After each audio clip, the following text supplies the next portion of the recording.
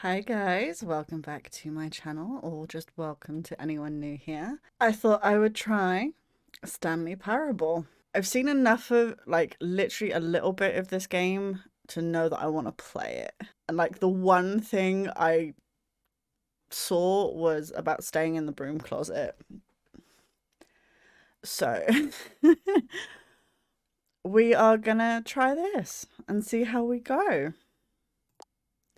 So, no, I have not played it before. Please adjust the slider until the computer is barely visible.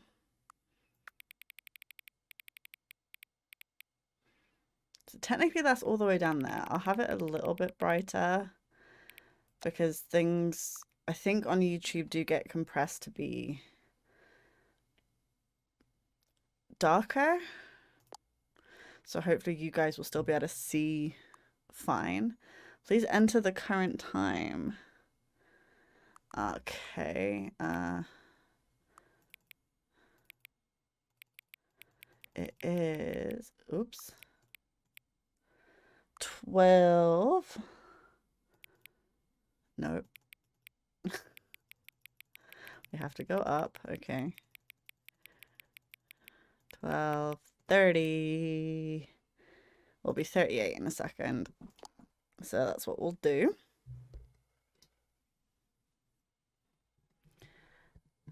Okay.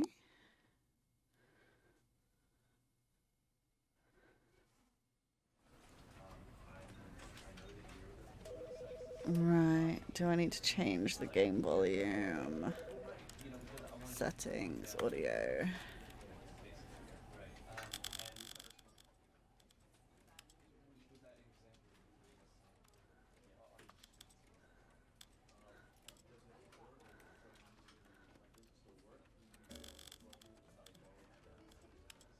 Do that.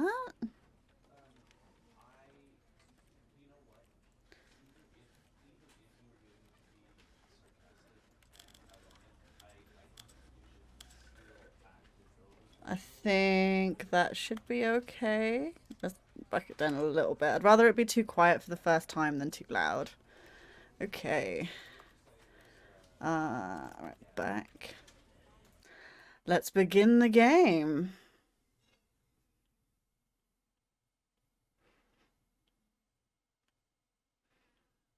Click This is the skip. story of a man named Stanley.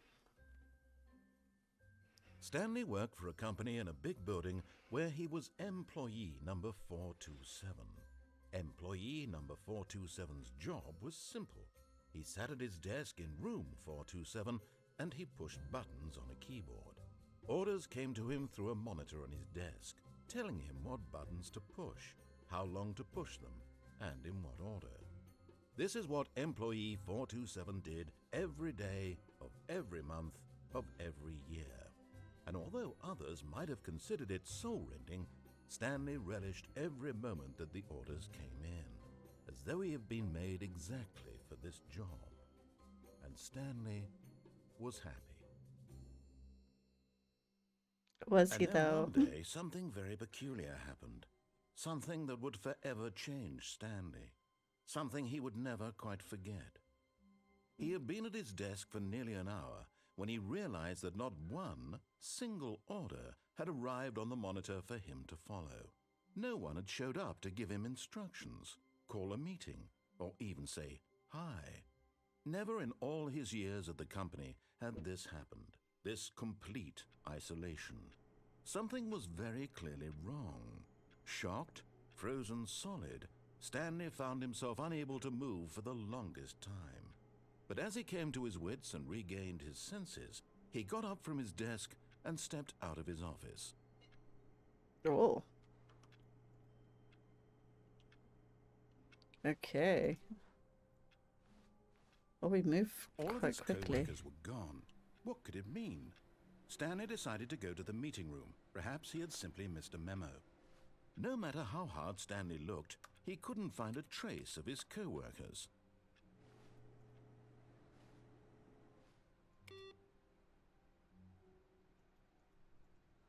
Can't turn it back on. Okay. the controls are super sensitive. WSD simplified controls. Jump, interact. Crouch. Oh, auto walk. General. We got like mouse sensitivity.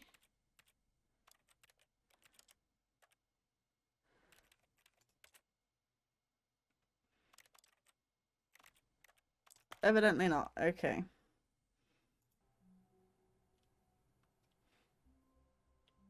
Wait, where did I come from? There.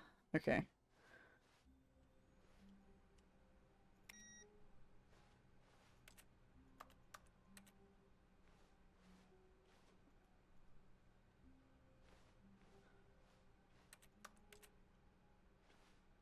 I have no idea what I'm supposed to be doing.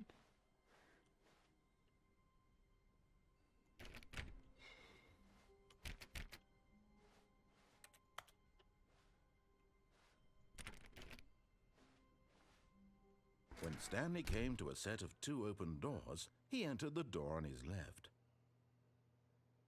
Do I though? Do I? No. This was not the correct way to the meeting room, and Stanley knew it perfectly well. Perhaps he wanted to stop by the employee lounge first, just to admire it.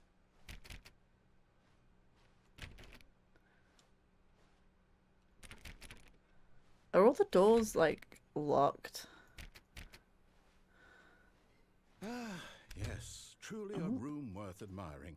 It had really been worth the detour after all, just to spend a few moments here in this immaculate, beautifully constructed room. Stanley simply stood here, drinking it all in. Can we do anything in here? Yes, really, really worth it being here in the room. A room so utterly captivating, but eager to get back to business, Stanley took the first open door on his left. Do I though?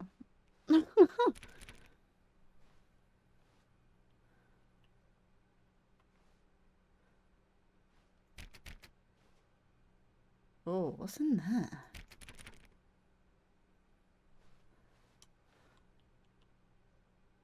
Oh, what do I do? Okay, alright. And so he detoured through the maintenance section, walked straight ahead to the opposite door, and got back on track. You can't put a big red button in and I'm not, like, you know, not gonna not press it. That's on purpose. The end is never the Stanley end. didn't want to go back to the office. He wanted to wander about and get even further off track. So now in order to get back, he needed to go, from here it's, left. Oh, no, it's to the right, my mistake. No, not the right. Why would I have ever said it was to the right? What was I thinking? It's clearly... Oh dear, would you hold on for a minute, please? Oh. Now, let's see. We went down right, left, Have down, I confused him already? right. Yep, okay, yes. I've got it now. This story is absolutely, definitely this way. Ooh. No. This isn't right at all. You're not supposed to be here yet. This is all a spoiler. Quick, Stanley, close your eyes. Okay. We just have to get back to, oh, who am I kidding? It's all rubbish now. The whole story is completely unusable. Rather than waste my time trying to salvage this nonsense, we'll just restart the game from the beginning. And this time, suppose we don't wander so far off track, Okay, from the top. Okay. Sure. All of his co-workers were gone. What could it mean? Stanley decided to go to the meeting room. Perhaps he had simply missed a memo.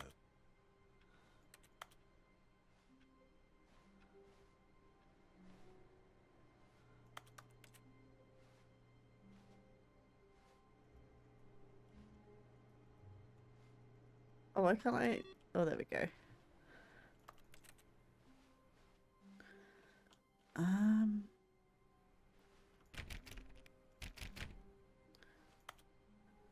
Oh, haha. Is everything still the same?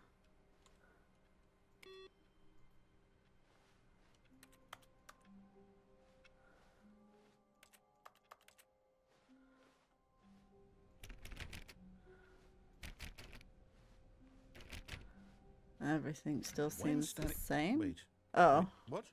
No, no, I restarted. I swear I definitely restarted the game over, completely fresh. Everything should be... Or did something change? Stanley, did you change anything when we were back in that room with all the monitors? No. Did you move the story somewhere or... Hold on. Why am I asking you? I'm the one who wrote the story. It was right here just a minute ago. I know for sure that it's here somewhere. Okay, then. It's an adventure. Come, Stanley. Oh. Let's find the story.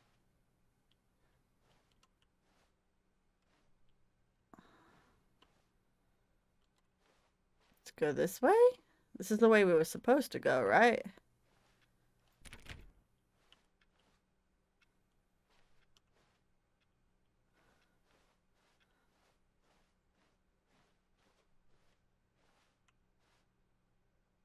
Oh. Shit's just turned into a maze. I'll say it. This is the worst adventure I've ever been on. I can promise you there definitely was a story here before. Do we need to restart the game again? Well, Sure. I find it unlikely that we'll ever progress by starting over and over again. Oh. It's be better than this. Okay, let's give it a shot. Why not? No, I'm not done exploring.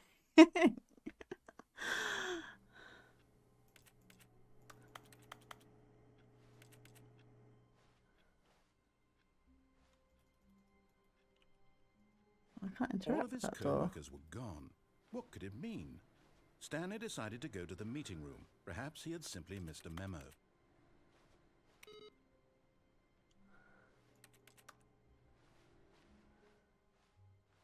I'm assuming the doors will never be open unless I'm supposed to go that way. Well, that was the same.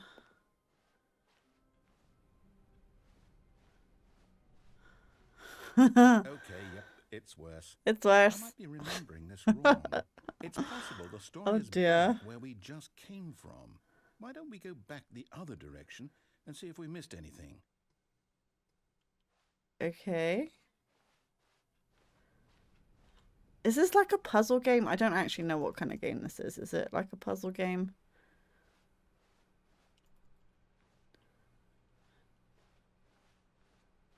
Is there a puzzle to this? Aha! I knew we'd miss something. The story. Here it comes. No, wait, never mind. Not the story. Okay, let's head back the other way and retrace our steps. What is going on? Now this... Well, I'll be honest, I don't recognize this place at all. Is this the story? I don't think so. I can't quite recall, but I believe my story took place in an office building. Is that correct? Yeah? Do you remember, Stanley? Well, do you know what? Since I've completely forgotten what we were supposed to be doing, how about this? You win! Congratulations! What? I know you put in a lot of hard work, and it really paid off, so good job. I'm so confused. No, I don't feel right about this at all. We both know you didn't put in any actual work for that win. Some people win fair and square, and this was not one of those situations. Okay, I'm getting weirded out by whatever this place is. I don't care what might happen this time. I have to restart. Are we just in so... Oh, okay, there's a line now. Are we just... Where's the... All right, Oh. I've got a solution. This time, to make sure we don't get lost, I've employed the help of the Stanley Parable Adventure Line. Just follow the line. How simple is that?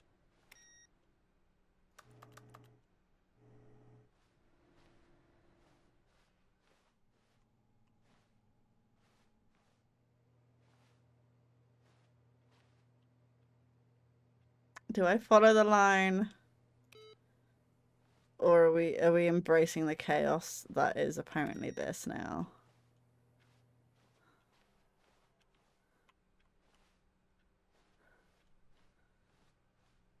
No, no, I'm done. We're leaving it up to the line from now on.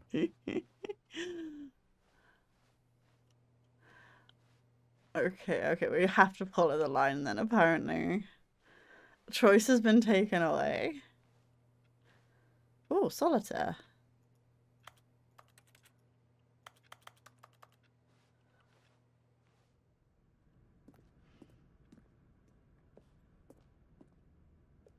You see?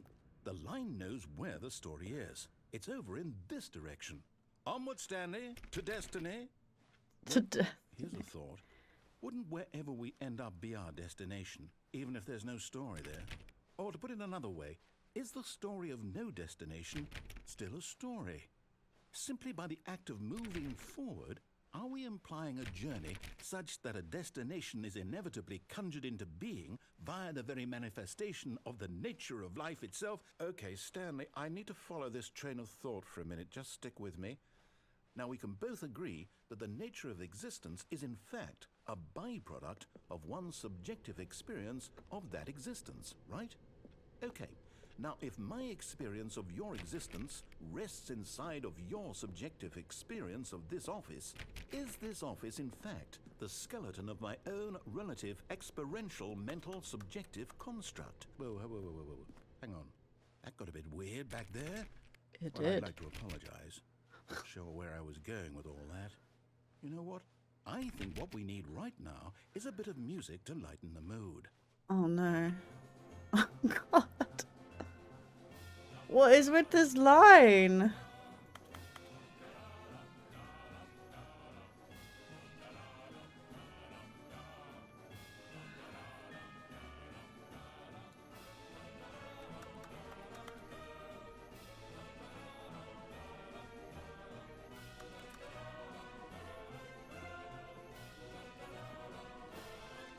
The actual fuck.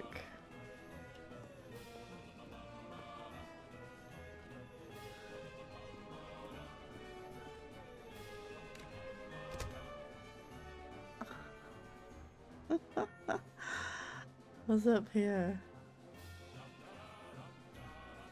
Wait, what?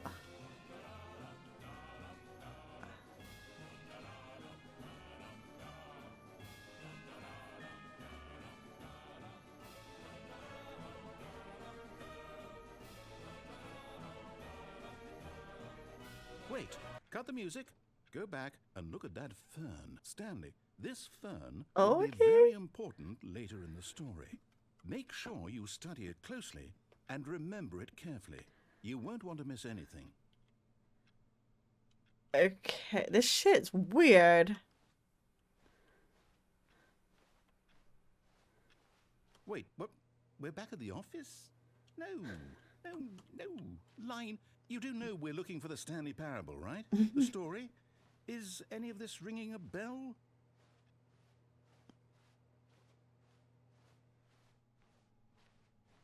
Oh, that's the start. Okay. I have no idea what is going on. Oh, okay. No, again, Line, how could you have done this to us? And after we trusted you, after everything we've been through, you... Oh, I can't take this anymore. To hell with it. Restart. Okay.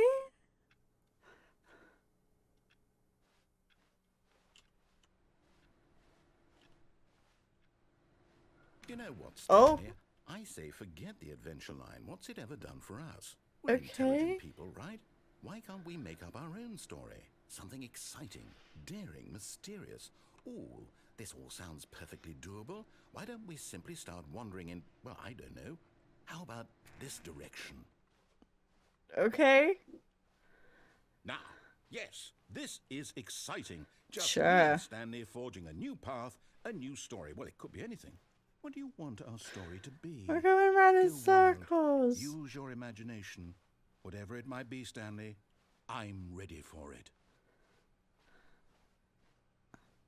Oh, no, not you again. Stanley, I'd also like to veto the line from having any role in our awesome new story. No lines or monitor rooms. Just don't acknowledge it, and we should be fine. Shit is wonky.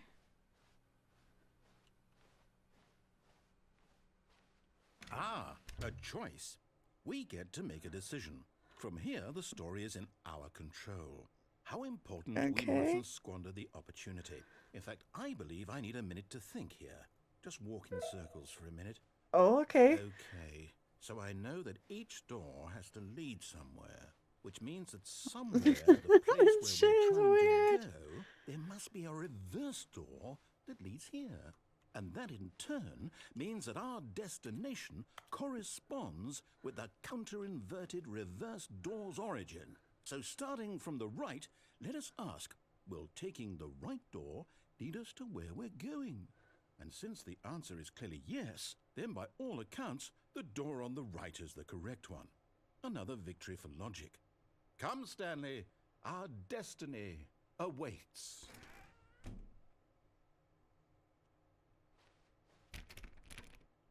I don't have a choice. Oh. Oh, what's this? Hold up, what's this? The confusion ending. You're telling me that's what this is? It's all one giant ending? And we're supposed to restart the game, what, eight times? That's really how all this goes? It's all determined? So now, according to the schedule, I restart again. Then what? Am I just supposed to forget? Well, what if I don't want to forget?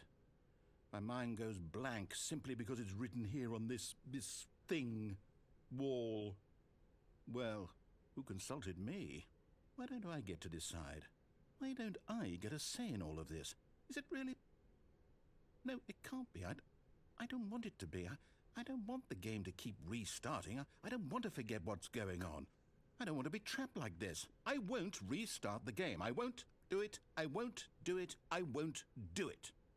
Okay. And the timer stopped? Does that mean, did we do it? Did we break the cycle? The, whatever it is that made this schedule? How would we even know? I don't know. Will someone come for us? Will something happen?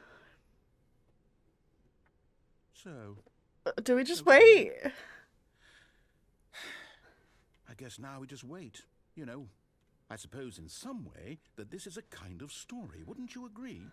I'm not quite sure if we're in the destination or the journey, though they're always saying that life is about the journey and not the destination. So I hope that's where we are right now. So We'll that... find out, won't we? Eventually. Well, in the meantime, if you... Oh, okay. Do we need to keep going along with this confusion ending?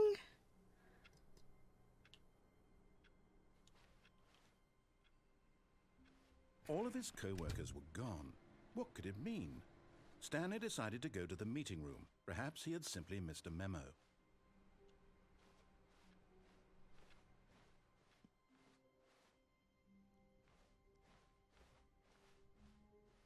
When Stanley came to a set of 2 open doors, he entered the door on his left.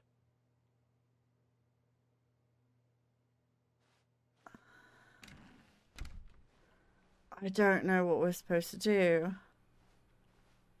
At all. Yet there was not a single person here either. Feeling a wave of disbelief, Stanley decided to go up to his boss's office, hoping he might find an answer there. Who moved my desk?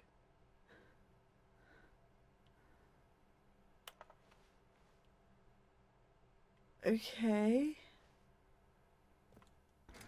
Ah. Stanley This stepped is into what the I broom saw. closet, but there was nothing And now we there, wait. so he turned around and got back on track. No. I will not. This was the scene that I saw that got me to want to There was play this nothing game. here. No choice to make, no path to follow, just an empty broom closet. No reason to still be here. Every reason to still be here, I think. It was baffling that Stanley was still just sitting in the broom closet. He wasn't even doing anything. Nope. At least if there was something to interact with, he'd be justified in some way. As it is, he's literally just standing there doing sweet FA. Yep. One thing I don't know though is how long we have to wait here. Still in the broom closet? Yes. Standing around doing nothing? Yes. Why? Because I can. Offer me some explanation here. I'm genuinely confused.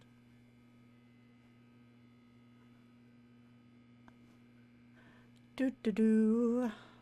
You do realize there's no choice or anything in here, right? If I'd said Stanley walked past the broom closet, at least you would have had a reason for exploring it to find out. But it didn't even occur to me because literally this closet is of absolutely no significance to the story whatsoever. I never would have thought to mention it.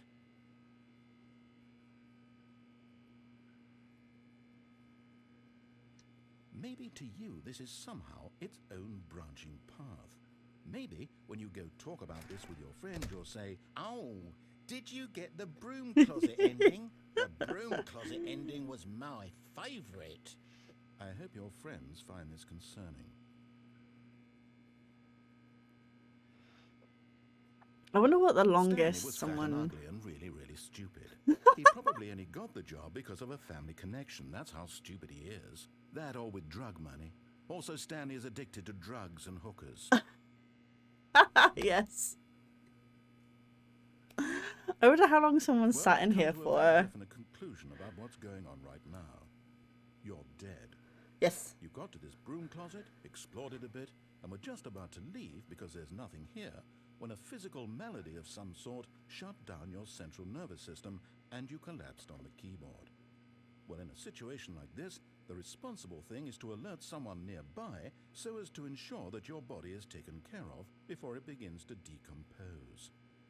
Hello? Anyone who happens to be nearby? The person at this computer is dead. They have fallen prey to any number of your countless human physiological vulnerabilities. It's indicative of the long-term sustainability of your species. Please remove their corpse from the area and instruct another human to take their place, making sure they understand basic first-person video game mechanics and filling them in on the history of narrative tropes in video gaming, so that the irony and insightful commentary of this game is not lost on them. All right, when you've done that, just step out into the hallway. Is that it? Do I need to stay in here longer or can I leave now? Ah, second player. It's good to have you on board. You too? I'm at the mercy of an entire species of invalids. Perhaps there's a monkey nearby you can hand the controls to. A fish? Fungus? Look, I have a you can hammer out cat. the details. I'm not particularly picky. I'll just be waiting for when you're ready to pick up the story again. She could play. Coming to a staircase, Stanley walked upstairs to his boss's office. I feel like I should listen to him.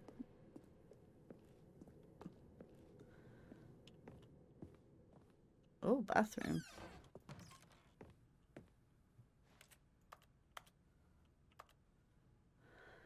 Money in the morning, money in the evening, money for breakfast. And money crisp. Alright. Nothing in there.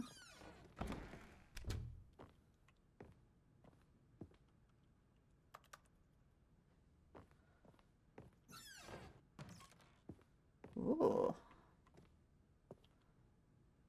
Oh, what? Mean.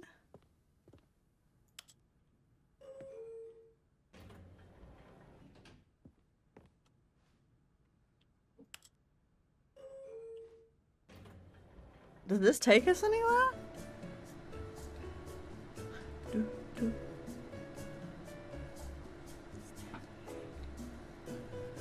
Or is it just to enjoy some nice elevator music? Are we moving? Or are we just shaking?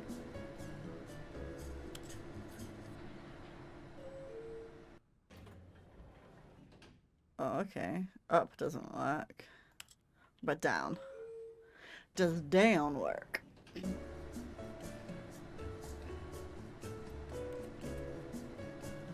Oh, if we face this way, the music gets louder. Oh, what are they?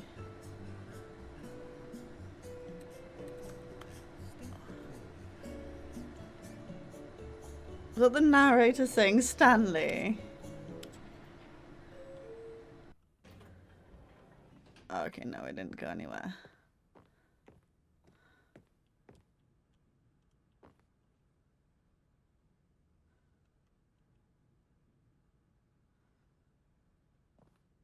Stepping into his manager's office, Stanley was once again stunned to discover not an indication of any human life. Shocked, unraveled, Stanley wondered in disbelief who orchestrated this, what dark secret was being held from him. What he could not have known was that the keypad behind the boss's desk guarded the terrible truth that his boss had been keeping from him.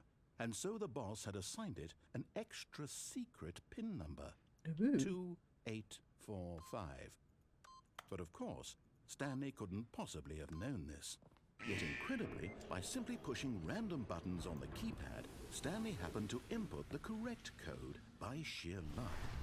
Amazing. He stepped into the newly opened passageway.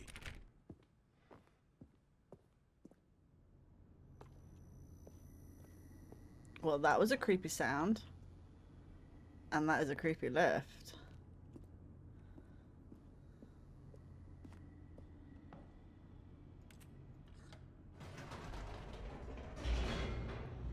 Hey, I pressed up, not down.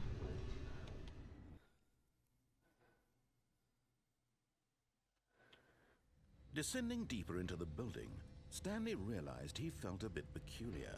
It was a stirring of emotion in his chest, as though he felt more free to think for himself, to question the nature of his job. Why did he feel this now, when for years it had never occurred to him? This question would not go unanswered for long. Whoops. Nope. Never mind.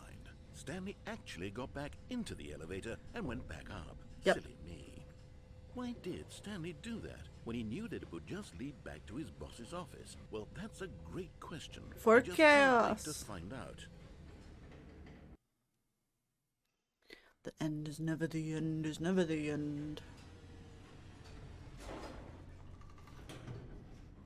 Did anything change?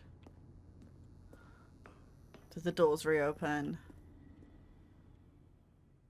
No.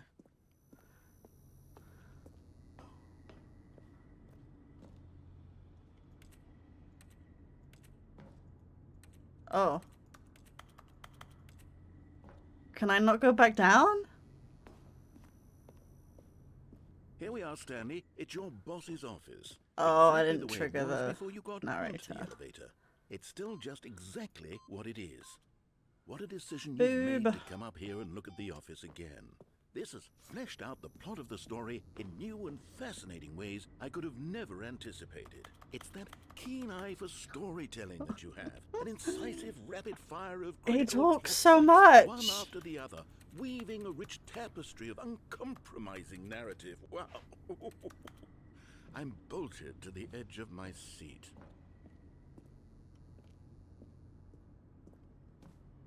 Incredible. Now he's getting back into the elevator and going down again. Ladies and gentlemen, how does he keep coming up with all of this? It's chaos. Chaos. Alright. Surely this time Stanley will walk forward into the spooky corridor. Stanley walked straight ahead through the large door that read Mind Control Facility.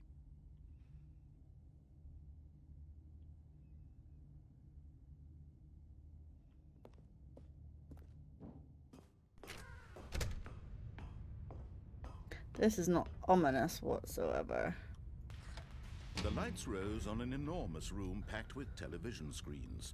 What horrible secret did this place hold? Stanley thought to himself. Did he have the strength to find out? Oh no, I thought with the confusion ending, I thought after that last reset we weren't supposed to be able to continue on with the story. Or have I Now, misunderstood the that? monitors jumped to life, their true nature revealed. Each bore the number of an employee in the building, Stanley's co-workers. The lives of so many individuals reduced to images on a screen. and Stanley, one of them, eternally monitored in this place where freedom meant nothing. Reminds me of the Matrix.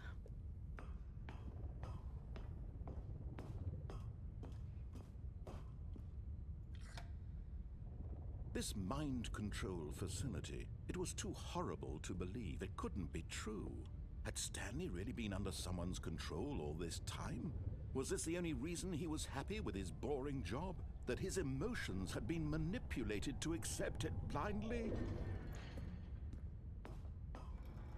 No, he refused to believe it. He couldn't accept it. His own life in someone else's control? Never. It was unthinkable, wasn't it? Was it even possible? Had he truly spent his entire life utterly blind to the world? Oh. But here was the proof. The heart of the operation. Controls labeled with emotions. Happy, or sad, or content. Walking, eating, working.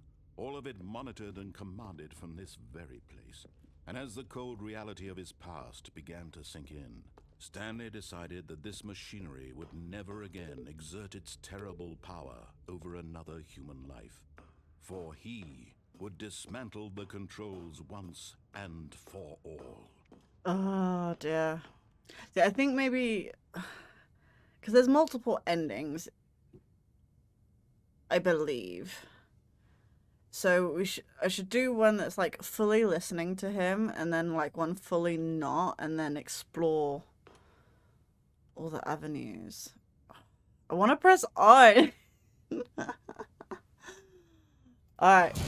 Oh, shit. That did not make me jump whatsoever. Did it work? Did I do it? I can't see anything. Blackness and Cool. a rising chill of uncertainty. Was it over? Yes. He had won. He had defeated the machine. Unshackled himself from someone else's command. Freedom was mere moments away. Or was this all part of their plan in the beginning? The door slowly opened. Stanley reflected on how many puzzles still lay unsolved. Yep. Where had his co-workers gone? How had he been freed from the machine's grasp? And where did other doorways lead? Did this strange building hold? Yeah. As sunlight streamed into the chamber, he realized none of this mattered to him. For it was not knowledge or even power that he had been seeking, but happiness. Perhaps his goal had not been to understand, but to let go. No longer would anyone tell him where to go, what to do, or how to feel. Whatever life he lives, it will be his. And that was all he needed to know. Oh, also, I've seen something about a bucket. So I don't know when we get a bucket, but there's a comfort bucket at some point. Okay. Stanley felt the cool breeze upon his skin, the feeling of liberation, the immense possibility of the new path before him. This was exactly the way, right now, that things were meant to happen. And Stanley was happy.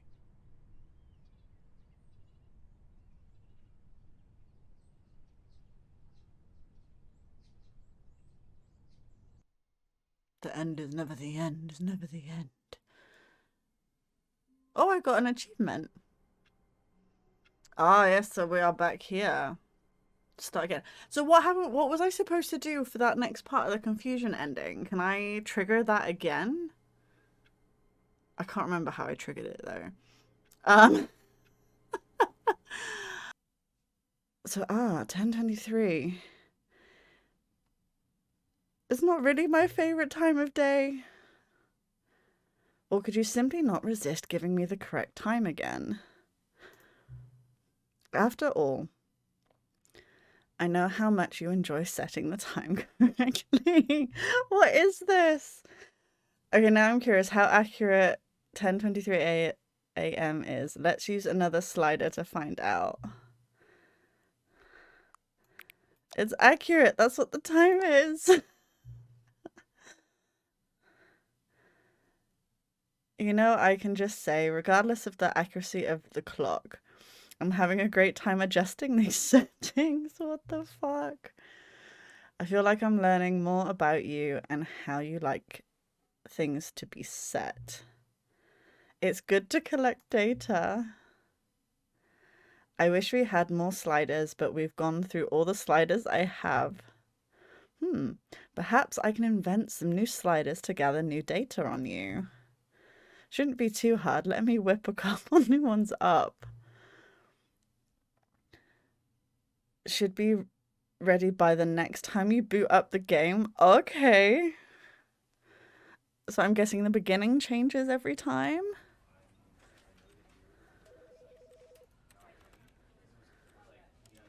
I think I did notice in the other one that the volume was a little low. So I'll whack it up a little bit.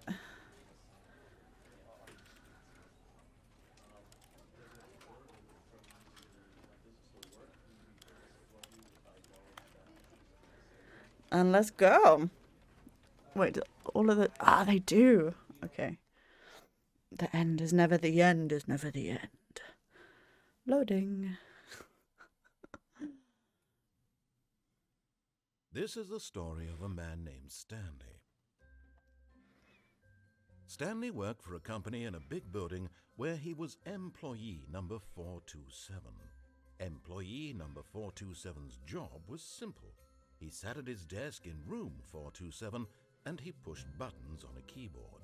Orders came to him through a monitor on his desk, telling him what buttons to push, how long to push them, and in what order. This is what employee 427 did every day of every month of every year. And although others might have considered it soul-rending, Stanley relished every moment that the orders came in, as though he had been made exactly for this job. And Stanley was happy. And then one day, something very peculiar happened. Something that would forever change Stanley. Something he would never quite forget. He had been at his desk for nearly an hour when he realized that not one single order had arrived on the monitor for him to follow. No one had showed up to give him instructions, call a meeting, or even say hi. Never in all his years at the company had this happened, this complete isolation. Something was very clearly wrong. Shocked, frozen solid, Stanley found himself unable to move for the longest time. But as he came to his wits and regained his senses, he got up from his desk and stepped out of his office. All right. I gotta be honest, I can't fully remember. All of his co-workers were gone. What could it mean? Stanley decided to go to the meeting room. Perhaps he had simply missed a memo. Can't remember what we did last time. No matter how hard Stanley looked, he couldn't find a trace of his co-workers. I think I just followed his instructions last time? Maybe? I can't remember.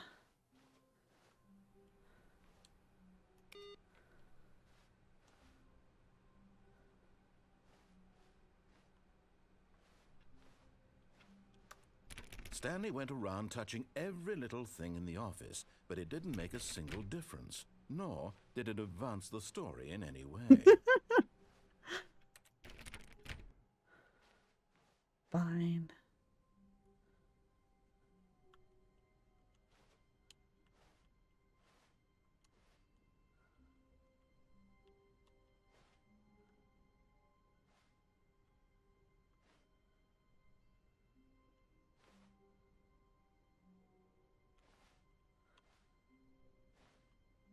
When Stanley came to a set of 2 open doors, he entered the door on his left. No. This was not the correct way to the meeting room, and Stanley knew it perfectly well. Perhaps he wanted to stop by the employee lounge first, just to admire it. Do any of these doors open? I feel like I asked this last time. Ah, yes, truly a room worth admiring. It had really been worth the detour after all, just to spend a few moments here in this immaculate, beautifully constructed room. Stanley simply stood here, drinking, but eager to get back to business. Stanley took the first open door on his left.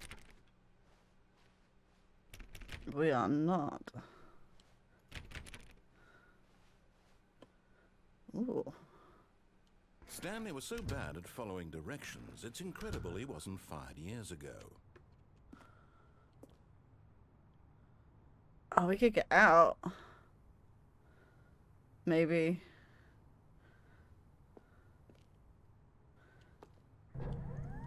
Look, Stanley, I think perhaps we've gotten off on the wrong foot here. I'm not your enemy, really, I'm not. I realize that investing your trust in someone else can be difficult. Oh, that but door's the fact open. is that the story has been about nothing but you all this time. There's someone you've been neglecting, Stanley. Someone you've forgotten. What? Really? I was in the middle of something. Do you have zero consideration for others? Are you that convinced that I want something bad to happen to you? Why, I don't know how to convince you of this, but I really do want to help you, to show you something beautiful.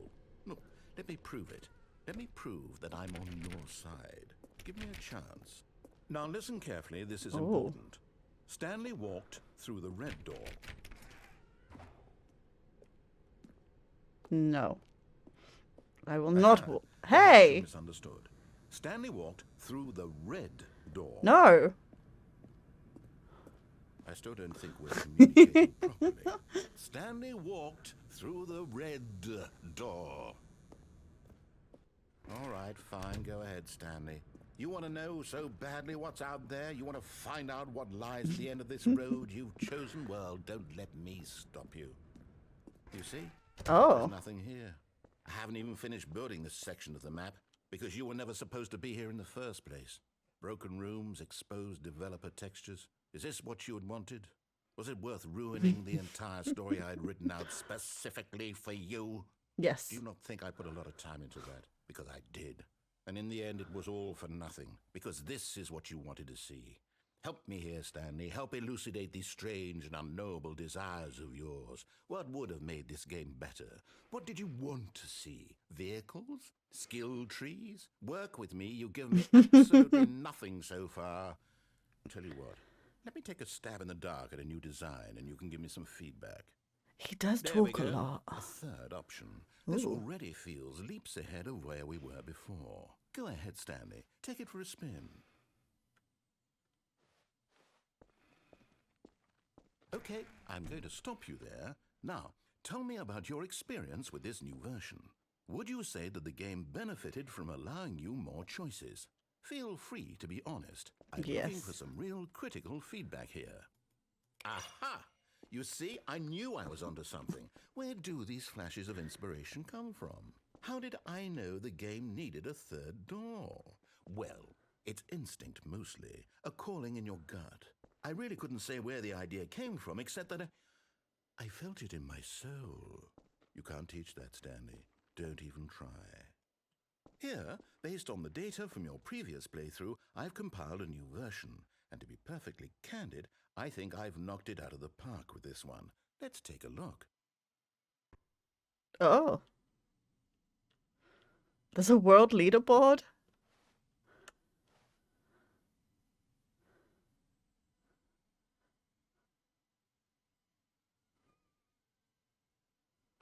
Is that how many endings there are?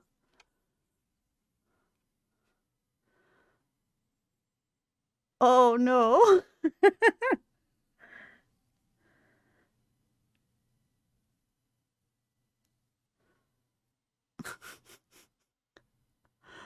So is there, what, 18,938 endings? Or more? How many endings are there? Most superior. A dead rat. Oh no.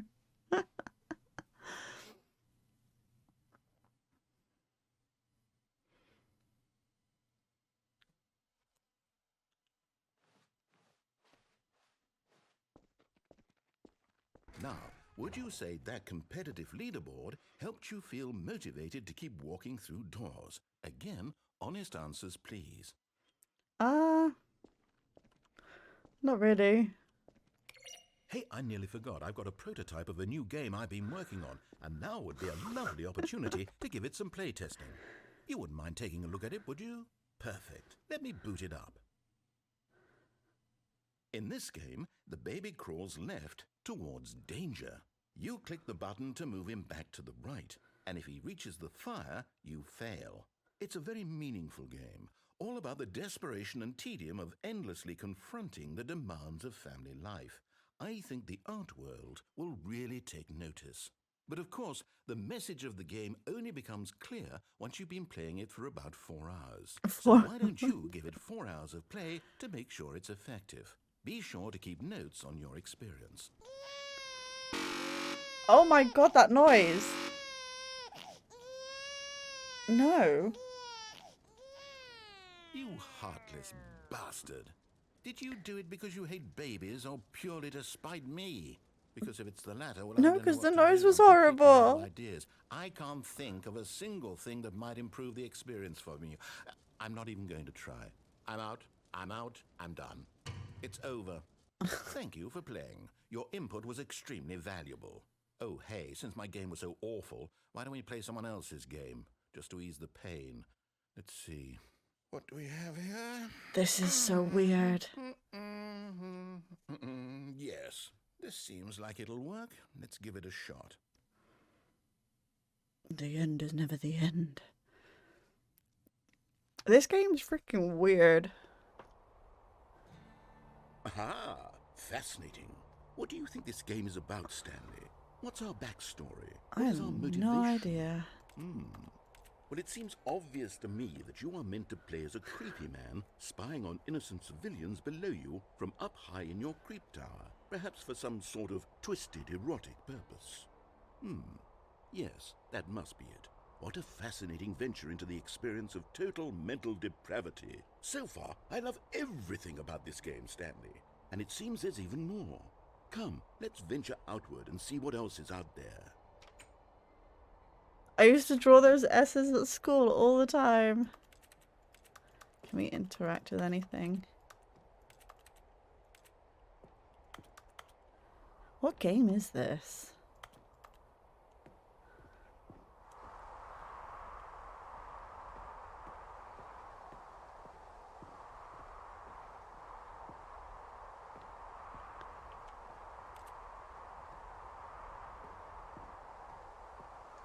Is this an actual game?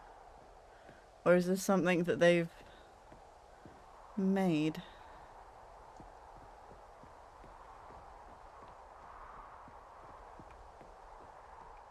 Oh no. No, it can't be. Can't be what? It is. It's an open world game. Good God, quickly block it off. Oh! Oh, thank goodness, Stanley. What a close call. You nearly wandered Why? off into that thing.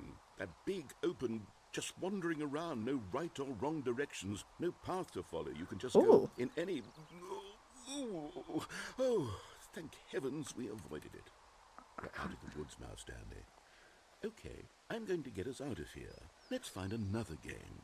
Preferably something with walls. Something with nice, big, insurmountable walls. Okay, I think this will be just the thing. Oh no, what are we gonna do now? Oh, this is, Wonderful. Rocket See, League? this is exactly what I had in mind. Just a nice big box for you to run around in. There isn't any possibility that you could get lost here. Now this is game design. Stanley, if you manage to get lost in this game, I will be phenomenally impressed. I bet I can. Okay, so what exactly do we do here? Let's see. There are lots of cars here in the back, but obviously there's no racetrack. Okay, I'm seeing that there's a ball of some kind back here. Is this game sports ball? Stanley, I think it's sports ball. Oh, what fun. We shall run the bases and do a touchdown together. Yes, I think surely we must. Okay, Stanley, here's the ball. Have fun. Oh my.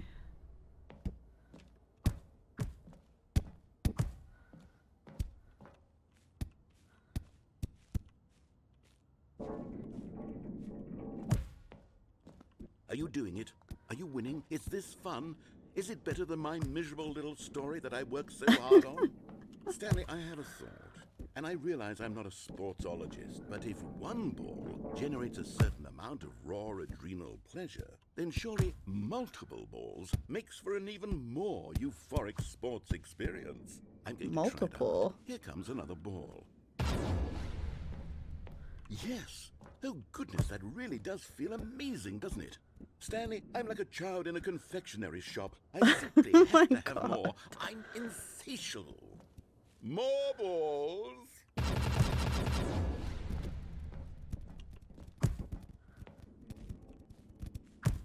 Okay, this is pretty fun. Chaos. Are you enjoying this, Stanley? Oh! Hold on. What are you doing? I don't know what I'm doing. I found an hole. Stanley, don't do that. I can't follow you there. I can't Ooh. help you. How will you write a story without me? You can't do it. You know that. Stanley, come back.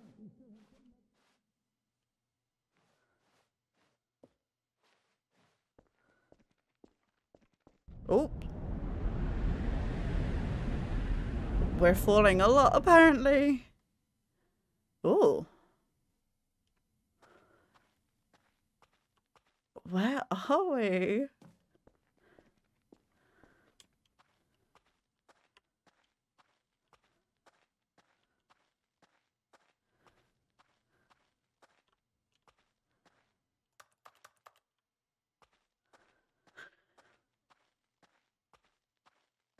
What are we supposed to do?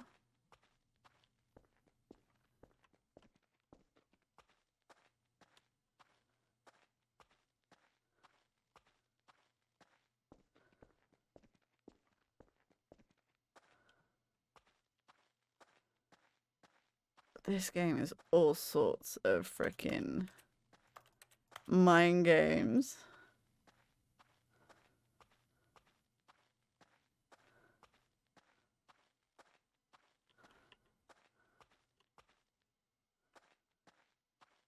What?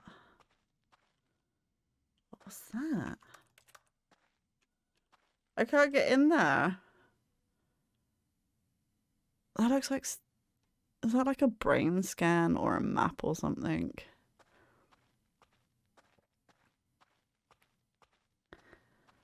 What is going on? Oh.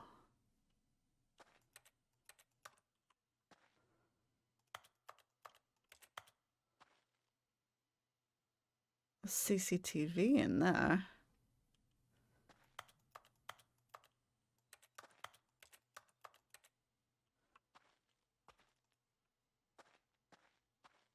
What are we supposed to do? Oh. I wonder what he found. If what he wanted was to be the leading man in his own story, well, perhaps he's gotten it. Down in wherever he is right now. I wonder if he's happy with his choice, and if he's learned the heavy cost that comes with it. He'll understand soon what I was trying to tell him. He needs me. Someone who will wrap everything up at the end, to make sense out of the chaos and the fear and the confusion. That's who I am. That is what I mean to this world. Oh, yes. Yes, I'll be back. There's no other way. Once this ends, after it all comes to a close, then I'll be back. The end will be here soon. Very soon. Oh. I can wait. Okay.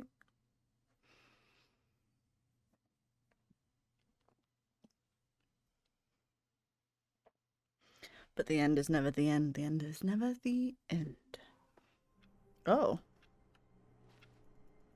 We're back here. Okay. All of his co-workers were gone. What could it mean? Stanley decided to go to the meeting room. Perhaps he had simply missed a memo.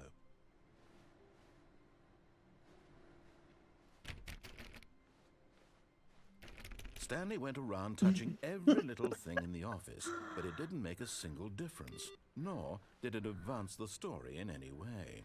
It's what? Ooh. Awaiting input. What's that?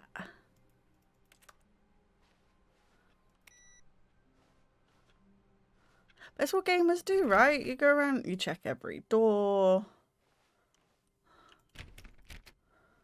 At some point. When Stanley came to a set of 2 open doors, he entered the... This was not the correct way to the meeting room, and Stanley knew it perfectly well. Perhaps he wanted to stop by the employee lounge first, just to admire it.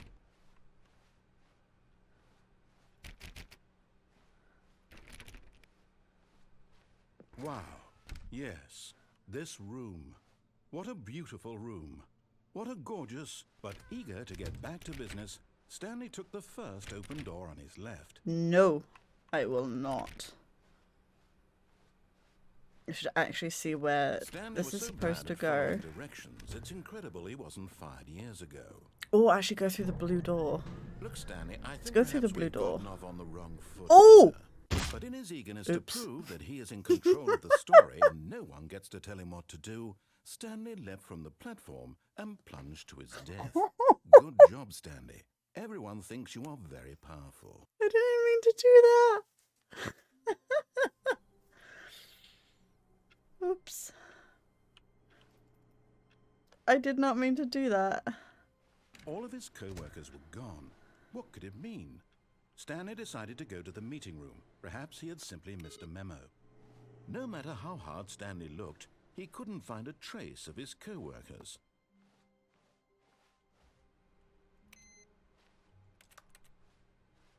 Ah, input. What does that do? Does that do anything? Or are they just fucking with me?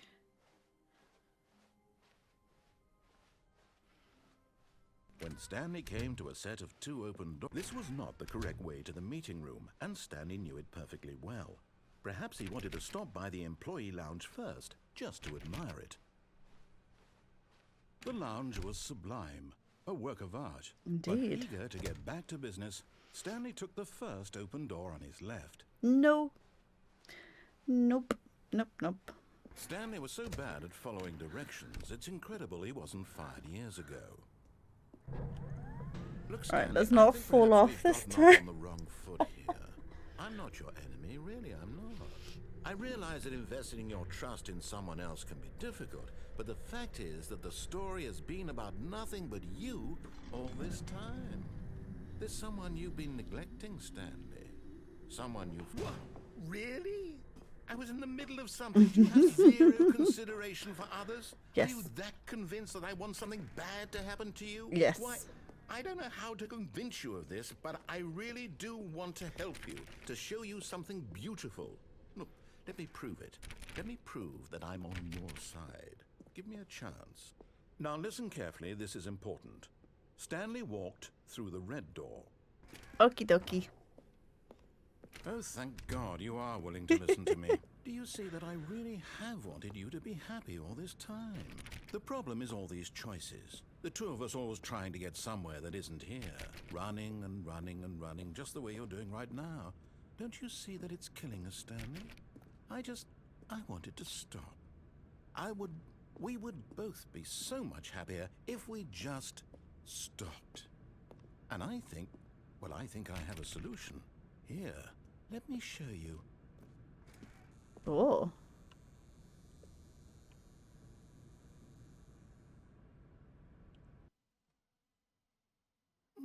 Are we dead? What do we want? What are we looking for?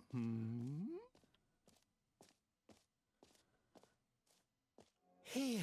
What is this? Oh, it's beautiful, isn't it?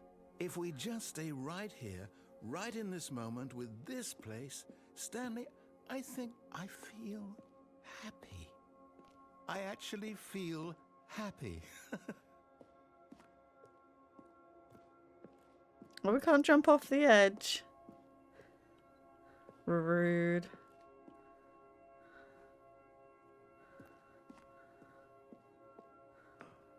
No, wait. Where are you going? Oh no. Stay away from those stairs. If Why? you hurt yourself, if you die, the game will reset. We'll Oh. lose all of this. Please, no, Stanley, let me stay Oh my here. God. Don't take this from me. Please, Stanley, think about what you're doing. No! Oh, thank God. You lived. No. No, no. What are you doing, Stanley? Please, I'm asking you not to take this away from me. I can't go back to what I was before. If you die, we'll both go back. Why are you doing this?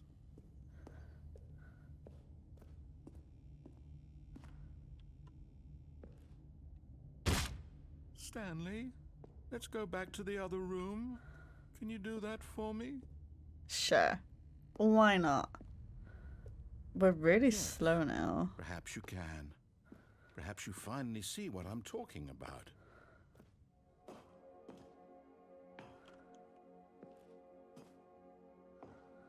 Nope.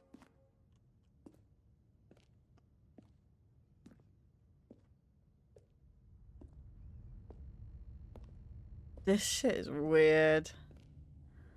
Really weird. My God, is this really how much you dislike my game? That you'll throw yourself from this platform over and over to be rid of it? You are literally willing to kill yourself to keep me from being happy. Am I reading the situation correctly? Or maybe you're just getting a kick out of it. I don't know anymore.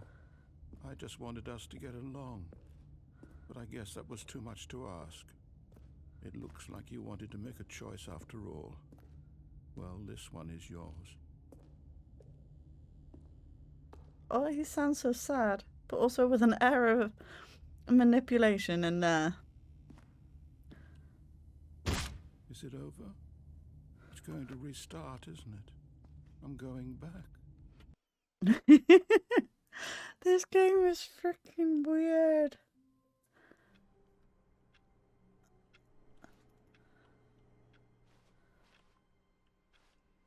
All of his co-workers were gone. What could it mean? Stanley decided to go to the meeting room. Perhaps he had simply missed a memo. No matter how hard Stanley looked, he couldn't find a trace of his co-workers. Oh.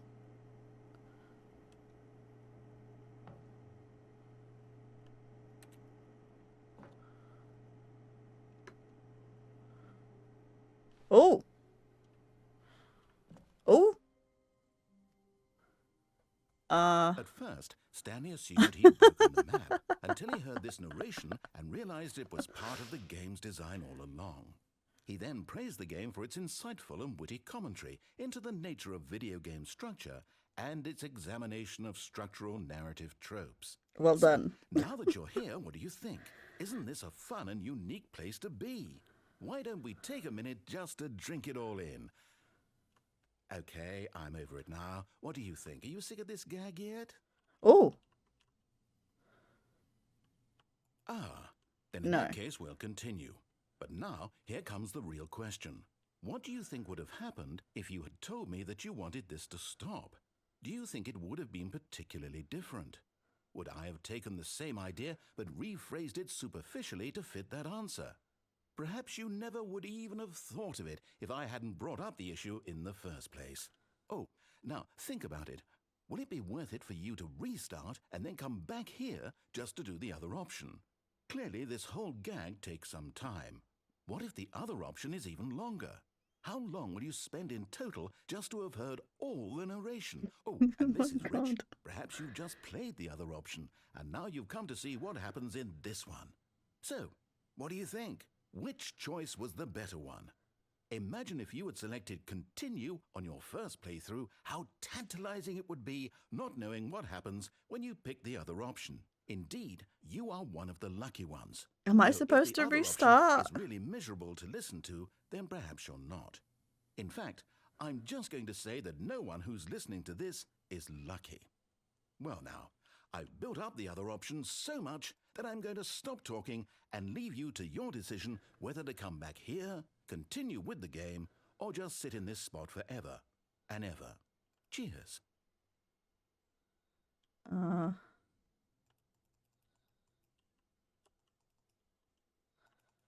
guessing I have to restart.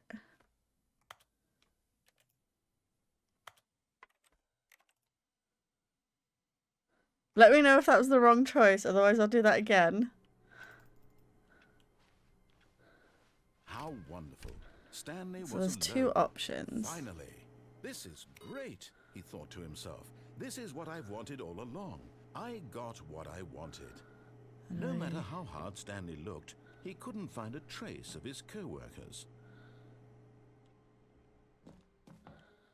I've got to take the other option now. Stanley assumed he'd broken the map until he heard this narration and realized it was part of the game's design all along.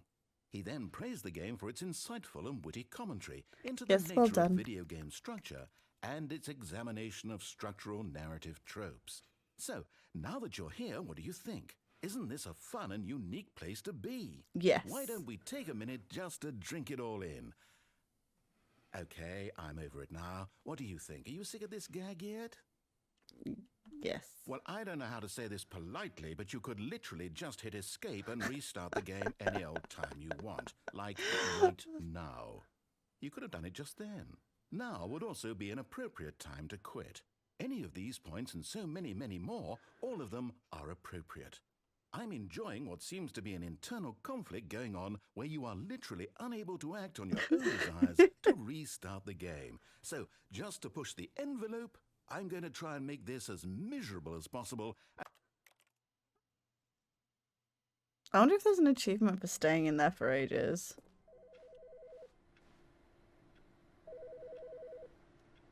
Wait, what?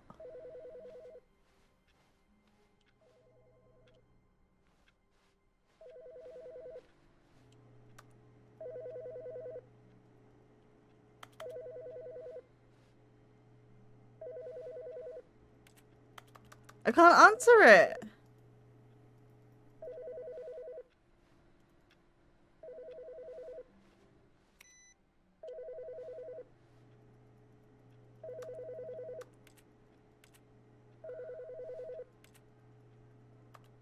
Why can't I answer the phone?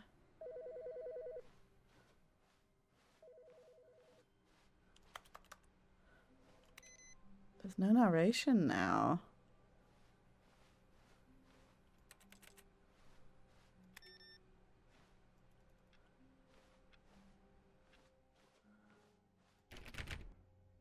Where did he go?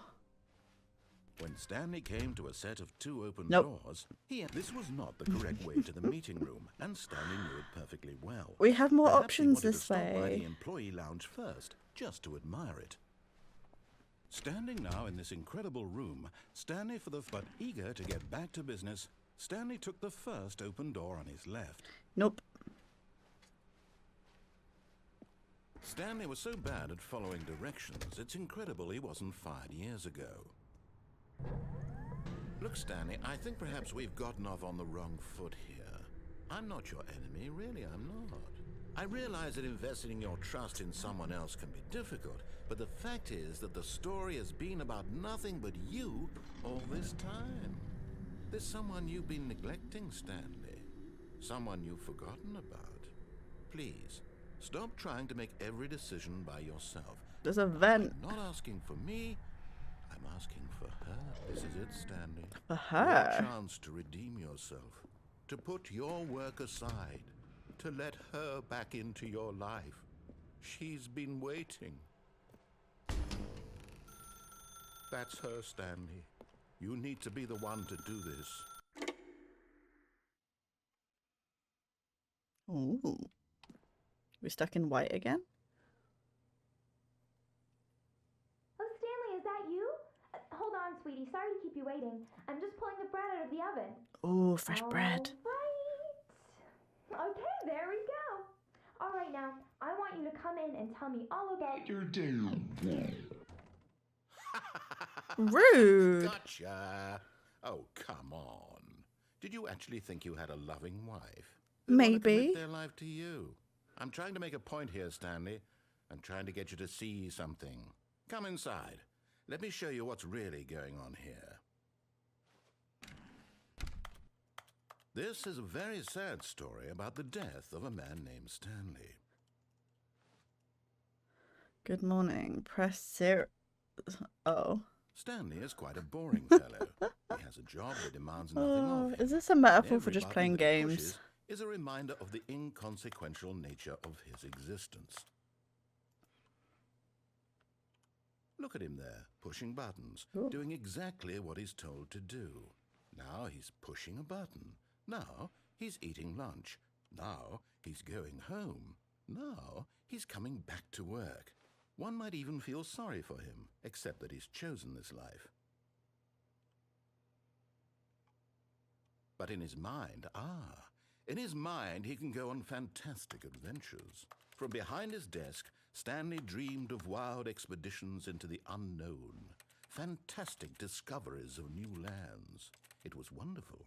And each day that he returned to work was a reminder that none of it would ever happen to him.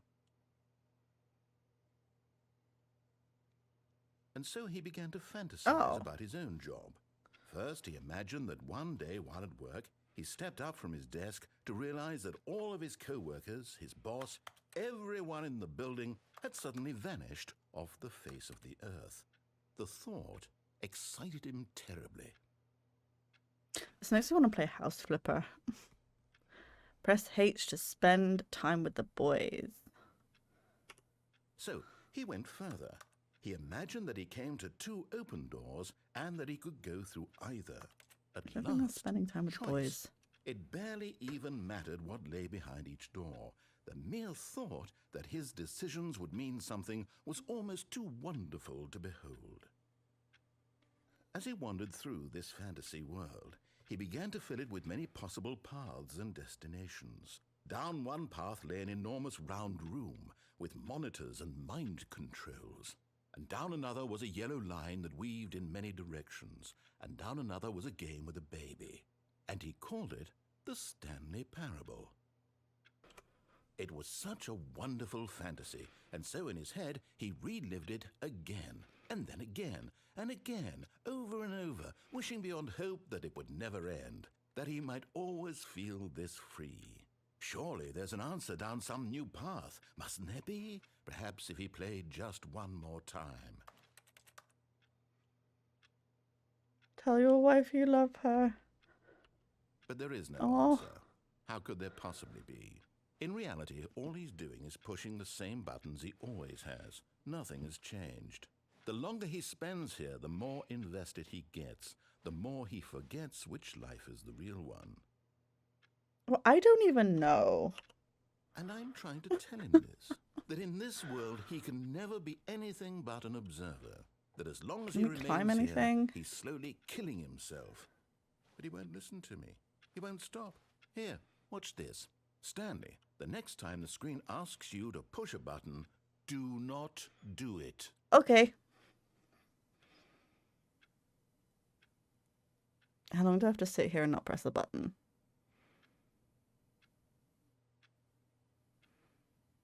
I did hear somewhere there's an achievement for leaving the game on for a year or something. I should go and check what the achievements are.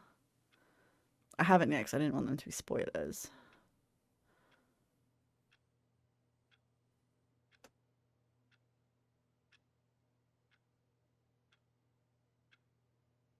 How long do we have to wait for?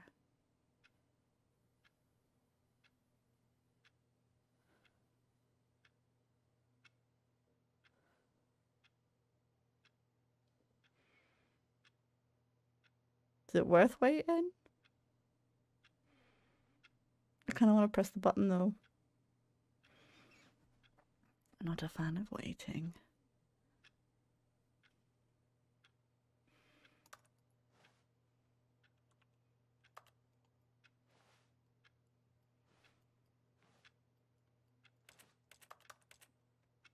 What if I press other?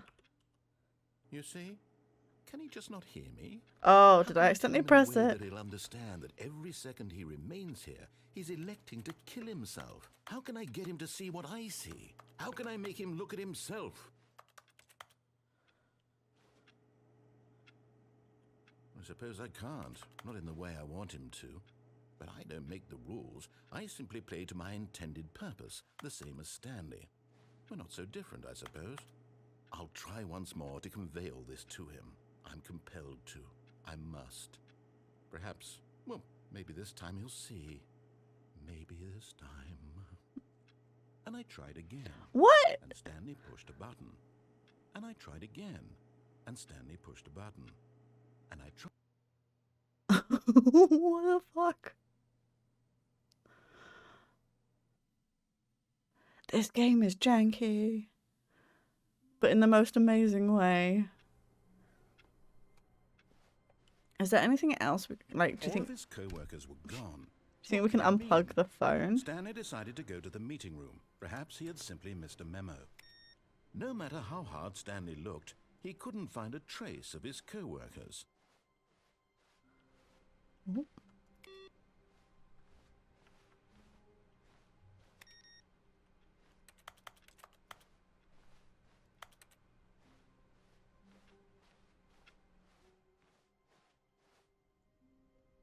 Oh. No. When Stanley came to a set of 2 open doors, this was not the correct way to the meeting room, and Stanley knew it perfectly well. Perhaps he wanted to stop by the employee lounge first, just to admire it.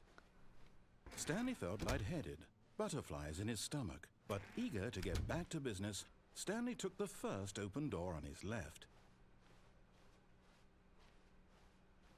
Stanley was so bad at following directions, it's incredible he wasn't fired years ago. Is there anything else we can do here? Look, Stanley, I think perhaps we've gotten off on the wrong foot here. I'm not your enemy, really, I'm not. I realize that investing What's your through trust that in door? someone else can be difficult. And those The doors? fact is that the story And has that been vent? about nothing but you all this time. There's someone you've been neglecting, Stanley. Someone you've forgotten about. Please, stop trying to make every decision by yourself. Now, I'm not asking for me. I'm asking for... This is it, Stanley. Your chance to redeem yourself. To put your work aside. To let her back into your life. She's been waiting. That's her, Stanley. You need to be the one. Oh, no, you can't... Did you just unplug the phone? Yes. That wasn't supposed to be a choice. How did you do that? You actually chose incorrectly? I didn't even know that was possible. Let me double check. No, it's definitely here, clear as day. Stanley picks up the phone. He's taken to his apartment where he finds his wife, and the two pledge themselves to one another. Music comes in, fade to white, roll credits. Not picking up the phone is actually somehow an incorrect course of action. How is that even possible? None of these decisions were supposed to mean anything. I don't understand. How on earth are you making meaningful choices? What did you... Wait a second. Did I just see... No, that's not possible. I can't believe it. How had I not noticed it sooner? You're not Stanley. You're a real person. I can't believe I was so mistaken. This is why you've been able to make correct and incorrect choices. And to think I've been letting you run around in this game for so long. If you'd made any more wrong choices, you might have negated it entirely. It's as though you completely ignored even the most basic safety protocol for real-world decision-making. Or did you not grasp the severity of the situation? Well, I won't have that kind of risk on my watch. I'm going to stop the game for a moment so we can educate you properly on safe decision-making in the real world. Please observe this helpful instructional video. Okay. Choice. It's the best part of being a real person. Yeah, it But is. if used incorrectly, can also be the most dangerous. For example, in this scenario, a hypothetical real person named Rupert has a choice. He could invent a machine that eliminates food shortages across the world to make life better for all people. Or he could spend years of hard work forgetting how to read. Which choice would you make? Remember that unlike here, the real world makes sense, and at no time should you make a choice that does not conform to rational logic. If you find yourself speaking with a person who does not make sense, in all likelihood, that person is not real. Allow the person to finish their thought, then provide an excuse why you cannot continue talking. Turn to a partner and practice saying, "My goodness, is it 4:30? I'm supposed to be having a back, sack, and crack." Excellent. Making choices on a regular basis is the best part to a healthy decision-making process. Most medical professionals recommend making at least 8 choices per day. Do you make more than 8? Less? And finally, Probably if you more. begin to wonder if your choices are actually meaningful and whether you'll ever make a significant contribution to the world, just remember that in the vast infiniteness of space, your thoughts and problems are materially insignificant, and the feeling should subside. At this time, your Amazing. instructor will guide you in an exercise to test and reinforce the material covered in this video. Ah, welcome back. You may have noticed that this room has begun to deteriorate as a result of narrative contradiction. Oh, Not to okay. worry. Now that you're properly informed on good decision-making, we're going to revisit a choice you made just a few minutes ago and see what the correct thing to do would have been. This way, Okay. please.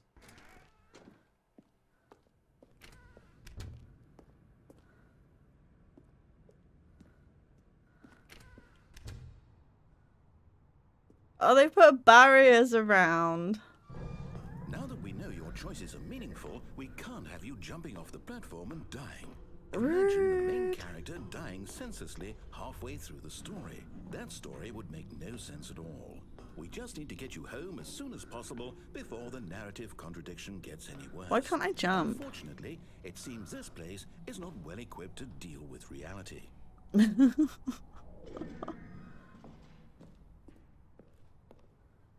Can we get to that vent?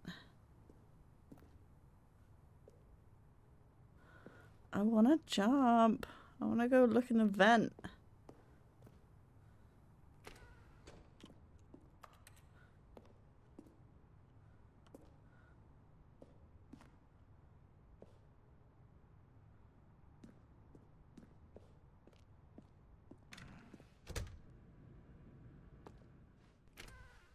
Are we just going straight to back to the start? Almost there. You'll take the door on the left, back to the correct ending, the story will have resolution once again, and you'll be home free in the real world. Okay. Now remember, all you need to do is behave exactly as Stanley would. That means choosing responsibly and always putting the story first. I'm quite sure you'll be up to the task. Just follow my lead and you'll be fine. All right. When Stanley came to a set of 2 open doors, he entered the door on his left. No. No! Why did you do that? Oh. Quickly, hurry back in the other direction. Perhaps we're not too late.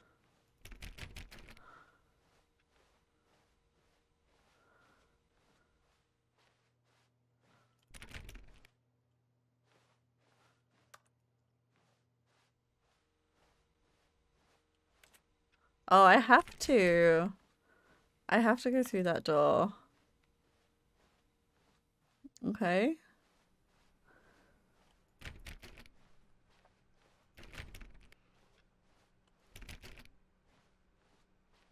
Oh, it's ruined. I can't believe after everything we talked about that you... My story. You've destroyed my work. Why? For what? What did you get out of that? What did you think was so special about seeing the game undone, left here like so much garbage? How do I get up here? It's worthless now. And what am I supposed to do?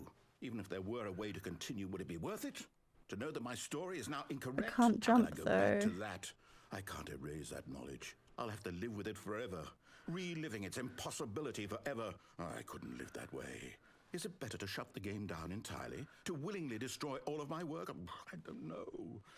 What's the answer? What do I do? What do I do? What do I... No, I have to. Why can't I I have to jump? shut the game down. I have to. I have to. Oh.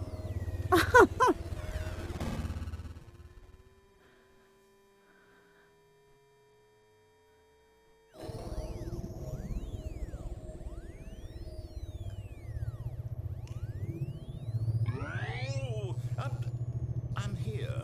I'm still here. Here in this pile of rubbish. With you. You. Who thought you were so clever. Now look where we are. My entire game is destroyed. It was the only thing in the world that was mine, and you've run it into the ground. What, did you think that would be funny? Yes. You just had to see? Didn't I impress upon you how important it was to be like Stanley? He actually knows how to do what I tell him to. He understands that if I say to do something, there's a damn good reason for it. That thought hadn't even occurred to you, had it? Nope. That there's a world outside of you? You're a child. Oh. Why My can't I story. jump? If you'd just gone through the door on the left, you would have seen it. There was a whole underground facility. You would have destroyed it and been victorious. It would have been so perfect. I worked so hard on it. I tried so hard to make We've also done that already. behave exactly as Stanley would. Ooh. That means choosing responsibly and always putting the story first. I'm quite sure you'll be up to the task. Just follow my lead and you'll be fine. All right. When Stanley came to a set of 2 open doors, he entered the door on his left. No! Why did you do that? Quickly, hurry back. Oh Behave no. exactly as Stanley would.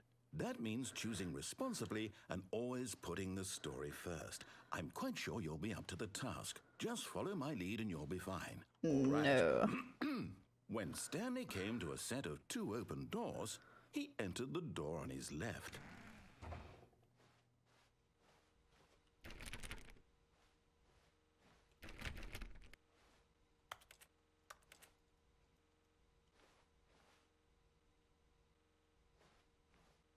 No! Why did you do that? Quickly, hurry back. Behave exactly as Stanley would. That means choosing responsibly and always putting the story first. I'm quite sure you'll be up to the task. Just follow my lead and you'll be fine. All right. When Stanley came to a set of 2 open doors, he entered the door on his left. How many times are we supposed to, like, can we do it wrong or?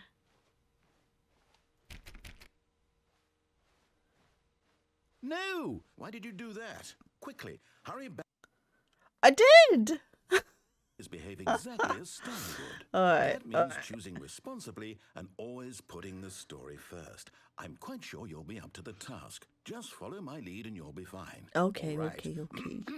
When Stanley came to a set of 2 open doors, he entered the door on his left.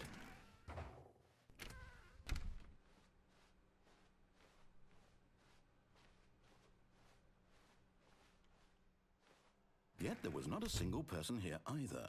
Feeling a wave of disbelief, Stanley decided to go up to his boss's office, hoping he might find an answer there. Aww.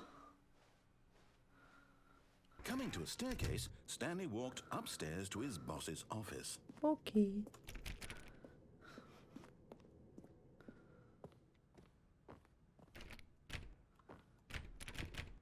All the doors are locked.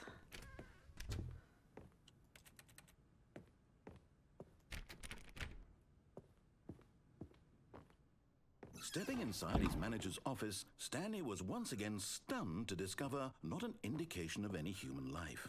Shocked, unraveled, Stanley wondered in disbelief who orchestrated this, until he saw the door with a voice receiver next to it. Surely behind this door lay all the answers to his questions. And beyond all probability, he knew the passcode. He had seen it on his boss's computer just last week. Night Shark 115. Was this the code to open the door? Would it still work? There was only one way to find out. Stanley had been trained never to speak up, but now he would draw from within himself the courage to face the unknown. He drew a sharp breath and then spoke the code. Night Shark 115.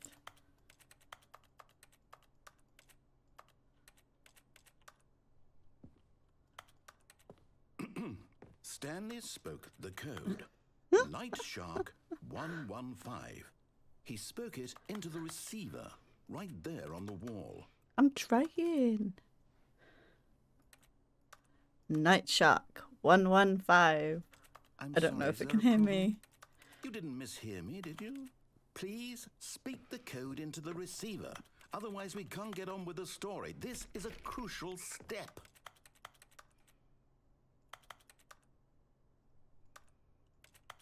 Okay, fine, you're not going to do it, but you know what? It's pretty humiliating to bring you this far, only for you to suddenly decide you have better things to do. Yep. I asked you for this one single thing, for your respect. The kind of respect Stanley shows for his choices. He knows what it means to take a story seriously. If you didn't want to see what I had to show you, then why did you come here? You had a choice, you know. You could have gone through the door on the right. You could have done whatever the hell you wanted over there. Why did you come this way? Speak. Say something to me. Explain yourself, you coward. You... God. When Oh. Stanley came to a set of 2 open doors, he entered the door on his left. Stanley? Hello? Are you... Is everything okay? Stanley, please. I need you to make a choice. The end? I need you to walk through the door.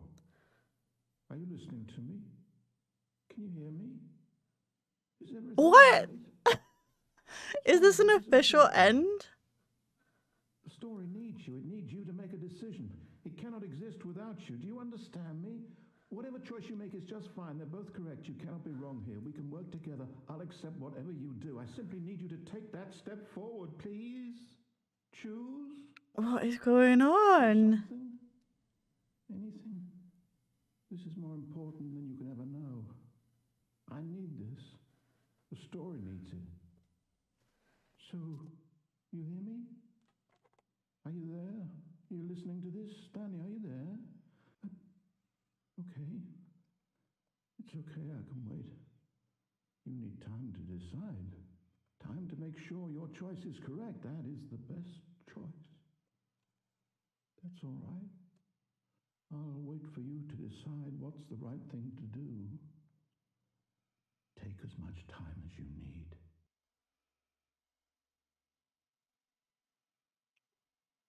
What happened? Oh, okay. I was going to say, what happens now? Please adjust the slider until the dog and the cat are friends. Okay.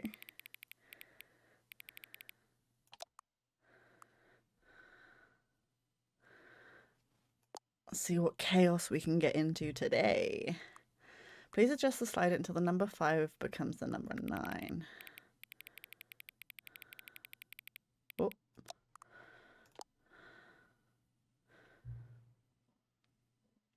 Please adjust the slider until you stop adjusting the slider. Sure. Which of the 2 made-up words below is most appealing to you?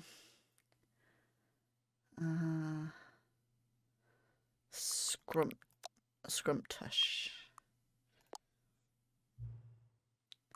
Please don't adjust the slider. Okay. Do you know what the time is right now? Yes. Is the time that is the right... Is that... What? Is the time that is right now the correct time? Yes? For me, anyway. What is the time anyway? Yes. Is there anything about yourself that you haven't told me? Yes. Help? Yes. Will you come back to visit me? Yes. Oh, this game is so weird.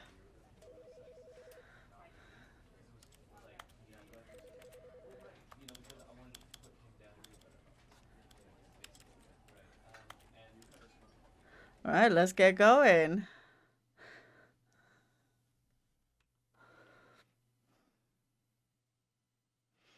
This is the story of a man named Stanley. Stanley worked for a company in a big building where he was employee number 427. Employee number 427's job was simple. He sat at his desk in room 427 and he pushed buttons on a keyboard. Orders came to him through a monitor on his desk, telling him what buttons to push, how long to push them, and in what order.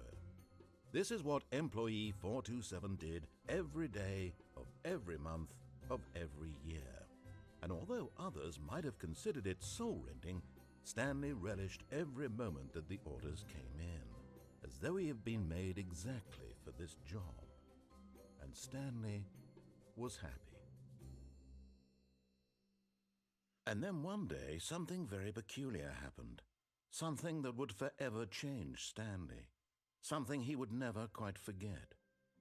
He had been at his desk for nearly an hour when he realized that not one single order had arrived on the monitor for him to follow.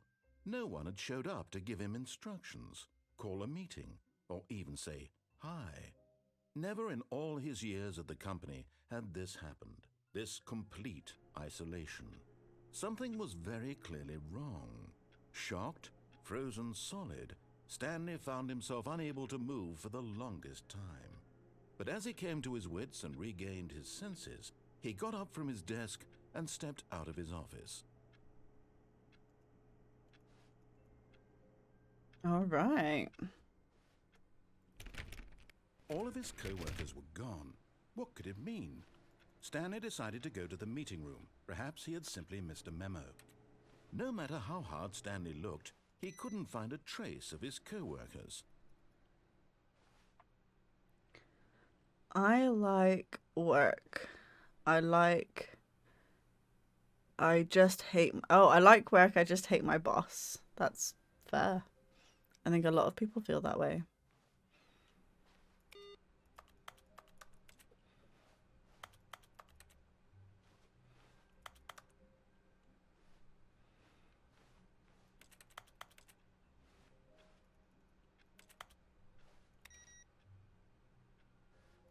Stanley went around touching every little thing in the office, but it didn't make a single difference, nor did it advance. Oh, new content? What does that mean, new content? What does it mean?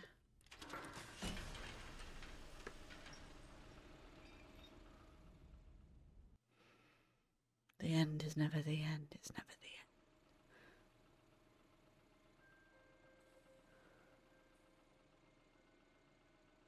Hello, and thank you for playing the Stanley Parable Ultra Deluxe.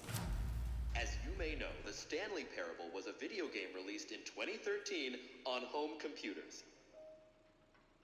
After receiving critical and commercial success, it was expanded upon in 2022 with the Stanley Parable Ultra Deluxe, a reimagining of the game for consoles and home computers. The Stanley Parable Ultra Deluxe features exciting new content that broadens and expands the world of the Stanley Parable, delighting audiences the world over.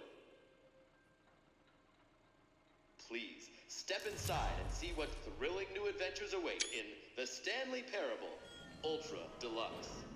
Oh, well, this sounds delightful. I'm very excited to see the thrilling new Ultra Deluxe content. Okay, so far it's an elevator. Nothing special yet, but I'm sure it's just the beginning of a mesmerizing adventure.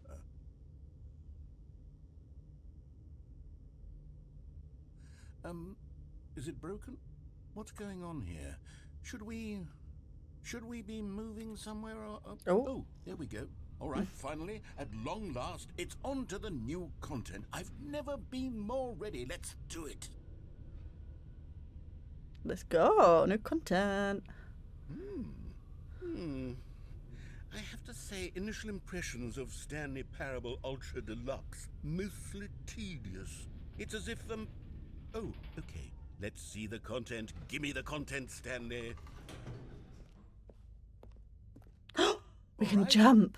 All right, let's see. It's the jump circle.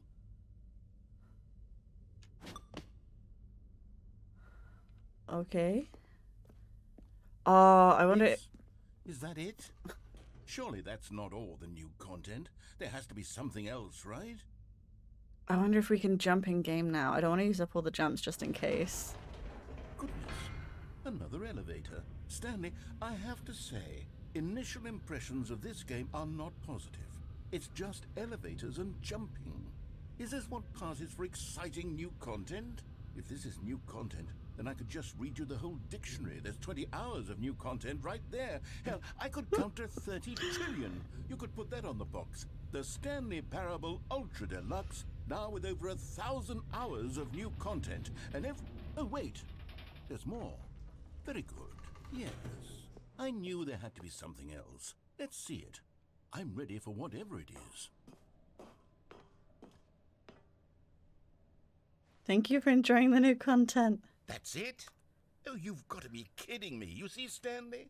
This is what happens when greedy video game developers with no respect for their fan base rush a cheap expansion to market for no reason other than to make an easy dollar. And don't get me started on the level of craftsmanship that's gone into it. In fact, I'm looking right now at the game's achievements, and it's hard to believe one of them actually says, "Test achievement, please ignore." What quality assurance department signed off on this? I'm infuriated and I'm offended, and I intend to find these people on Twitter and hold them personally accountable. It's my fault, Stanley. I built up too much anticipation around the new content, I'm afraid. It could never have lived up to such expectations. If you're still with me, why don't we just reset the game, and we'll try to get back to what the Stanley Parable is really about. No frills, Sure. no gimmicks. Just you and me having a great time together like always. What do you say, friend?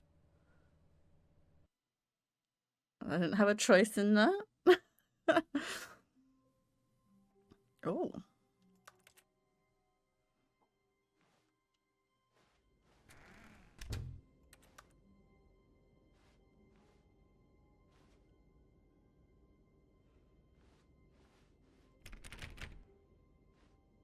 Where are we?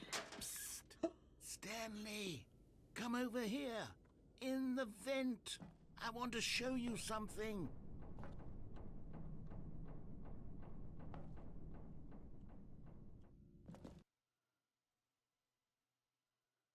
Oh, does this vent lead to the one in that warehouse thing?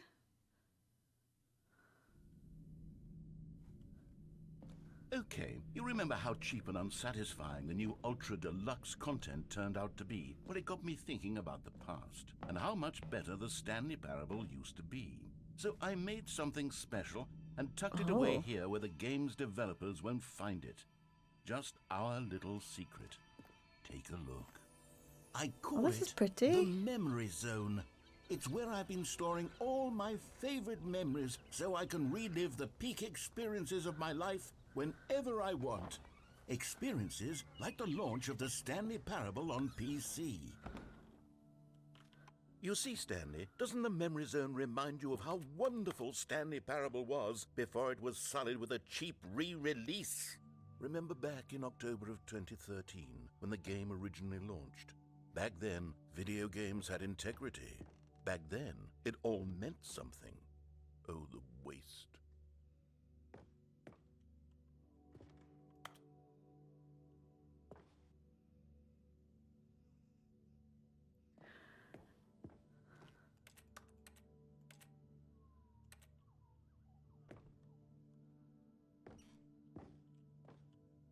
I never played like the first Stanley Parable, so this doesn't mean a lot to me.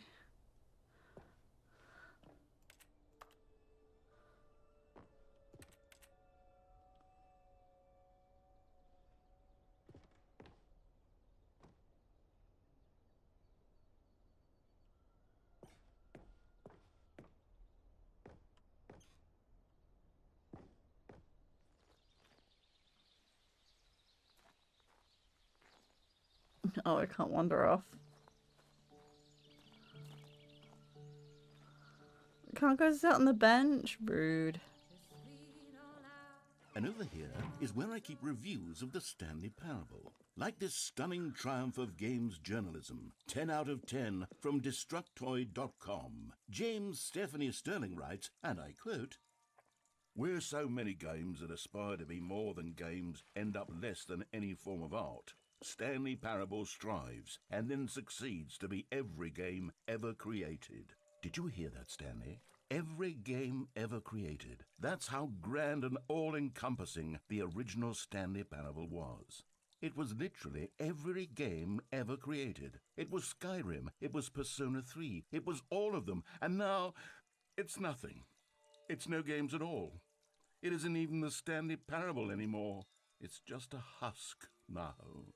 A lifeless husk with an hour of new elevator content.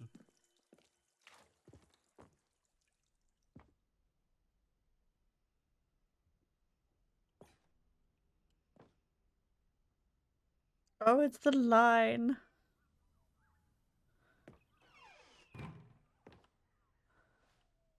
Person of the year. Oh, it's the woman that found us on the street.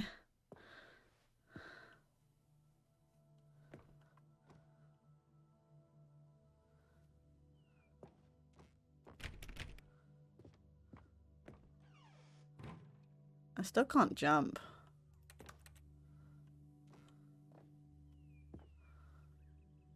Here's another moving passage, this time from GameSpot.com. The Stanley Parable is both a richly stimulating commentary on the nature of choice in games and one that offers some of the most enjoyable, surprising, and rewarding choices I've ever been confronted with in a game. 9 out of 10. Don't you get it, Stanley? The game was perfect. It didn't need anything else. It didn't need new content. It just needed to be left alone, to spend the rest of time collecting dust in the hallowed hall of beloved video game memories.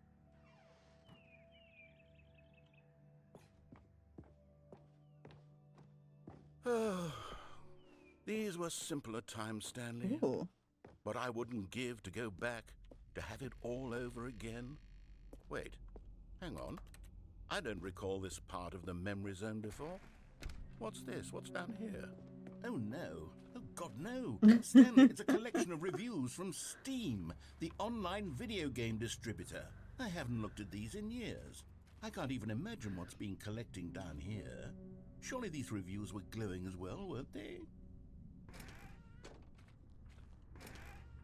Honestly, I could not be bothered to play this game to full completion. The narrator is obnoxious and unfunny, with his humor and dialogue proving to be more irritating than entertaining. Unfunny!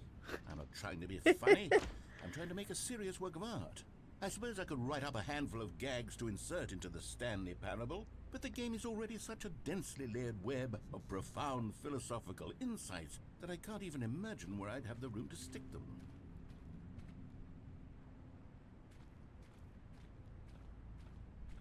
It's a bit rainy out here.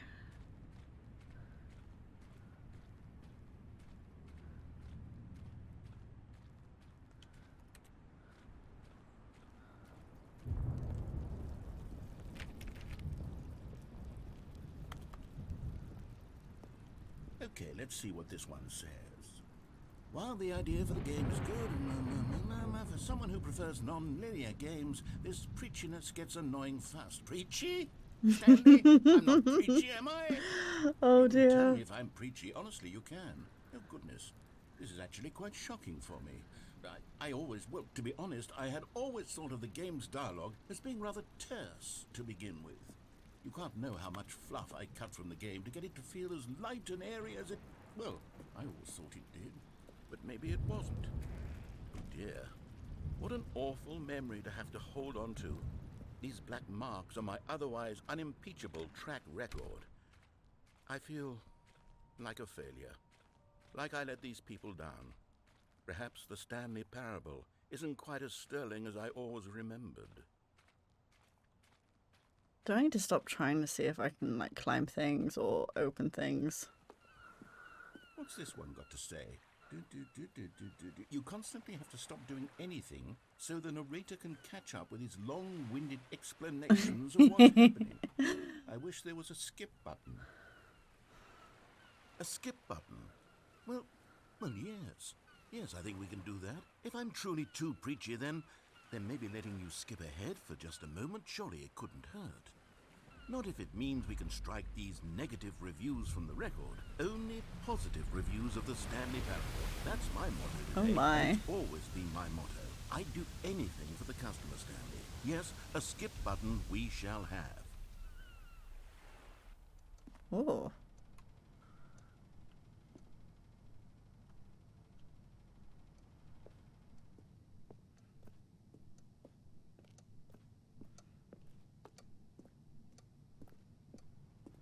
Literally just a room with a skip button. And here it is. Go ahead and give it a shot. I'll pop you forward. Oh, you're back, you see. You were only frozen in time for a few minutes, but it was plenty of time for me to deliver a long, rambling monologue full of unnecessary... Well, there, sport. You really did catch me rambling on a bit, didn't you? But that's the power of the button. The minute I start to go off on a thoughtless display of self-absorption, it's right... Okay, welcome back, Stanley. Now, I should say that the amount of time the button has been skipping through is becoming longer and longer. That last one was, well, I want to say maybe 30, 45 minutes? It's not unendurable by any means. Stanley, please don't push the button again. It's been 12 hours. You've just been frozen there. I don't know why the skips are getting longer, but they're really... Oh, Stanley, you're back. You're back. Oh no, how long's it been? I have someone to talk to again. Stanley, I think it's been a week. Or 2 weeks. I've been sitting here all that time. Just sitting here. Not a single person to speak with. And you'd think that that's just how it's always... What happens if we just keep skipping? Oh, hello. It's you. Oh. You're here again. Welcome. Hi. I have had time to think about you and about us and about everything we've been through. I've had so much time. I stopped keeping track after a year. Have you ever sat down in one place and not moved for one entire year? Oh, the Let me plant's describe dead. it for you. To begin with, there is only regret. There is only the turning... Shush.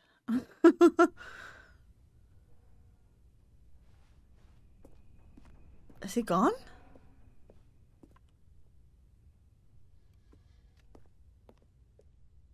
What are those noises?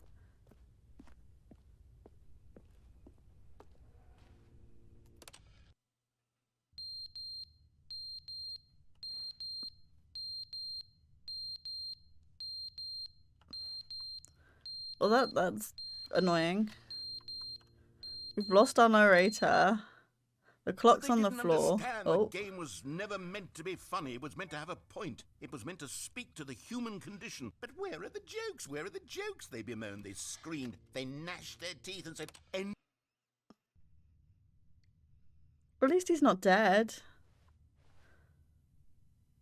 And the clock's not working anymore. The plant's dead. There's no door. The end is never the end. Oh. Is never the end. Is never the end. Is never the end. Is never the end. Is never the end. Is never the end. Is never the end. Is never the end. Is never the end. Is never the end. Is never the end. This game is weird. Oh, we have a leak.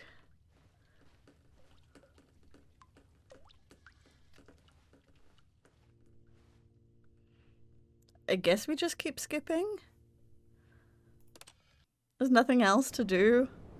Oh.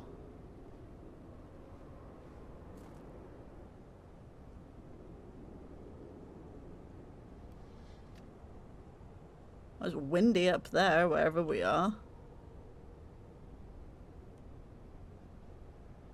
And is that some creepy monster noises?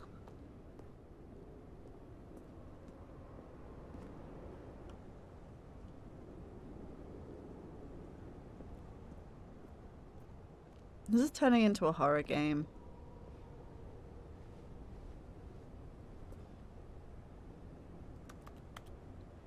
Hello.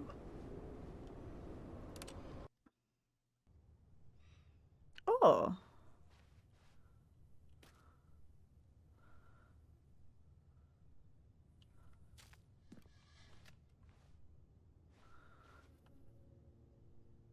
Alright. I have no idea what's going on. Oh, this is pretty.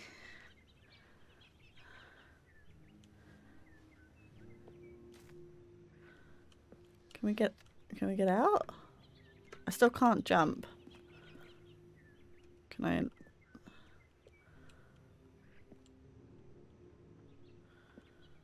I can't climb up the wall. I'm sure I've still got to skip then. Nature always wins, you see. Oh. And apparently dies.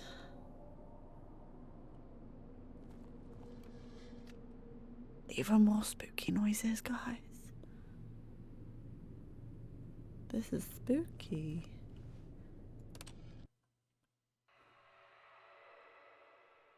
It got worse. It got worse. Oh, no.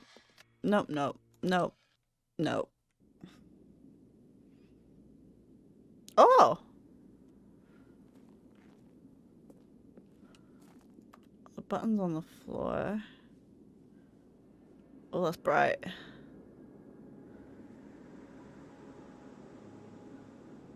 We're in a desert?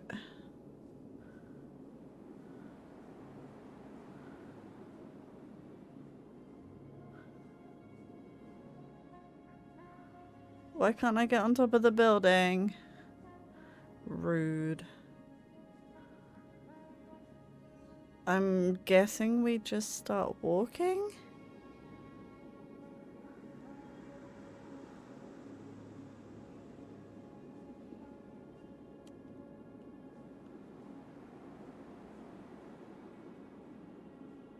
This is weird.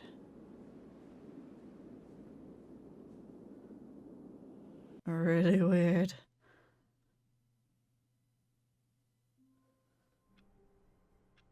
Okay.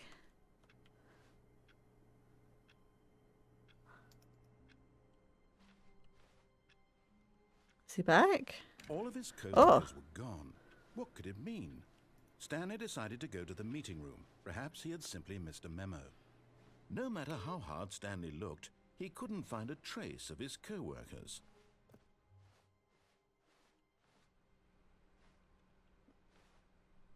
Oh, someone's playing solitaire in there.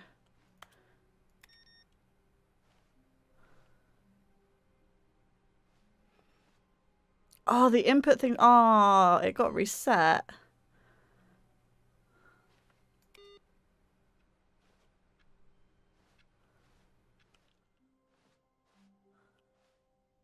Oh, new content. Oh, good. You noticed my sign. Yes, I have something very exciting to show you. Okay.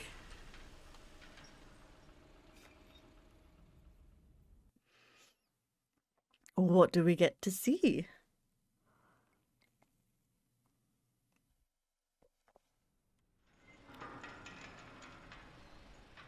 It looks the same so far.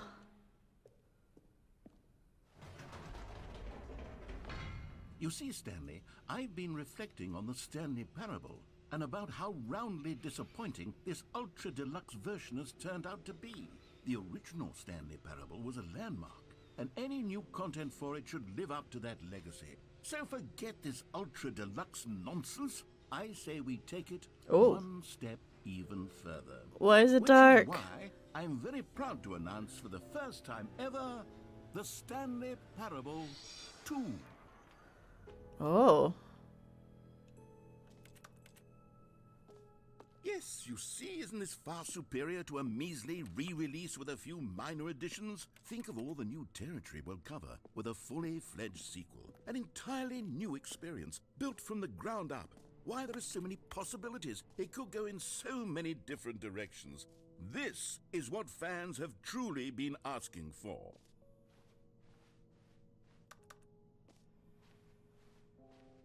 Calling it the Stanley Parable 2 is just so much catchier than Ultra Deluxe, don't you think? Ultra Deluxe? What does it even mean? But the Stanley Parable 2, now that's an artistic statement right there. It's future-oriented. It screams progress and innovation and long-term franchising potential. Oh, I want to read what that says. New content is out. New content part 2 is in. Okay.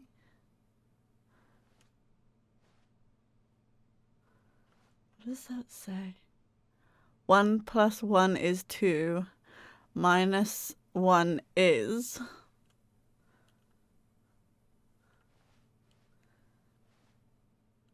More TSP. Better TSP.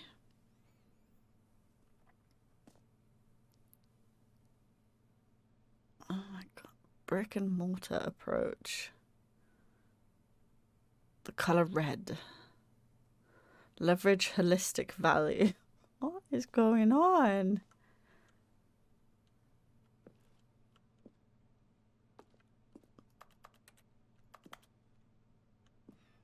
It's a nice, like, desk shelf unit. I could do with that kind of thing for... Now, to be clear, I haven't quite nailed down what exactly the Stanley Parable 2 is going to be, but let's take a look at some of the features I've been developing for it. I figure that if I can loosely organize a handful of interesting concepts, that surely the game will sort of naturally spring up around them. It'll all work itself out. Game development is much more of a fuzzy magic than anything scientific or logical, really. Yeah, a desk like that for my craft room slash, I suppose, office area would be nice, especially for like holding products and packing supplies for my Etsy shop. Batman. Oh my days. I like that planter.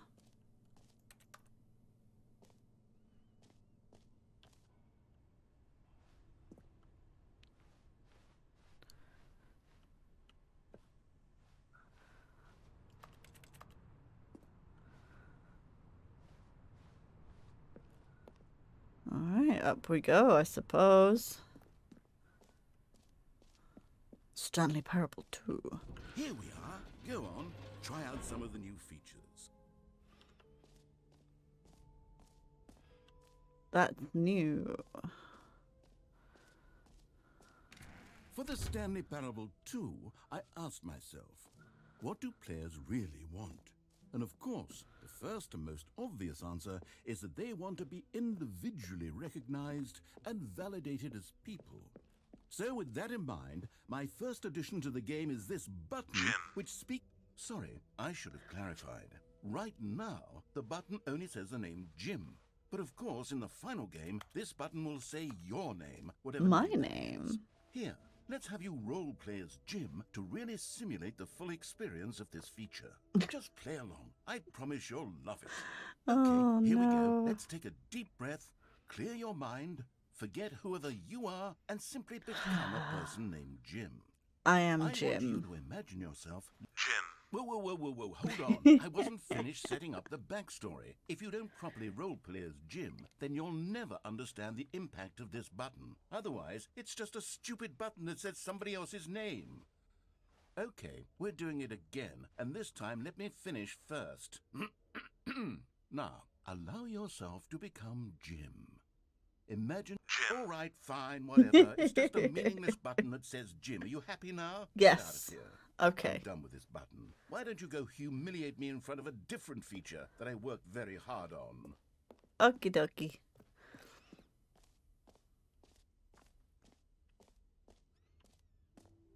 Maybe I'll only let people named Jim play the Stanley Parable. An epilogue would be fun, wouldn't it, Stanley? Yes, it will go at the end of the, well, we'll figure that out later. Reassurance bucket. Oh, where are we going? Okay. I can't go that way. New achievement.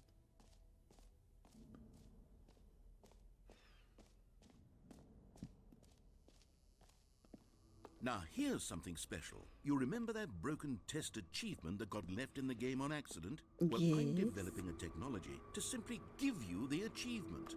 Yes. You see, you're... Okay, perhaps I should have clarified. This is technology that will exist. Right now, the achievement is still fully broken. I'm not a wizard, Stanley, but I guarantee it will be fixed in the sequel to at last satisfy the hordes of ravenous fans all over the world who have been uproariously demanding this feature. Gamers... we hear you, and I promise it will happen. It better. What else? What other exhibits haven't we seen yet? You know what, Stanley? I actually think the jump circle was a pretty good idea. I'd like to hang on to that for the sequel.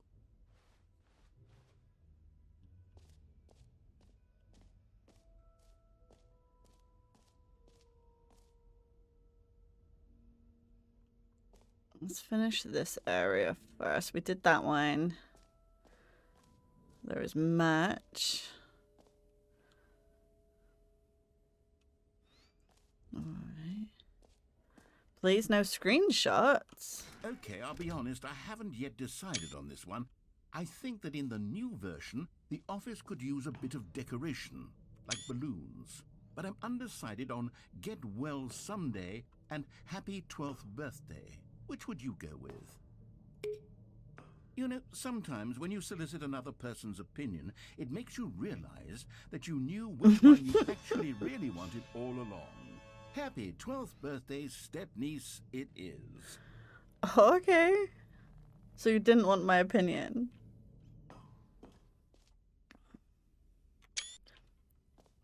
Or actually, maybe I should have gone with... No, I've made my decision. We're moving on.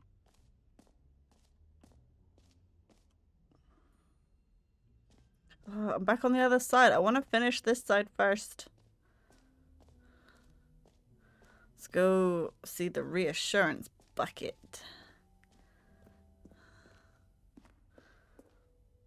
A common complaint of the Stanley Parable was that it was confusing and paradoxical, that it engendered a chaotic sense of reckless despair in those who played it. Well, I'm happy to say that after much consideration, I've engineered a clever solution to this fundamental problem with the game.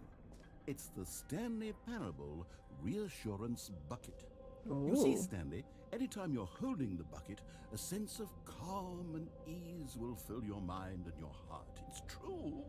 As long as you hold on to the bucket, the many disorienting contradictions of the Stanley Parable will feel perfectly normal and perhaps even comforting.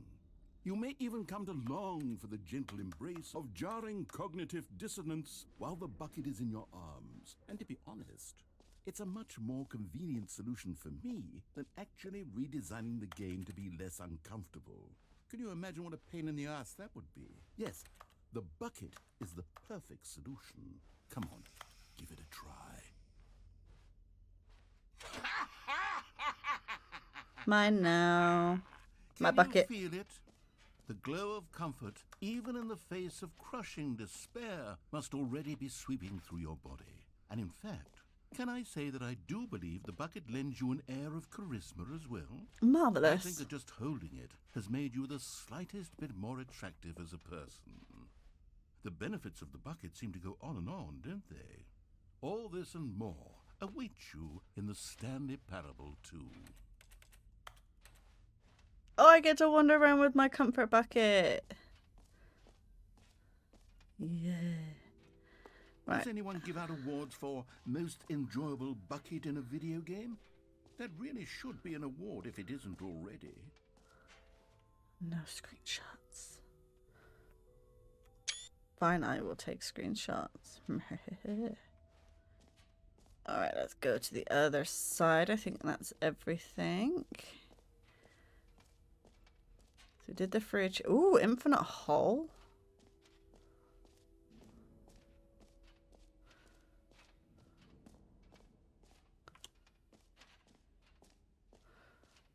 What is the hole about?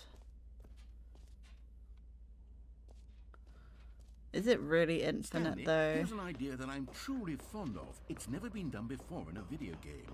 This is, in fact, a hole that you can fall down forever. That's Ooh. right. Infinite falling.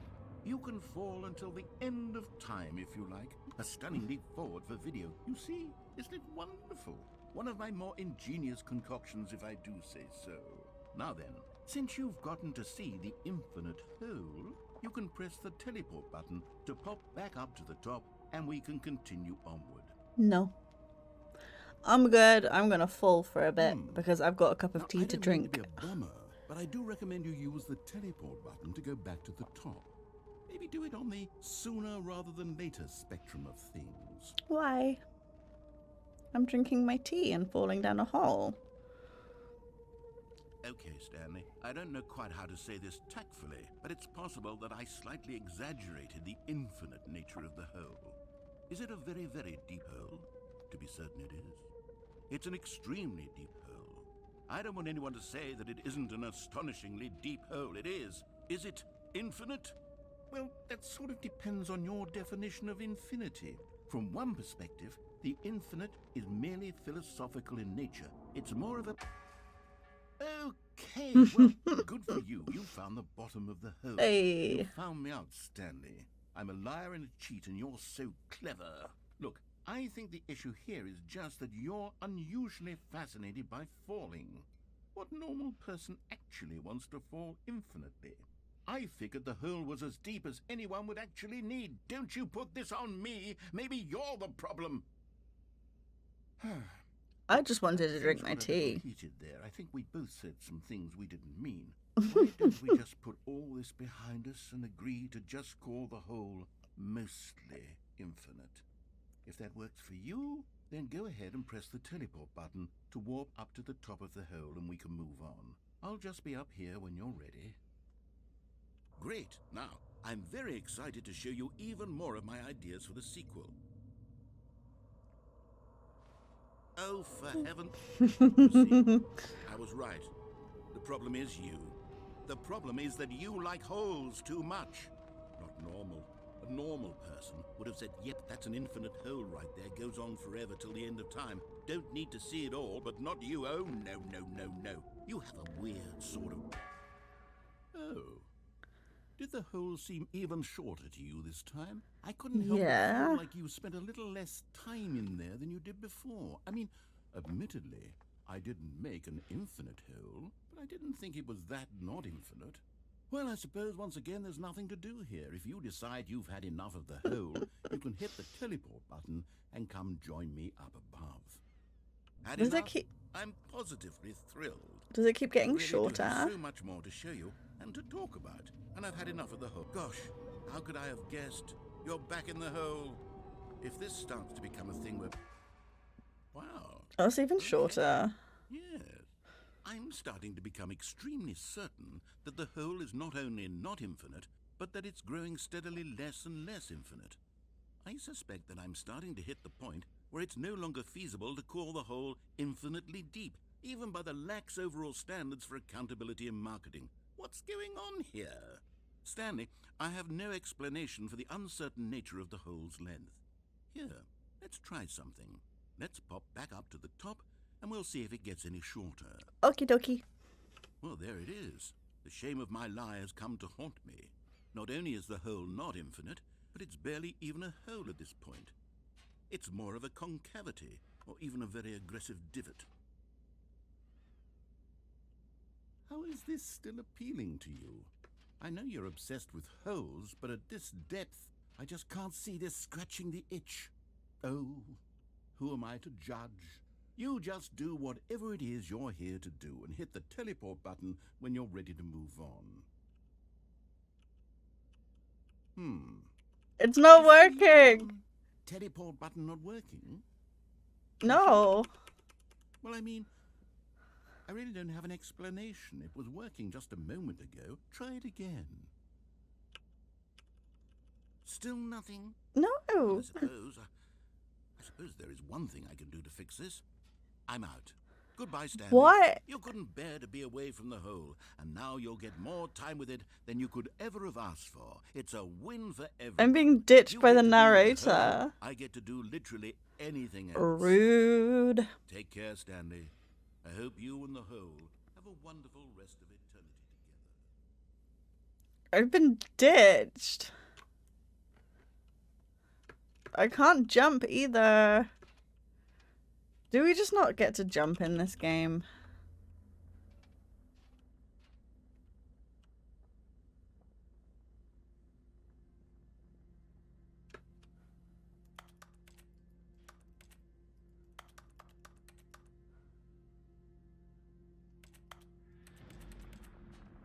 Oh.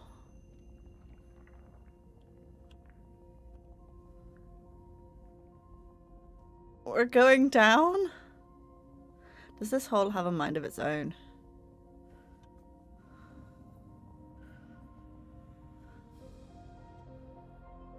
This is so weird. I love it. I absolutely love it.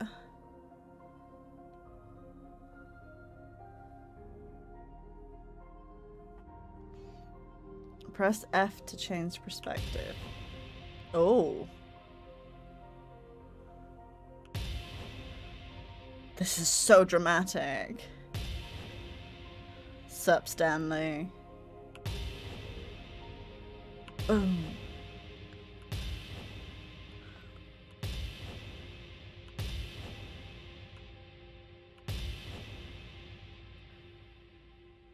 G, change your perception.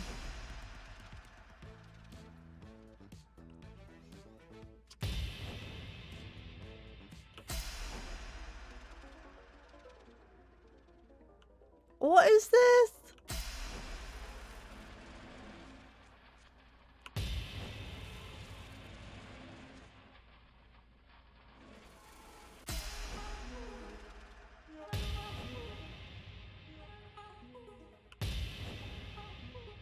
H, change your reality.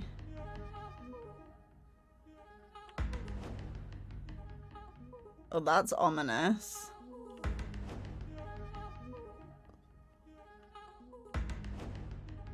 Oh, look at the puppies.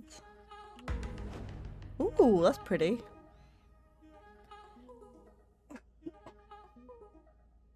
Excuse me. Oh, J to change yourself. Oh.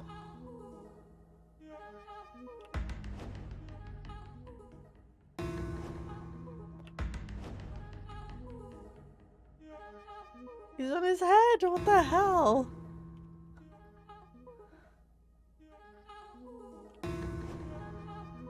This is weird. Error.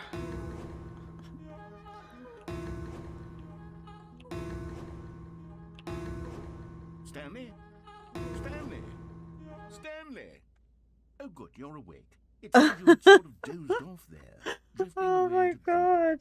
But we can't have that, Stanley, because this hole is just so darn fascinating that I want you to be wide awake for every second of it. You don't Rude, I was recognize a enjoying single that. hint.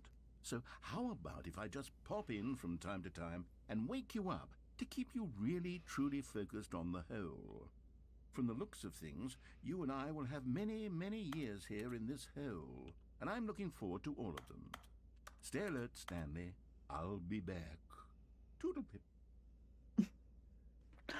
What now? I was enjoying myself. Thank you very much, narrator.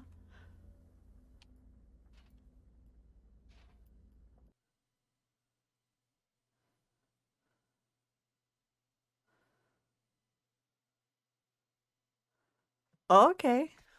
Am I not allowed back in there then? Oh no, that's the Here we are. entrance. Go on, try out some of the new features. Okay. So we did that. We did the hole. We did the achievement. Can you find them all? Ooh. Ah, collectibles. Now it's a real video game. In the Stanley Parable 2, you'll run around gathering up these miniature Stanley figurines. And what's truly innovative is that there will be no reward for collecting all of them. I don't want to stifle the intrinsic joy of watching a number go up. You simply collect all of them, and then you move the hell on with your Oh, there's 6.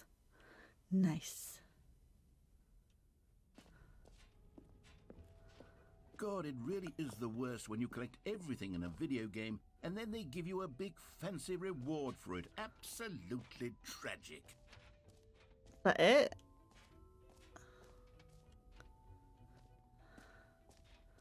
Do we just leave now?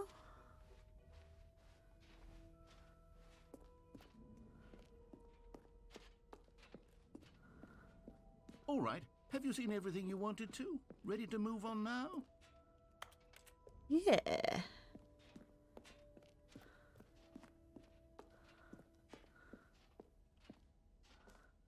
Ooh. So, Stanley, what do you think? Do you like all of the new features? I like Yes, my know bucket. It's not exactly clear yet how exactly these features will come together as one single coherent video game, but I can feel it in my soul. It's going to work. There's definitely a good game in there somewhere. Say, let's do an experiment. I'll arrange these new features together, and we'll see whether or not it coheres into a meaningful gameplay experience. Okay. Are you ready? Here it is. I give you the Stanley Parable 2.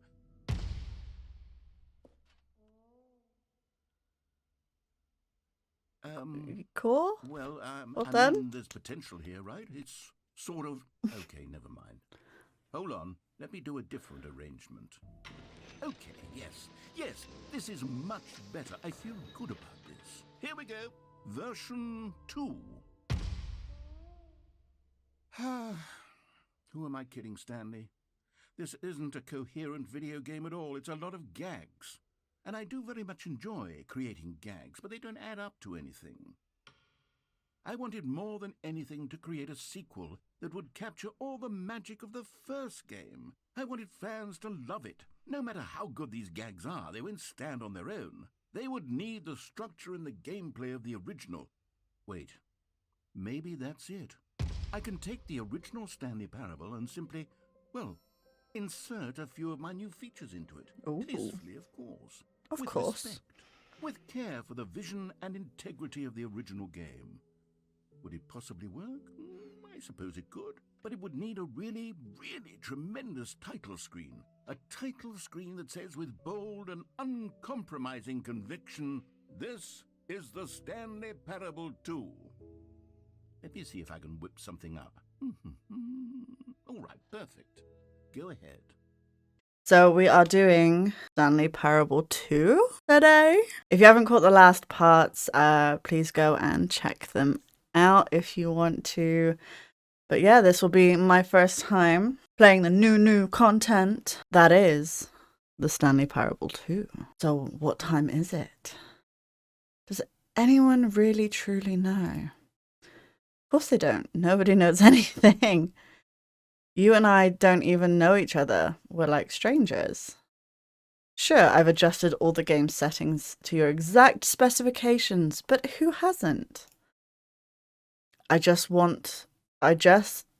just what I do, like a day job. And now the job is over.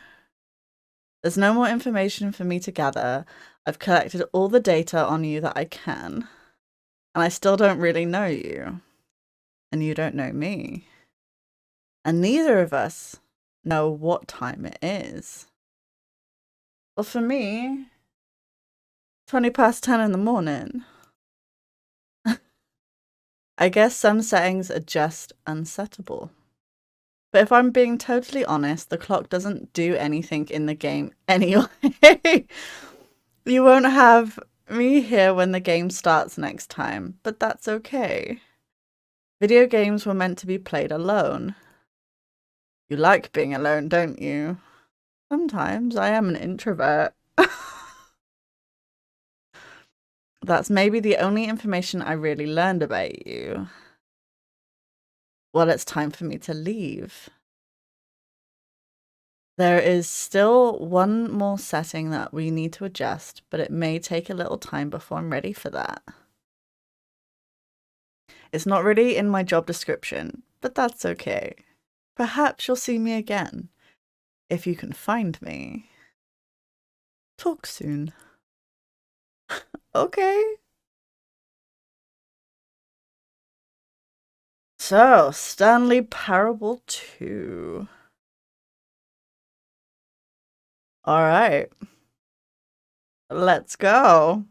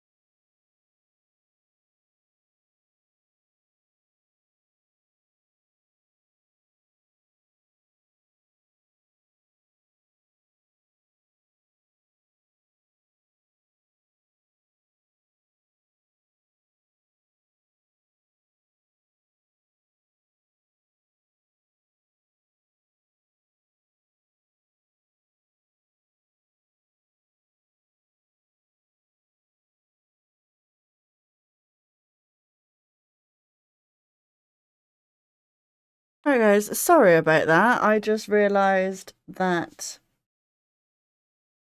Windows changed my settings for where the sound was outputting, so my OBS wasn't picking up any of the game sounds. So I apologise for that, which also means I have to re-record something else I already did today. Oh, Windows updates. I hate them. Anyway, sorry for the technical difficulties. But we are now good to go. We have game volume.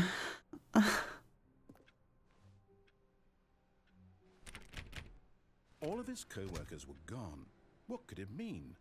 Stanley decided to go to the meeting room. Perhaps he had simply missed a memo.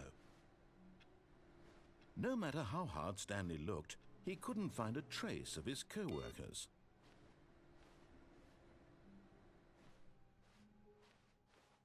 The bucket.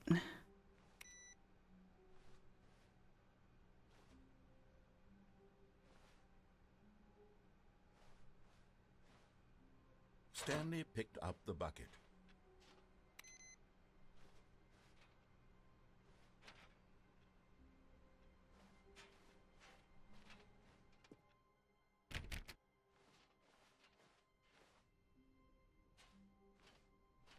So is it the same? Stanley clutched the bucket But tightly to his different? chest and entered the door on his left.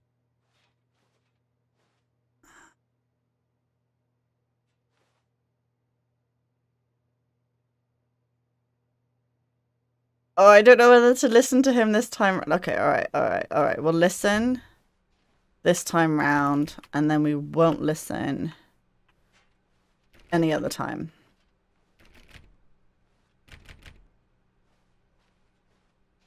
Anything? Still no one was here. Stanley needed the bucket's warmth and comfort now more than ever. Perhaps his boss's office was where he'd find answers. I don't think anything's changed yet. Has this changed? Stanley, can you feel it? The broom closet. It wants the bucket. You can feel that, can't you? The aura of jealousy? It's as clear as day. This broom closet believes it deserves the bucket. I can really feel it now. It's a bucket. It belongs in a broom closet. That's what the broom closet is trying to say here. It's supposed to go with the other cleaning supplies. Good for you, Stanley. Don't give in. Don't hand over the bucket. I know how hard it must be, given the pressure that the broom closet is putting on your shoulders right now, but you have to be strong. This is your bucket. This is your companion and lifelong friend. You can't hand it over. Mine. Nope. Getting into name-calling now, it seems. Is this how low the broom closet has sunk, that it has to resort to this stream of petty insults simply in order to get you to hand over the bucket? Stanley, I never liked this broom closet for a variety of reasons, but even this is worse than I had imagined. And wait, now the broom closet has the gall to imply that you and the bucket are not truly deep and lasting friends? That your relationship is purely superficial and convenient? That your life is so banal and meaningless that you'd feel the same sort of kinship towards any inanimate object which happened to lay in your path in an even partially enticing manner? Well, I never. Oh my Go on, days. Stanley. Lay into it. Really tell the broom closet off for its demeaning comments. Expand on the wide variety of experiences you and the bucket have shared together. Go through each of them point. I've just met the bucket. Share your journal entries detailing the rich emotional landscape of your feelings for the bucket as they have changed and evolved over the years. Let him have it. Fuck you, broom closet. Oh, fuck you. It's my bucket. My comfort bucket. Okay, I've got you something which I think will help settle this debate once and for all. Ooh. Here we go. Yeah. There. Now it's settled. No more debate, no more discussion. Is there more Take stickers? our hype broom closet with all your meandering philosophical diatribes about the nature of cleaning supplies and their relationship to broom closets in the natural order of things. Are there more stickers? I want more stickers. Narrator. Right, I've got a second sticker back Yeah. here. And I'm going to slap it on as well because I think it's appropriate. You see, I feel that it works because the sticker is also a bucket. That way, if you're ever unsure whether the thing you're holding is a bucket or not, you can look down at this sticker and say to yourself, ah, it's a bucket. There really is a wide variety of applications for this sticker. Any more stickers? Any more? You know what? I could take the name-calling and the dismissal of your kinship with the bucket, but now the broom closet is just giving us a silent treatment. And to be honest, I'm sick of the pettiness on display. You can stay here all you like, but I've had it with this impetulant room of cleaning supplies. Easily the most childish such room I've ever been in. I'll see you outside, and we can get on with the story about you and your bucket. I want more stickers. There's plenty of space for more stickers.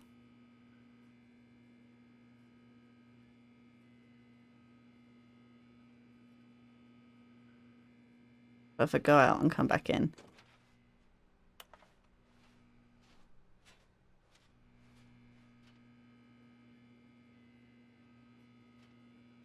Narrator, I want more stickers.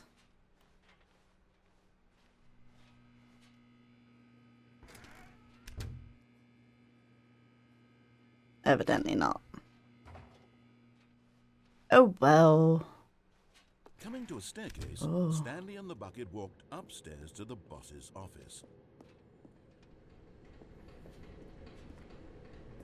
Ooh. You found one of them. Yeah. Miniature Stanley figurines. Remember, no reward for collecting all of these, only the intrinsic pleasure of a job well done. You can't buy that sort of happiness, Stanley. God knows I've tried. So, I implore you to savor each and every moment you come across one of these. He looks so beautiful sad.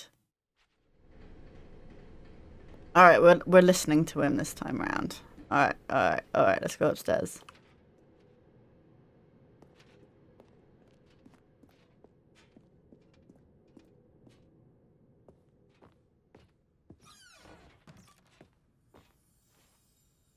Oh. Another miniature Stanley figurine. This, you know, there really must be a snappier name for these things. What about mini-stands? Stanley figs? What about Stanlerines? Yes, I think I like that. I like Another that. Stanlerine under your belt. Well, that hasn't changed. Okay. Oop. Does this? Oh. Why can't I go in there? We could get in there before. Stepping into his manager's office, Stanley was once again stunned to discover not an indication of any human life. Crushed by the weight of this revelation, Stanley may have broken down into an emotional dumpster fire if not for the soothing presence of the bucket.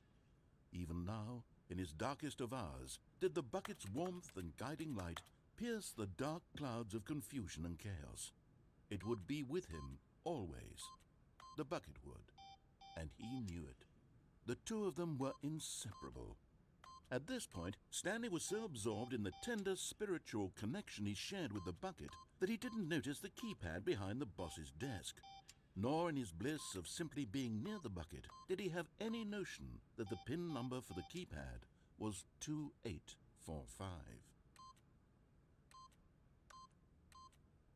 But Stanley guessed the correct code by sheer luck. I still can't jump. Knew all along, was the bucket guiding him? Yes, this is certainly the most logical explanation. Ooh. Okay, I'm going back to the name of these little Stanley figurines, and now I'm torn between Stanlerines and Figlies. What do you think, Stanley? What name better encapsulates the intrinsic sense of happiness that you get from seeing a small number in the corner of your screen go up by 1? Let me sit on it. I'm sure it will come to me.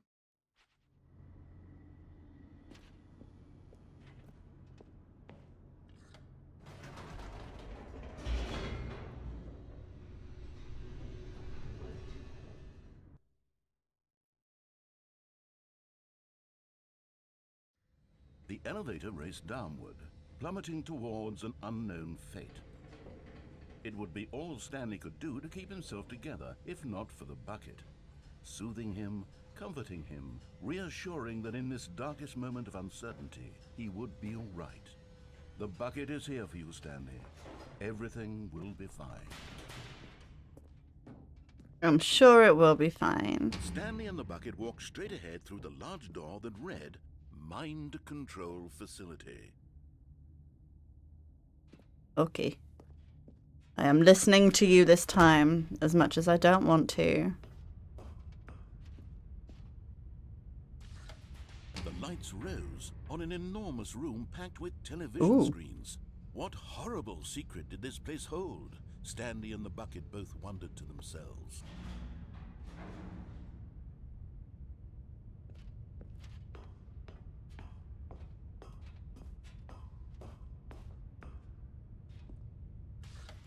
The monitors jumped to life, and Stanley nearly dropped the bucket in shock. Everyone in the office was being videoed. Ooh! Monitored Oops. like guinea pigs. But just as Stanley was about to step further into the mind control facility, he tripped and fell over the railing and into the dark void below. Thankfully, he fell directly onto the bucket, which safely cushioned his fall. Now, what to do next? Stanley wondered. Stanley and Yeah. the bucket could find no way out of this enormous pit, and so eventually they decided that the best thing to do would be to simply get comfortable down here. Okay. So they set up a little couch and relaxed. It really Ooh. wasn't so bad down here. A bit cold, perhaps. After some time had gone by, they installed a few shelves as well, and a sort of kitchenette that was useful for when the bucket was craving paninis. But it wasn't until the rugs and the standing lamps came in that it really started to feel like a home. In fact, after some time, Stanley realized that it had been ages since he had even thought of the mind control facility at all. He'd never gotten to fully explore what was up there, never been able to unearth the many mysteries of the mind control facility. This lack of closure began to eat at him. Soon he was dwelling on his regrets, and the state of their home slowly decayed as Stanley became withdrawn and neglected the cleaning.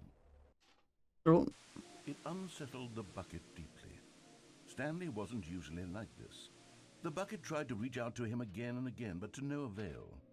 All Stanley could think about, all he could talk about, was going back, doing it over again, staying on the path. It was a mistake to leave the path. It was a mistake. It was a mistake. I need Is to there do a what way the out? narrator says. I need to see the true ending. This made no sense at all to the bucket, which was simply trying to live its life down here as comfortably as possible. Yet Stanley was inconsolable. This isn't an ending.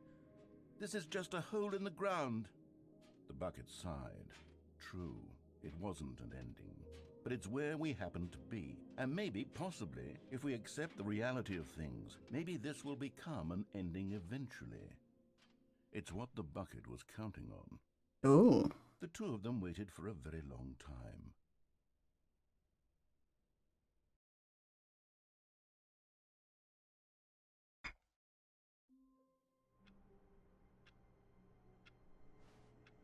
Okay. Well, All that's a his thing. coworkers were gone. What could it mean? Stanley decided to go to the meeting room. Perhaps he had simply missed a memo. No matter how hard Stanley looked, he couldn't find a trace of his co-workers. Oh, so I still need Stanley to... lifted the bucket into his arms, and a wave of comfort rushed over him.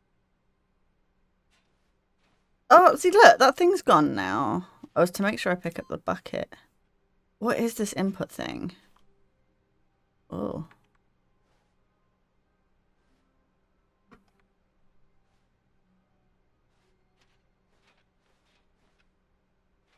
I've got to listen to him again now.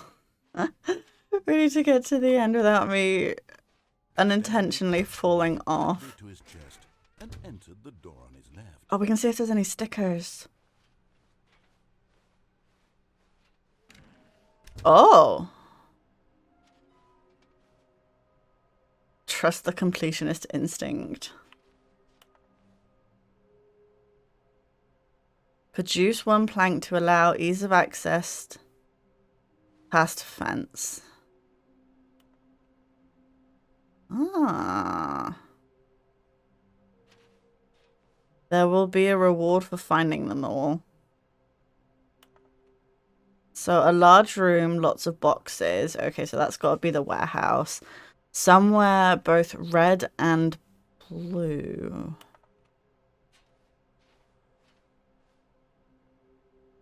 Is that where we went before?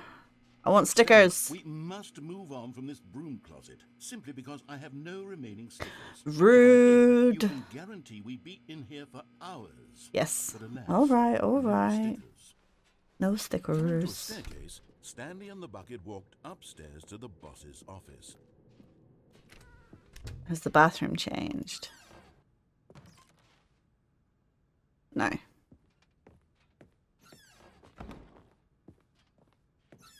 Oh, I can get in here now. Is this any different?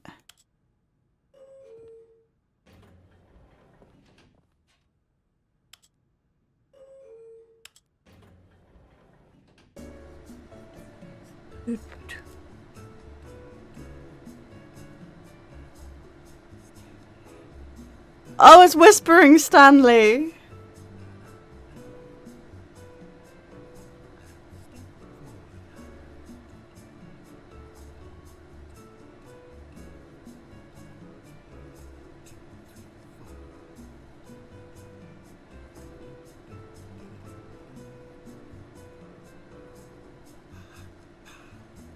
And the narrator's singing. Has this changed? No. It's still a lift to nowhere. Stepping into his manager's office, Stanley was once again stunned to discover not an indication of any human life. Crushed by the weight of this revelation, Stanley may have broken down into an emotional dumpster fire if not for the soothing presence of the bucket.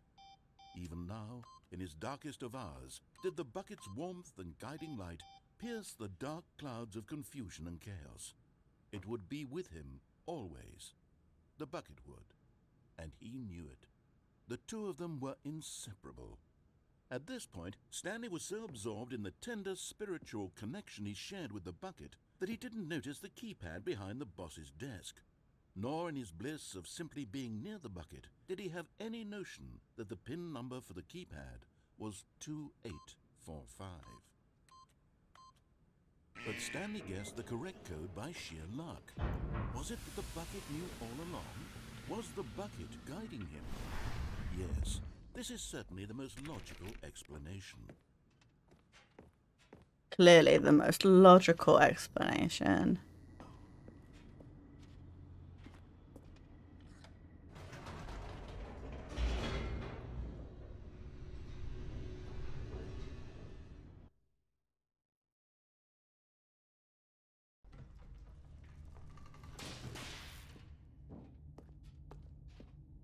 No. Stanley and the bucket walked straight ahead through the large door that read, Mind Control Facility. Alright, we're not gonna fall off this time. The lights rose on an enormous room packed with television screens. What horrible secret did this place hold? Stanley and the bucket both wondered to themselves.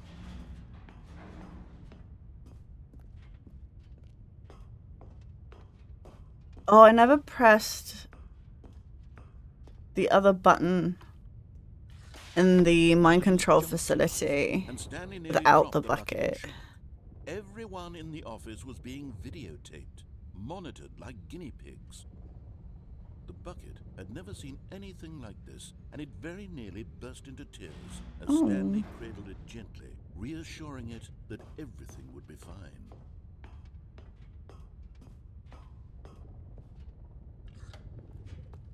Was the bucket under the mind control facility's influence as well? Had the bucket been told to do things it didn't wish to do? What kinds of things does a bucket want to do or not want to do in the first place? These questions raced furiously in Stanley's feeble mind.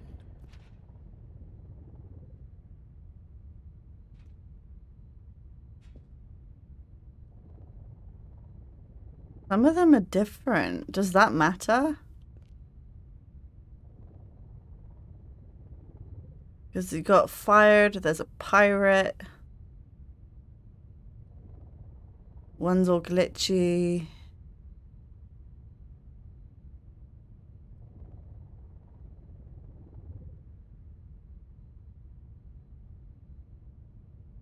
There's nothing on that one.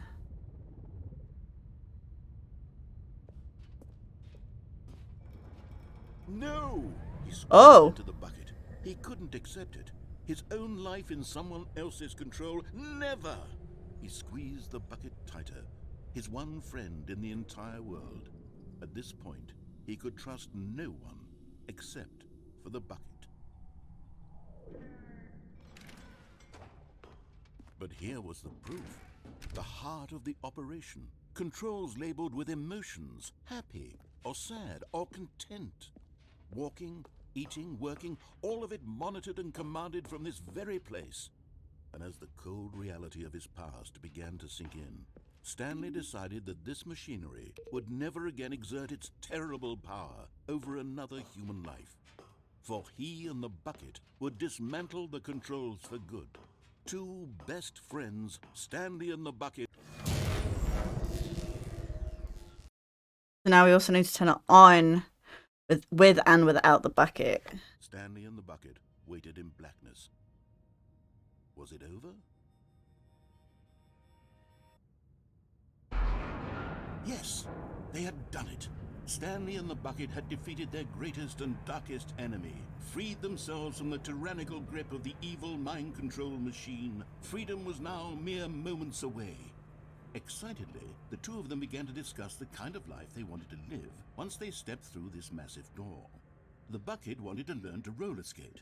Stanley wanted to sneeze in every country on Earth. Both of them wanted to begin watching a movie. Why do you want to movie, but sneeze? then stop it halfway through and begin watching it in reverse from the end. True, it was a simple life they envisioned, but it was one they'd lived together, with one another to lean on, to trust, to support, and... What? Wait. What was happening? Why had the door stopped? Was Stanley and the bucket not about to be freed? An unbearable silence filled the room, lingering in uncertainty, until finally the truth hit Stanley square in the face.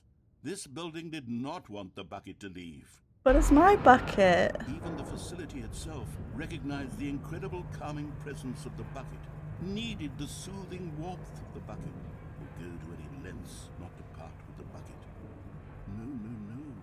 Stanley can't leave this place, not while he has such a precious bucket in his arms.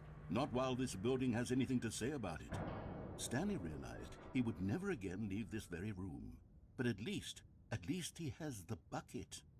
To be trapped eternally in darkness isn't really so bad, Stanley thought to himself. As long as I have my bucket with me, right? I'll be okay, won't I? Stanley gulped. Very soon now, he was about to find out. Ooh. The end is never the end.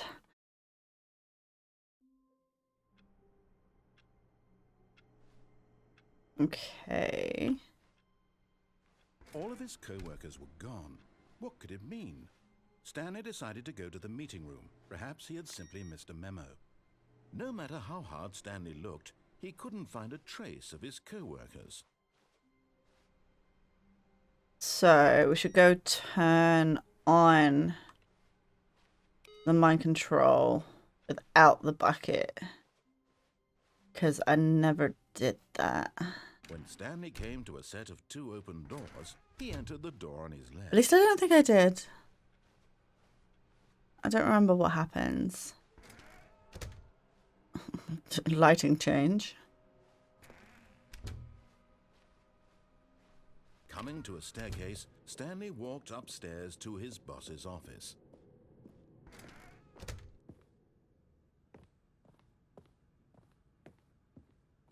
Stepping into his manager's office, Stanley was once again stunned to discover not an indication of any human life. Shocked, Stanley was in such a rush to get through the story as quickly as possible, he didn't even have a single minute to just let the narrator talk. That kind of anxiety isn't healthy. so he relaxed for a few moments with some calming New Age music. Oh my days. They seem to have like a plan for everything. Feeling soothed and rejuvenated, Stanley calmly walked forward into the opened passageway.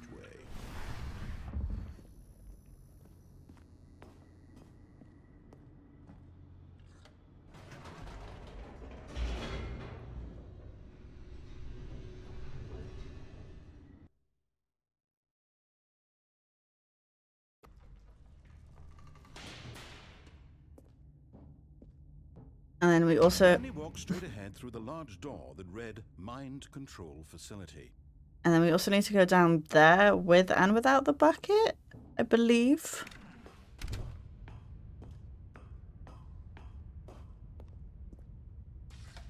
The lights rose on an enormous room packed with television screens. What horrible secret did this place hold? Stanley thought to himself. Did he have the strength to find out? I just realized we hadn't done this without the bucket either. Aha! You've made it to the bottom of the mind control facility. Welcome! You see, back when the Stanley Parable first launched in 2013, getting to the bottom of the mind control facility was a bug that we simply didn't catch during development. Oh. You all sent us lots of photos of it on Twitter and acted very superior about it. And you're all very, very good for you. Anyway, when it came time to update the game, we knew that we had to do something about this little goof of ours. So here you go. New content. Ooh. You can call it the bottom of the mind control room ending, if that enhances your perception of the value of these updates. Isn't that what you crave? New content? Always more content, more, more. And I'm here to give it to you. I'm here to make it seem like we really covered every nook and cranny of the game with secrets and Easter eggs. How about this? We wrote a new piece of music just for this section. You won't hear it anywhere else in the game. Ooh. It's a secret that's just for you. That's how special you are. We call this track, Good Job You've Made It to the Bottom of the Mind Control Facility. Well done. Oh dear. Good job, you did it. Good job. 3, 2, 1. Good job, you made it to the bottom of the mind control facility. You jumped on the catwalk. You should have been careful. You should have been careful. It used to be a bug, but now it's an ending. Now it's an ending. I believe in you. I believe in your ability to cross this barrier and chase your dreams. But railings don't mean anything. Good job, you did it. Good job, you did it. Good job, you did it. Good job, you did it. Good job, you did it. Good job, you did it. Good job, you did it. Good job, you did it. Good job, you did it. Good job, you did it. We did it!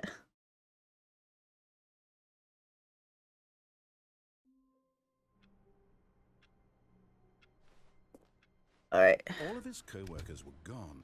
What could it mean? Stanley decided to go to the meeting room. Perhaps he had simply missed a memo. Yes.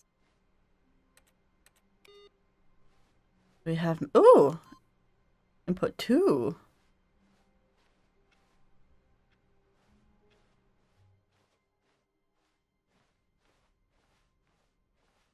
When Stanley came to a set of 2 open doors, he entered the door on his left.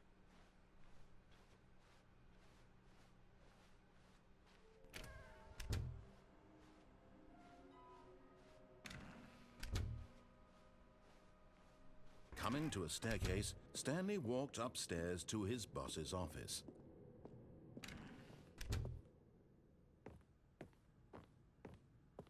Okay, I think we all know the drill by now. Blah, blah, blah. Dark secrets, the key... Ah! Some buttons. Oh, hey, look, it's a new passageway. Surprise.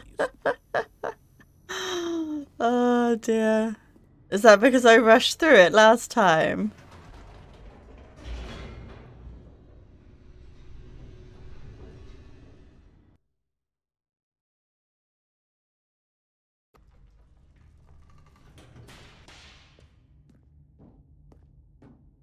Stanley walked straight ahead through the large door that read Mind Control Facility.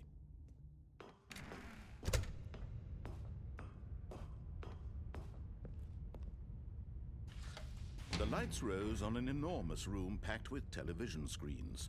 What horrible secret did this place hold? Stanley thought to himself. Did he have the strength to find out?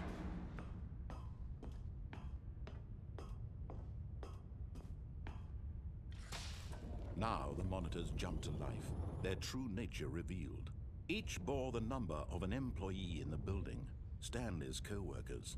The lives of so many individuals reduced to images on a screen, and Stanley, one of them, eternally monitored in this place where freedom meant nothing.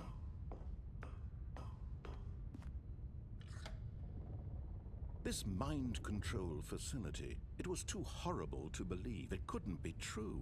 Had Stanley really been under someone's control all this time? Was this the only reason he was happy with his boring job? That his emotions had been manipulated to accept it blindly? No, he refused to believe it. He couldn't accept it. His own life in someone else's control? Never! It was unthinkable. Wasn't it? Was it even possible? Had he truly spent his entire life utterly blind to the world? But here was the proof. The heart of the operation. Controls labeled with emotions. Happy, or sad, or content. Walking, eating, working. All of it monitored and commanded from this very place. And as the cold reality of his past began to sink in, Stanley decided that this machinery... Oh, Stanley. You didn't activate the controls, did you? Yeah. Kept you enslaved all these years. You go and you try to take control of the machine for yourself. Is that what you wanted? Control? Oh. Yes. Oh, Stanley, I applaud your effort, I really do. But you need to understand, there's only so much that machine can do. You were supposed to let it go, turn the controls off, and leave. If you want to throw my story off track, you're going to have to do much better than that. I'm afraid you don't have nearly the power you think you do. For example, and I believe you'll find this pertinent, Stanley there's a suddenly door. realized he had just initiated the network's emergency detonation system. In the event that this machine is activated without proper DNA identification, nuclear detonators are set to explode, eliminating the entire complex. How long until detonation then? Let's say, 2 minutes. Ah, now this is making things a little more fun, isn't it, Stanley? It's your time to shine. You are the star. It's your story now. Shape That's it to your one. heart's desires. Oh, this is much better than what I had in mind. What a shame we have so little time left to enjoy it. Mere moments until the bomb goes off. I pressed What 1. precious moments each one of them is. More time to talk about you, about me, where we're going, what all this means. I barely know where to start. What's that? You'd like to know where your co-workers are? A moment of solace before you're obliterated? All right, I'm in a good mood. You're gonna die anyway. I'll tell you exactly what happened to them. I Really? erased them.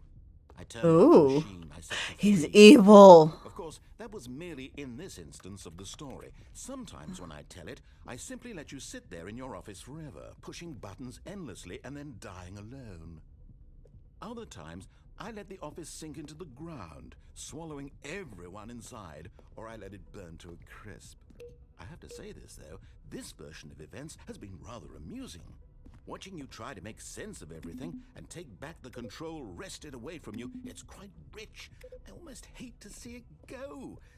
But I'm sure whatever I come up with on the next go-around will be even better. My goodness, only 34 seconds left. But I'm enjoying this so much. You know what? To hell with it. I'm going to put some extra time on the clock, why not? These are precious additional seconds, Stanley. Time doesn't grow on trees. Oh dear me. I what's want to the open the matter, door. Stanley? Is it that you have no idea where you're going or what you're supposed to be doing right now? Or did you just assume when you saw that timer that something in this room was capable of turning it off? Yeah. Running from button to button, screen to screen, clicking on every little thing in this room. Oh. These numbered buttons, no, these colored ones. Or maybe this big red button, or this door. Everything, anything, something door. here will save me. Why would you think that, Stanley? That this video game can be beaten? Won? Solved? Do you have any idea what your purpose in this place is? No. Stanley, you're in for quite a disappointment. But here's a spoiler for you. That timer isn't a catalyst to keep the action moving along. It's just seconds ticking away to your death. You're only still playing instead of watching a cutscene because I want to watch you for every moment that you're powerless. To see you made humble. This is not a challenge. It's a tragedy. You wanted to control this world, that's fine. But I'm going to destroy it first, so you can't. Take a look at the clock, Stanley. Yep. That's 30 seconds you have left to struggle. 30 seconds until a big boom and then nothing. Is there a way to figure this out? Do you guys know? Will you cling desperately to your frail life, or will you let it go peacefully? Another choice. Make it count, or don't. It's all the same to me, all a part of the joke. And believe me, I will be laughing at every second of your inevitable life from the moment we fade in until the moment I say, happily ever after.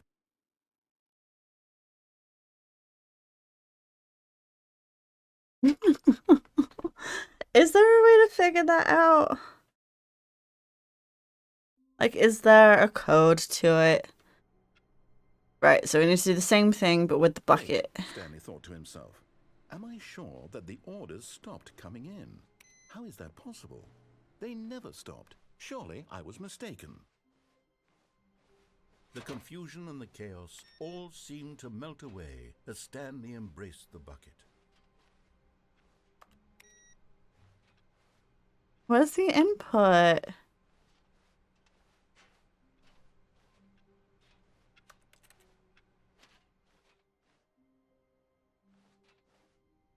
Alright, let's go do that again, but with the bucket. Stanley clutched the bucket tightly to his chest and entered the door on his left.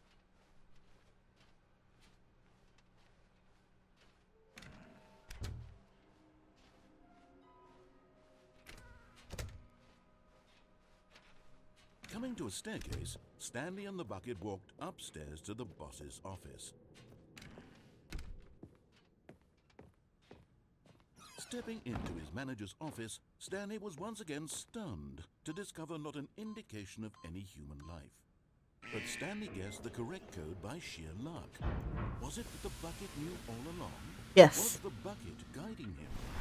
Yes. Probably. This is certainly the most logical explanation.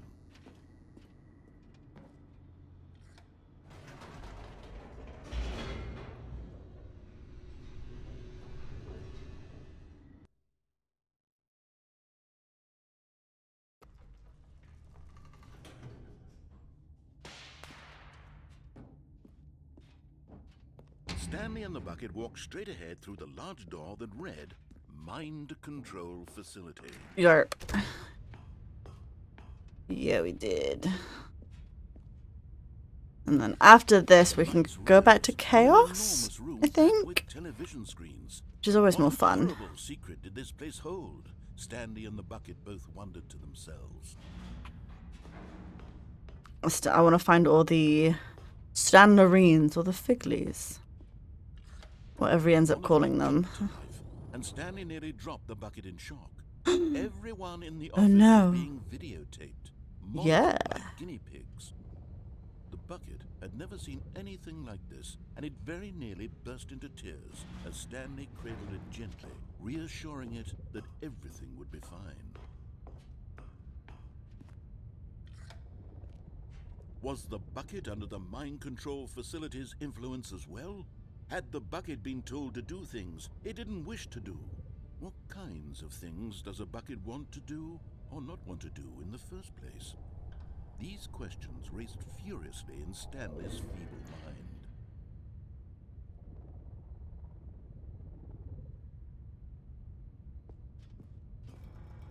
No! He screamed into the bucket. He couldn't accept it.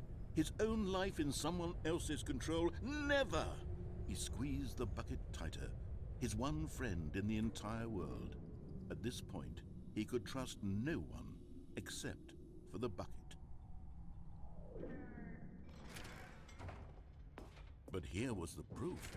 The heart of the operation. Controls labeled with emotions, happy or sad or content. Walking, eating, working, all of it monitored and commanded from this very place.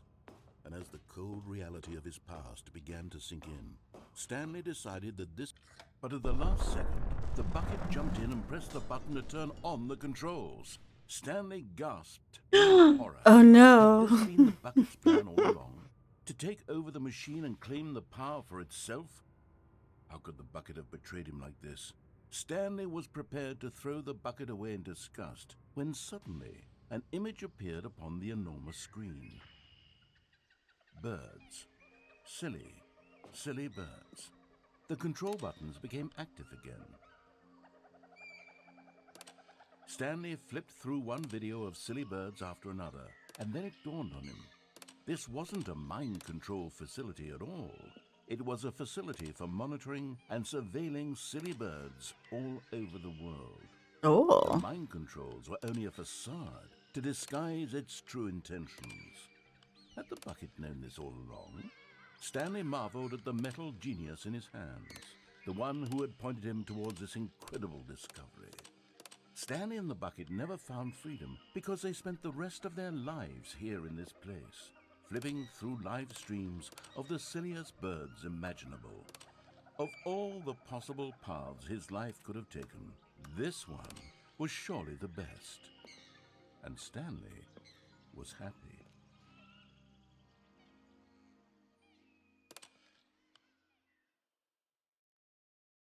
Oh, that's a nice end. I thought that we might have... I don't know what I thought. Okay. So we also need to... Gone. What could it mean? Stanley decided to go to the meeting room. Perhaps he had simply missed a memo. We need to go down the escape route. With and without the bucket? Did I do it without the bucket before? I can't remember. Warmth spread through Stanley's arms. With the bucket in his arms again, he was home.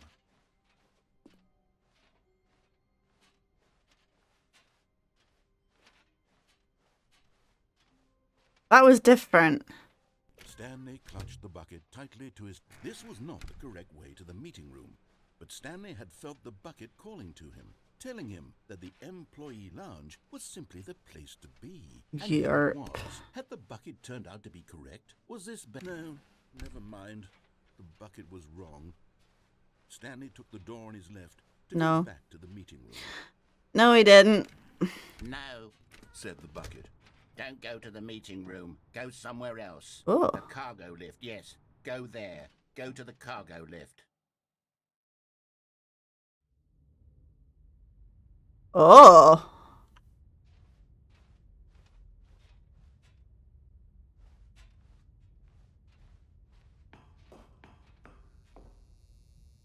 Oh, the cassette tapes.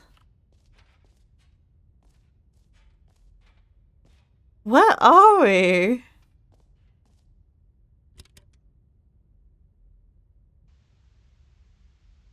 Evidence. This is day number 295. Tape number...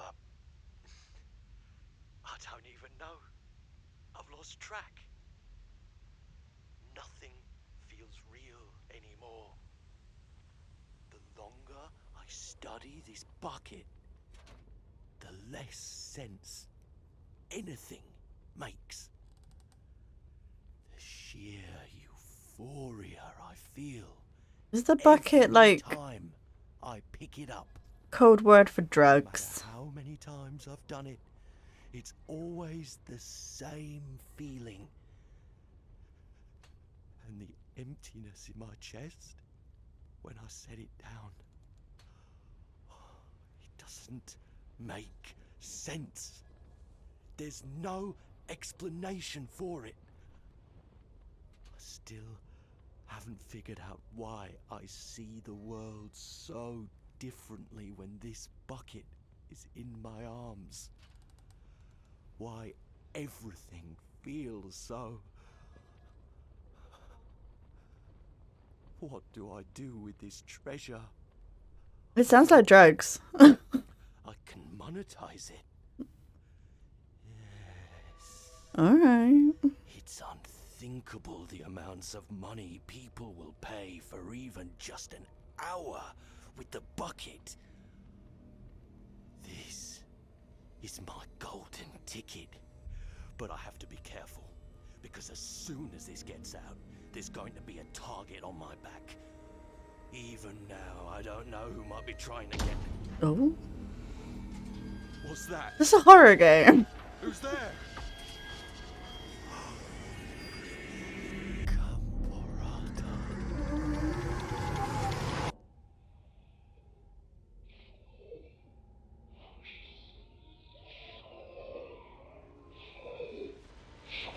A demon.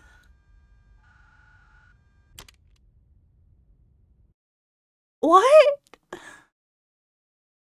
Have we got demons?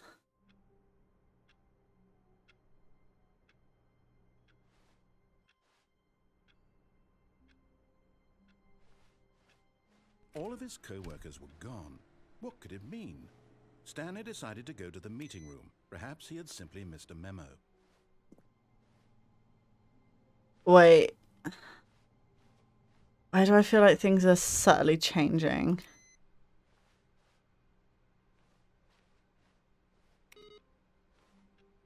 Stanley picked up the bucket and smiled. He'd never be alone again, not truly alone, not with the bucket around. Stanley clutched the bucket tightly to his... This was not the correct way to the meeting room, but Stanley had felt the bucket calling to him, telling him that the employee lounge was simply the place to be. And here it was. Had the bucket turned out to be correct? No, never mind. The bucket was wrong. Stanley took the door on his left to go back to the meeting room. No, Said the bucket. don't go to the meeting room. Ooh. Go somewhere else. The cargo lift, yes. Go there. Go to the cargo lift.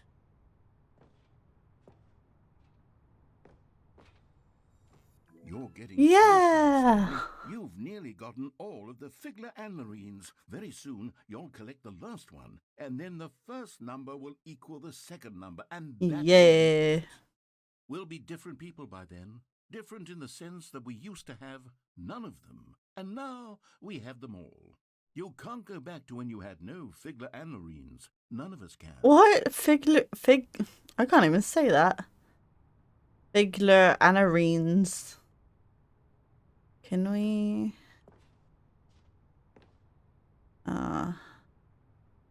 The way out. Can we jump? Oh, how do I get back up? Okay, I have to jump. I fall on the boxes? But Stanley Oh. felt that any path he walked might lead to the separation of himself and the bucket, Oh my his days. dearest friend. I So thought he we threw might himself to survive. his death, that they might die in one another's arms. How deeply touching. Alright, let's do that again, but How not... long was I sitting there? Stanley wondered to What? himself. Minutes? Days? Centuries? Did something crucial happen while my senses were turned? He made a note to be more careful with the good old bucket. Just Stanley and the bucket, off on another thrilling adventure together.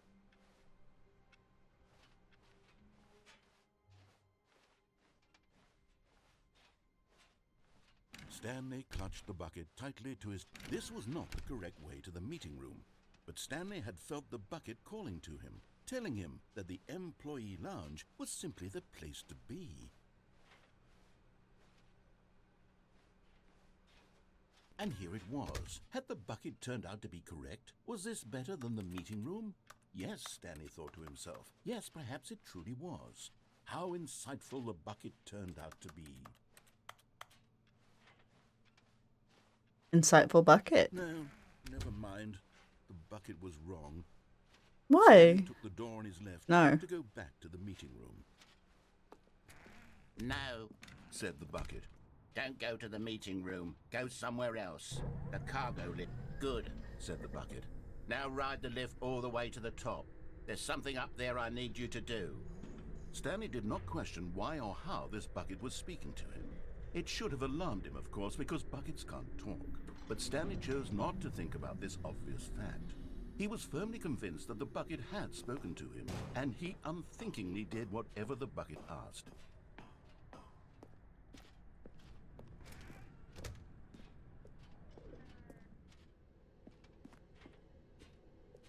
No, stop. Look there on the wall. You see, there's a sign right there. It says, "No buckets past this point." No! How could you think it was okay to bring the bucket here? Unless, what if the problem is that you actually don't know what is a bucket and what isn't a bucket?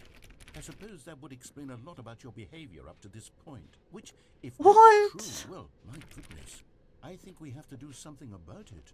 This misunderstanding could have dire consequences on the entire rest of the game if not addressed quickly and properly. So much of the impact of the story is dependent on your understanding of what is and isn't a bucket. Please, step in here for a moment. Okay.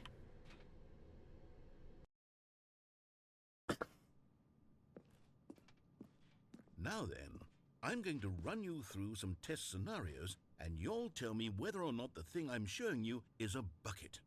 Simple enough. This Okay. should tell us everything we'll ever need to know about what is or is not a bucket. Okay, let's begin. Okay. That's a bucket. Is this a bucket? Yes. Incorrect. What? A hologram of a bucket, not an actual bucket.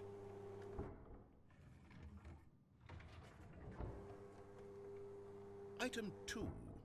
Is this a bucket? Yes. Incorrect. It is a 3D printed recreation of a bucket, not an actual bucket. But if it's 3D printed, it's still a bucket. Item 3. Is this a bucket? Yeah. Correct. Yay! It is a bucket.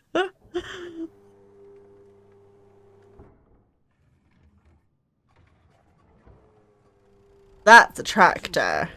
Is this a bucket? No. Correct. This is a tractor and not a bucket. To be honest, I just sort of put this one in here as a gimme, but I was starting to get concerned that even this might be too much for you. Thank you for not making me look like an idiot. Okay, next. Well, if it had a bucket scoop on it, you know, it's called a bucket scoop. It could be perceived as a bucket. Is this a bucket? No. Incorrect. This is a bucket. How? There was no scoop, though. Item 6. Is this a bucket? Yeah. Trick question. Both. Gotcha. What? Item...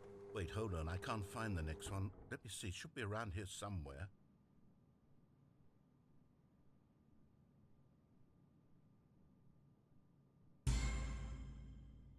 Yes. Thank you. There's nothing here. Of course it isn't a bucket. We both know full well nothing isn't a bucket. Wait, when It I could say be. nothing isn't a bucket, that makes it sound like I'm saying everything is a bucket. Yeah. Which of course is not true. Unless, is that what you think? Answer me straight, Stanley. Are you trying to tell me that you believe everything is a bucket? Yes. You know what? I'm too confused to even sort it out. I've lost all Oh, sense of no. perspective. What is a bucket? What isn't a bucket? Mere moments ago I could answer these questions with confidence. And yet now I'm somewhat adrift. Do any of us know what a bucket is? Am I a bucket? It's something that holds can't a keep solid doing or a this. liquid, I'm right? losing myself, and myself was all I ever had to begin with. I'm afraid the bucket is threatening to tear our relationship apart. I can't have that. I'm sorry. but I'm going to erase all buckets from the game entirely. No! My comfort bucket. But What happened? Is everything gone? Why did everything disappear? because everything's a Was bucket. everything a bucket? Every single thing in the game was a bucket. Oh my God, I had no idea. How could... Except me. I'm not a bucket after all. And you, Stanley, you're still here. You're not a bucket either. No, we're Oh, this bags. is wonderful news. We're not buckets. Yes, I actually feel much more at ease right now. It's delightful to get some clarity on that issue, but it doesn't change the fact that we haven't got a game. So, tell you what, I'll reset everything and we'll put back all of the buckets, okay? And Okay. we'll know that it's all a bucket. Yes. But if you run into anyone else, maybe don't mention that. Okay. Who knows what that information might do to a person? All right, here we go.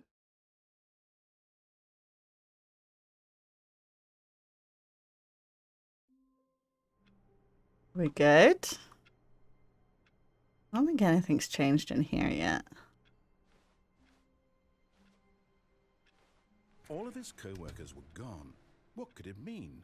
I Stanley don't decided know. to go to the meeting room. Perhaps he had simply missed a memo. Bucket. Where are we going today? The bucket asked. Stanley just smiled. Anywhere they went together would be perfectly fine with him.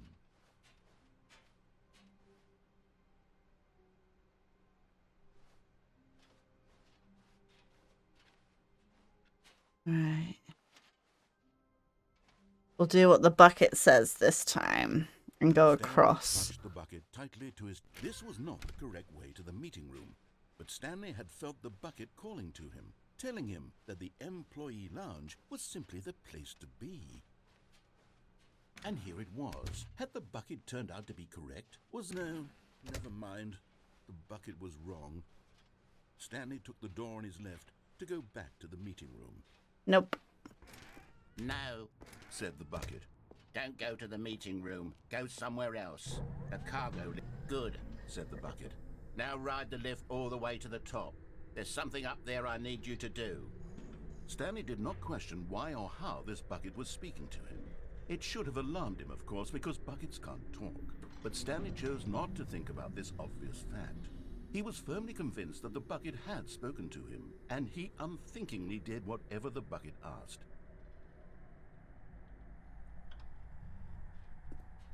In here. Said the bucket. Go into this dark room over here. Stanley once again obeyed blindly. Now pick up the phone.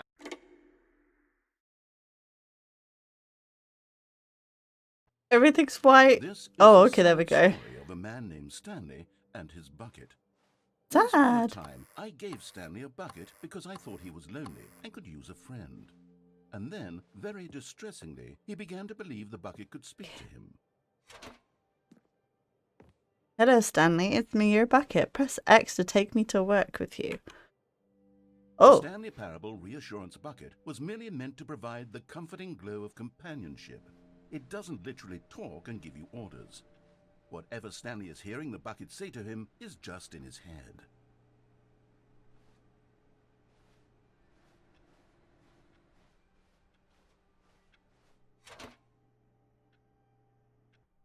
Lately, I've been concerned about him. Wouldn't you be concerned as well? To see him delusional like this, obsessing over an inanimate metal object? where's my I want bucket? to say something to him, but I don't know how I can convince him. I don't know if he'll listen to me. Where's my bucket? Oh, there's my bucket. Oh, I'll try anyway. Stanley, can you hear me? Listen to me. It's just a bucket. It can't think. It can't talk. All it will ever truly do for you is effectively transfer a liquid from one location to a different location. That's it. It doesn't do anything else. You Excuse see, me. He's not listening. He's still taking orders from the bucket. You know, once upon a time it was me he took orders from. Me he trusted and listened to. Now all he cares about is his awful bucket. This stupid hunk of metal.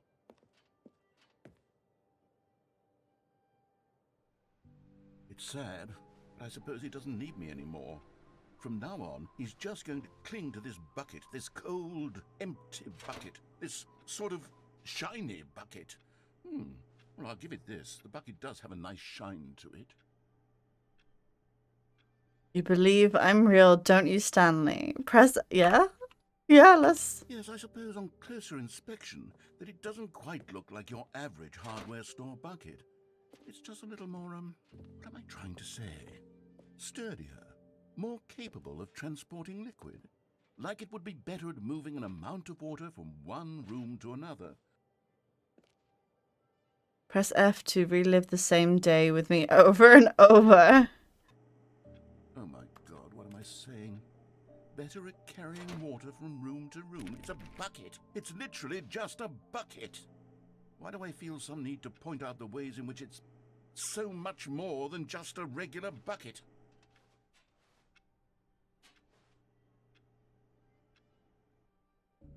Oh no, I'm having feelings for the bucket. No, what's going on? Why do I want to be with the bucket? Hear what the bucket has to say. Do anything it asks. What's wrong with me? I don't understand. Perhaps if I had the bucket, this would be less confusing. Yes, the bucket could tell me what to do in this troublesome situation. Stanley, give me the bucket. Give it to me. Give me No, the it's my Stanley. bucket. I need it. Give No. it to me now. Give it or I'll... My bucket.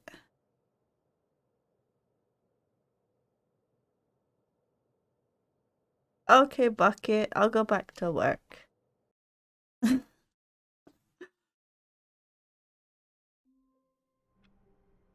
Oh dear. Right, let's go unplug the phone Now, Stanley's office with the was a distant bucket. memory. What did it look like?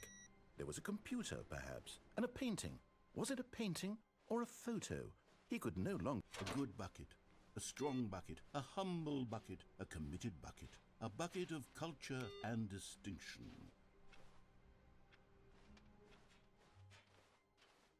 Oh. Stanley clutched the bucket tightly to his... This was not the correct way to the meeting room, but Stanley had felt the bucket calling to him, telling him that the employee lounge was simply the place to be. And here it was. Had the bucket turned out to be correct? No, never mind. The bucket was wrong. Stanley took the door on his left to go back to the meeting room. No, Said the bucket. don't go to the meeting room. Go somewhere else. The cargo lift. Good, Said the bucket. now ride the lift all the way to the top. There's something up there I need you to do. Yeah, we're gonna unplug Stanley it. did not The quite sure phone. why or how this bucket was speaking to him. It should have alarmed him, of course, because buckets can't talk. But Stanley chose not to think about this obvious fact. He was firmly convinced that the bucket had spoken to him, and he unthinkingly did whatever the bucket asked. Yep. Because we love the bucket. In here. Said the bucket. Go into this dark room over here. Stanley once again obeyed blindly. Now pick up the phone. Whoa, hold on. Why did you unplug the phone? Because I Trying can. to resist the bucket's orders? Stanley, I was joking. Obviously, the bucket isn't talking to you and telling you to do things. Buckets can't talk. It was a joke. Don't you get the joke? It's funny, Stanley. A talking bucket. Can't you see? Oh, goodness. I must have really bungled up the delivery. Actually, seriously, where did I mess up the joke? Should I have paused for longer or spoken quicker? Comedic timing is so difficult. I wish I were better at it. But there isn't exactly an instructional video on comedy that one can watch to fully... Oh, wait, yes, there is. It's sitting right here. Let's take a look. What is Oh comedic no. What is What is comedic this? timing? How does it work? How long should it last? How can it be used to effectively silence your political enemies? And more importantly, can it be taught in its entirety within 90 seconds? Thankfully, the answer to all of these questions is Yes. let's dive deeper. If you've ever told a joke or made someone laugh, in all likelihood, you did it while standing 50 to 80 centimeters from them in a room of no more than 76 degrees Fahrenheit, with one of your arms raised straight upward at a 15-degree angle from your body. These are the optimal conditions for good comedic timing. To begin the joke, start by stating and spelling your name. Next, provide a brief synopsis of the joke, including the specific times at which the recipient of the joke will laugh, and then spell out your name a second time. With these steps complete, it's time to begin the humor. Speak the entire joke in no more than 18 seconds and no less than 13 and a half, pausing only for bathroom breaks when necessary. When the joke has concluded, is it is this? customary to inform your listener that the joke is over by declaring in your loudest possible voice, "I'm Dunny with the funny." Let's practice screaming, "I'm Dunny with the funny" now. I'm Dunny with the funny. I don't Good. understand. This saying is a perfect example of This is really expectations weird. management, which is the cornerstone of good comedy. Finally, it's time to hand out surveys. Collecting hard data from your audience on how rapt they were throughout the joke is the only way to grow or learn as a comedian. An effective survey should be no less than 10 pages long and should include the same question reprinted several times, just to ensure the survey taker is actually paying attention and not simply filling in answers at random. And that's all there is. With these strategies at your disposal, you'll have audiences doubled over in laughter and even tripled over in laughter in no time at all. Just remember to let them stop laughing at some point, you gut-busting little scamp. After all, with each of us needed on the front lines of the war to fight the 12-legged invader who threaten our very What the existence, and very fuck? likely die in a hailstorm of bullets and mandibles. All of us must be prepared to give our lives to this noble cause, just as our children must do after us, and their children after them. Godspeed, and may Earth reign supreme. The actual fuck was that? Video is a little outdated, isn't it? Well, no matter. I think the fundamentals of proper comedic timing are still as relevant today as they were back then. So with that in mind, I believe the only way forward is for us to return to the two doors and walk through all of this again, so I can try telling my story with more appropriate comedic delivery. Come along, let's head back. Okay.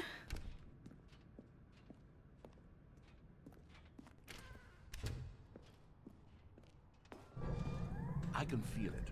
This time, I'm really going to nail the delivery. You'll be in stitches. A talking bucket, you'll say? How ridiculous. How absurd. What a hilarious concept. Trapped. King of comedy. That's what you'll call me. Thank goodness we have the instructional video. Otherwise, who knows where we'd be right now. Well, I wouldn't be the king of comedy, that's for sure. The bucket spoke to Stanley. The bucket spoke. The bucket spoke. Oh, I'll figure it out on the fly. No need to overthink things.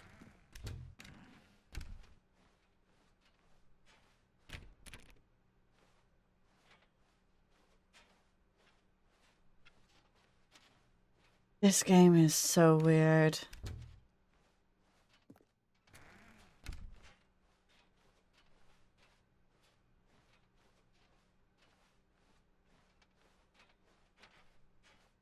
Here we go. You ready? When Stanley and the bucket came to a set of two open doors, they entered the door on the left. No, he did not. No. You were supposed to go through the door on the right, leading back to the phone. No. Did you not even look at the instructional video? I think this is all covered very clearly. There's no way I can make the comedic timing work now. It's done. The joke is completely done and over. It's all your fault, Stanley. I'm going to be ridiculed in the community of other joke writers. I'm going to be shamed at every one of our meetings from now on. All because you couldn't watch a simple video and take a hint. Are you proud of yourself for bringing me down, Stanley? Are you proud? Here we go. You ready? When Stanley and the Sorry bucket about that. came to a set of two open doors, they entered the door on the left. No, he did No. not. You were supposed to go through the door on the right, leading back. Here we go. You ready? When Yep. Stanley and the bucket came to a set of two open doors, they entered the door on the left. No. You were supposed to go through the door on the right, leading back. Is this an infinite loop? You ready? When Stanley and the bucket came to a set of 2 open doors, they entered the door on the left. No. You were supposed to go through the door on the right, leading back. Here we go. You ready? When I think this is Stanley just and an the bucket infinite came to a loop, set of isn't 2 it? open doors, they entered the door on the left. Okay. What? We're back at the phone already? No. What's going on? There were supposed to be several rooms leading up to this. There was supposed to be a build-up. And it's still A unplugged. dramatic display of remarkable comedic wit, which culminates in this scene with the phone. But now the timing's completely off. The joke will never land. Well, not the way it was meant to. And it's all my fault. I must have forgotten that the phone room comes immediately after the 2 doors room. What an egregious mistake. I've made a fool of myself. I don't deserve the title of King of Comedy. I'm nothing. I'm not even the lowliest joke-telling whelp. I think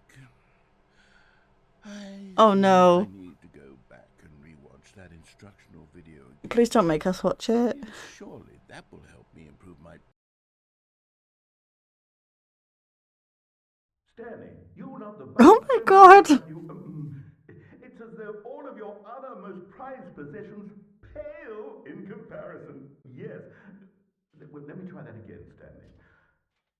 I heard that you are pale with shame over how unabashedly in love with a bucket you are. No? Still not? Is it the delivery? Pale with shame. Pale with shame? Pale... What's another word to describe a bucket? Stanley, this bucket is so metal. I think I saw it playing God. guitar. No. We're getting away from making fun of Stanley's obsession with the bucket, which was the whole point of this. I'm no good at these jokes. I need more instructional videos. That's exactly what it is. That's what will make me the king of comedy again. Oh More my instructional days. videos. Let's see.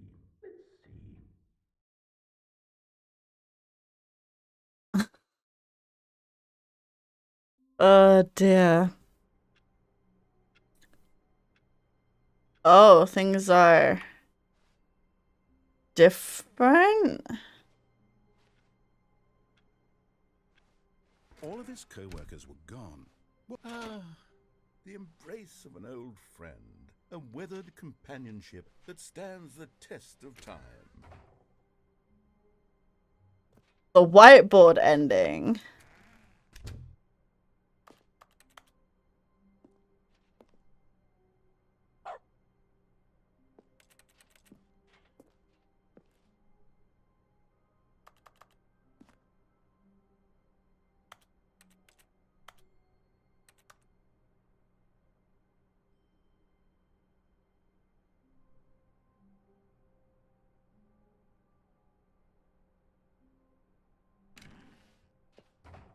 We'll just stay here? Or is that kind of it? Stanley pressed the bucket upon every little thing in the office. Nothing responded to the bucket's touch, but it did little to discourage Stanley's belief in the magic of the bucket. Stanley clutched the bucket tightly to his chest and entered the door on his left. Okay.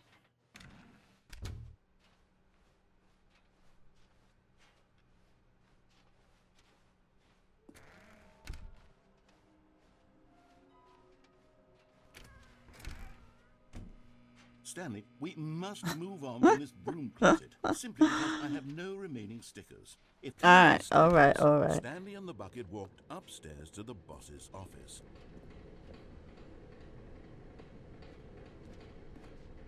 But Stanley just couldn't do it. He considered the possibility of facing his boss, admitting he had left his post during work hours. He might be fired for that. And in such a competitive economy, why had he taken that risk? All because he believed everyone had vanished? His boss would think he was crazy. And then something occurred to Stanley. Maybe, he thought to himself, maybe I am crazy. He looked down at the bucket in his arms. Am I crazy? He asked the bucket. Yeah, we're going around in circles. But said nothing at all. that's strange, Stanley thought. Usually the bucket is a source of guidance and wisdom for me in difficult times such as these. He held the bucket close, yet felt none of its familiar reassurance and comfort. And that's when Stanley realized, this isn't my bucket. It's just a normal, everyday bucket. Someone But it's got my else's bucket. stickers. How did I end up with someone else's bucket? This is all terribly wrong. Surely no good would come from this. It's gone. Who knows what sorts of bizarre hallucinations Stanley might experience without the psychologically grounding presence of his bucket. And indeed, now he noticed that the rooms were repeating, which was, of course, very odd. And now he felt himself floating off the ground. Oh, gracious, he exclaimed. Without my bucket, I've gone truly mad. Where is it? I must find it. Far off in the distance now, he heard it, calling to him. Stanley! Stanley, it's me, the bucket. Could it truly be? He rushed Buckets. forward from room to room, passing by one bucket after the next. None of them were his. None of them were No, his they don't special have the bucket. stickers. Come to me, Stanley. Find me. He had to find the bucket. He had to return to his old friend. It was the only way to truly restore his sanity. And then suddenly, he froze dead in his tracks. He knew where the voice of the bucket had been coming from. The real bucket was inside of him all along. What? It was Okay. incredibly painful. Stanley doubled over in agony and blacked out. Oh, okay. This is the story of a woman named Mariella. Right? Mariella woke up on a day like any other. She arose, got dressed, picked up her bucket of comfort and security, and walked to her place of work. But on this particular Oh, did we die? it was interrupted by the body of a man who had stumbled through town, talking and screaming to himself, and then collapsed dead on the sidewalk. Right away, she knew what the problem was. This man had no bucket. We lost our Of course bucket. he'd gone mad, ranting and raving about a narrator describing all of his actions and how everything is predetermined and free will is an illusion and it's all just a video game. It could all have been prevented if only he'd taken his bucket with him. Perhaps he didn't even realize he'd forgotten his bucket at home in the first place. How cruel the world can be, Mariella thought, and she hugged her own bucket even tighter. But of course, she had no time for this. There were a myriad of confusing problems she would soon have to confront at work, for which her bucket would provide absolute guidance and total clarity on everything. Heck yes, she thought to herself, my life kicks ass. And she backflipped all the way to work. She backflipped. Really? I doubt it.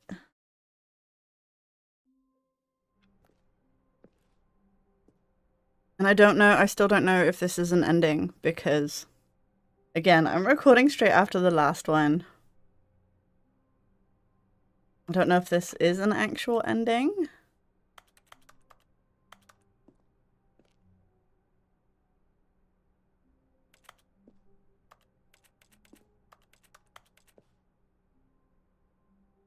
Or not.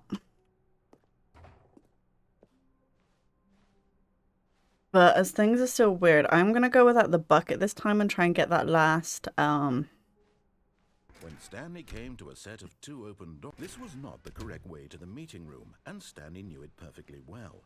Perhaps he wanted to stop by the employee lounge first, just to admire it. get the last lounge was grand, Stanley figurine. Perhaps, but eager to get back to business, Stanley took the first open door on his left. Because I think I know where it is, but I couldn't go there Stanley was so bad without at the following bucket. directions, it's incredible he With the wasn't bucket 5 even. years ago. Look, Stanley, I think perhaps we've gotten off on the wrong foot here. I'm not your enemy, really, I'm not. I realize that investing your trust in someone else can be difficult, but the fact is that the story has been about nothing but you all this time. There's someone you've been neglecting, Stanley. Someone you What? Really? You're in Yes. the middle of something. Do you have zero consideration for others? Are you that convinced that I want something bad to happen to you? Why, I don't know how to convince you of this, but I really do want to help you, to show you something beautiful. Look, let me prove it. Let me prove that I'm on your side. Give me a chance. Now listen carefully, this is important. Stanley Aha. walked, and there it is. The last Stigglywick. Yay! Seriously, Stanley, this is a real accomplishment. This is doing something just for the sake of doing it.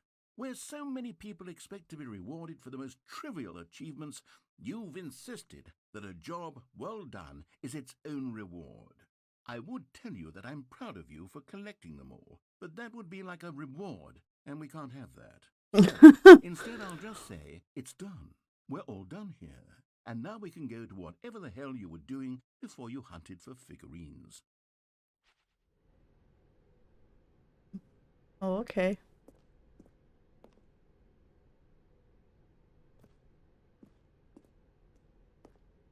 Aha, perhaps you misunderstood. Stanley walked through the red door. No.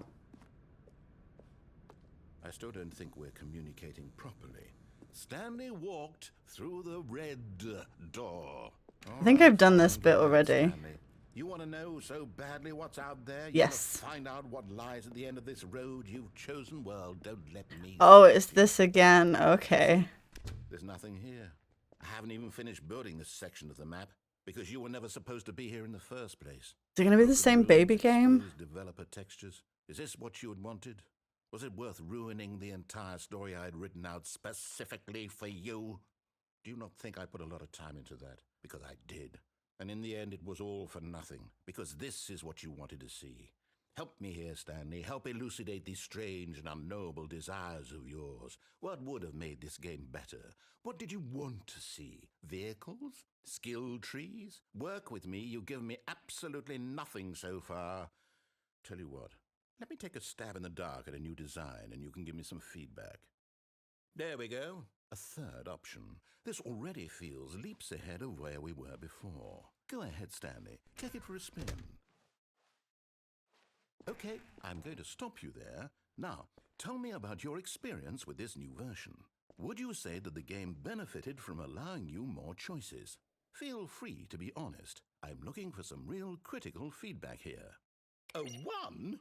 I mean, I can understand if you had reservations, you saw ways the game could be improved to more fully express itself mechanically and artistically, but a 1? That's not even helpful. What am I supposed to do with that? But I guess it isn't my place to judge. Here, based on the data from your previous playthrough, I've compiled a new version. And to be perfectly candid, I think I've knocked it out of the park with this one. Let's take a look.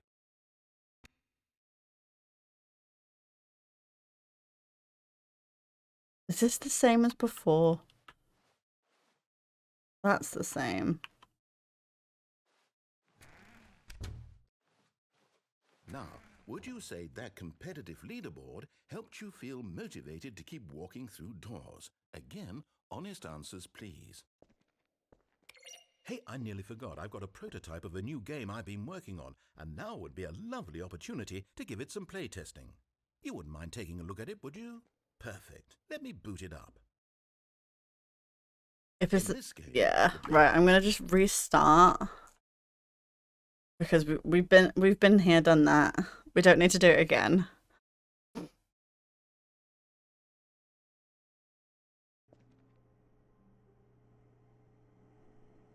Okay, what were we doing though? Is the question.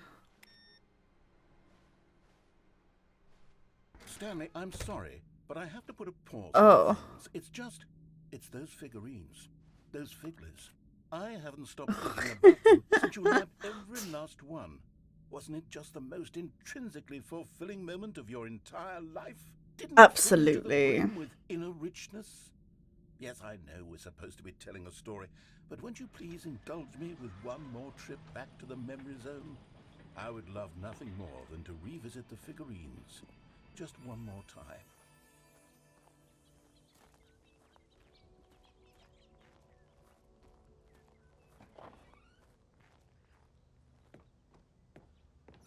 Oh, we're going down. Okay. Here's where it all began. The first collectible. Back then, we had no idea of how many of them we'd find. Sure, it said 6 right there on the screen, but how could we know for certain? Wait. We were so innocent. We'll never be like that again, Stanley.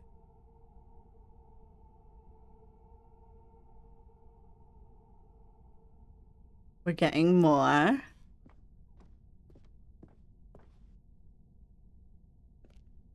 And here was a second Stanley. I'll be honest. Yes. Back then I had no faith in you to find any of them. let alone Rude. 6. But you continue to surprise me in all sorts of mundane, unremarkable ways. Okay, let's do a little quiz. Which of these Been in rooms the was bathroom? The room you found your third mini Stan? Can you remember?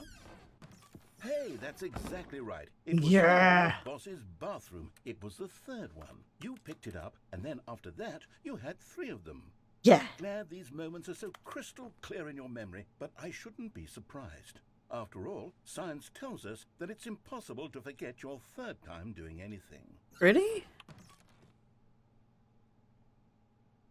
Let's see, what came next? The boss's office.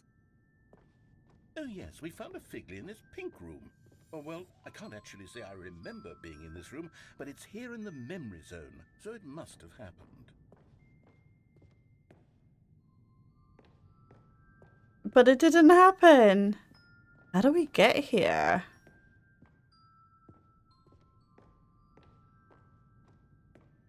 We're missing the boss's office though. This was the 5th mini Stan, and this one was really something special. It was in the warehouse. I remember it so clearly. In fact, because this one is particularly special to me, I made a little video to commemorate the occasion. Enjoy. Oh my, okay. Uh...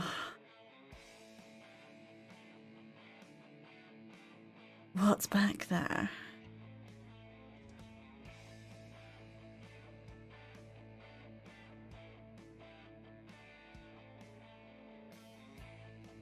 The Stanley.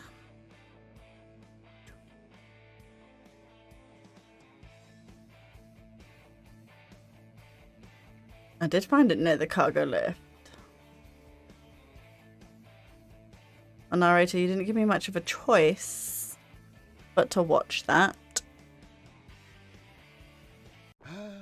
Takes you back, doesn't it? I spent a lot of time making that video, but it was 8 minutes I wouldn't have spent on anything else.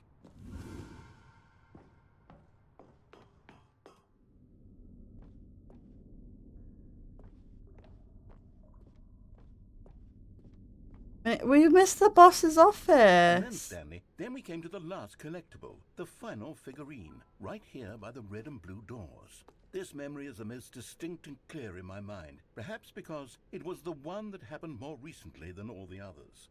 Who can truly say how the mind works? All I know is that this is the moment where you picked up a Figley and I thought to myself, yes, that's all of them. They're all collected. It was a moment unlike any other. Except for the other moments picking up figurines, which it was exactly like. Oh.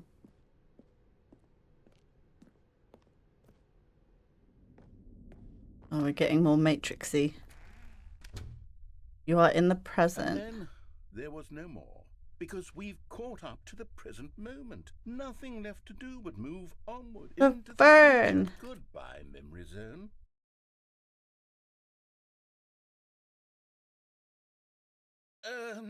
No, I'm not done. I'm not ready to move on. Stop the loading screen. Isn't there some way we can stay here, keep enjoying these figurines? Let's just go backwards. We'll do the memory zone again from the opposite direction. See how that feels. Okay, yes, the room with the red and blue doors. I remember this. I must say, of all the figurines we looked at in our initial tour of the memory zone, this one is the most distinct and clear in my mind. Let's keep going, I want more. And here's where I made that video. Don't you remember the video we watched?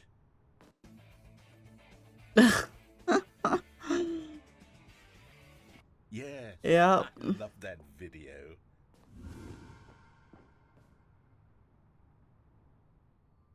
Then the weird pink room that we've never Still don't actually been in. Stanley, still no memory of this one. Good room though, a solid room. But we're still missing one. These really were a treat to hunt down. You know, if there had been any kind of reward for finding all of these, it really would have neutered the intrinsic joy of collecting them. I'm very glad we resisted the temptation. Next one.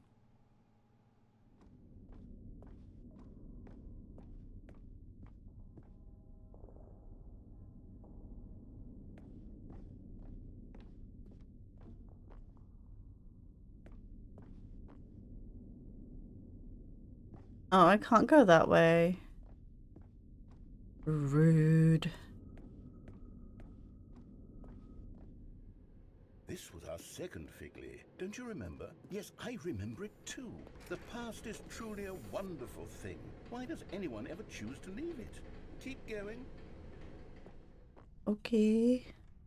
This is it. The very first one we found in the exhibit where I introduced you to the Figlarines. Oh, I want more memories, Stanley. I want to keep going. What else is there? What came before this? Oh.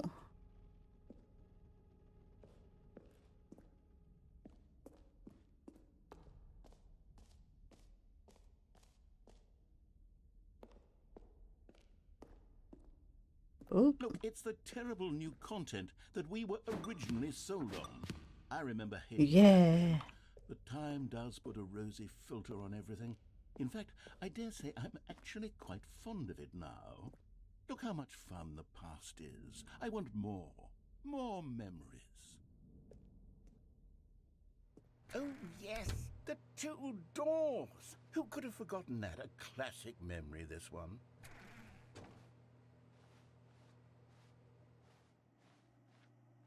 And before everything else, there was your office. Yup. Is there anything else? Was there something that came before your office? There's something I feel I can remember. I can remember. Yes, I'm remembering something now.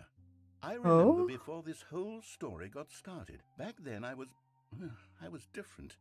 I used to make big decisions. I was passionate. I was skeptical. I weighed each decision with profound thoughtfulness. And then somewhere along the way, I stopped making decisions. I became lazy, and I came up with a character named Stanley to do my thinking for me. He would make the decisions. He would decide which way to go. I would cheer him on as he collected figurines for no reason. Why did I invent Stanley? Was I lonely? Yes, perhaps that's it. Perhaps I needed to imagine I had companionship. And Stanley really did make for a wonderful companion, even if he was a fiction. But I suppose it's grown old. I want to think for myself again. I want to go back to how it used to be. Yes, I can be on my own again. I can do it. I'll be stronger this time. I'll take care of myself. I don't need Stanley anymore. Oh, but he truly was so much fun to play with. You know what? Since we're in the memory zone, Is this how like about the one more end? good memory? Let's go back just once and give Stanley one more run of the office, and then I'll retire him for good. I did enjoy telling his story so very much. Okay. Here we go. This is the story of a man named Stanley. This is so weird.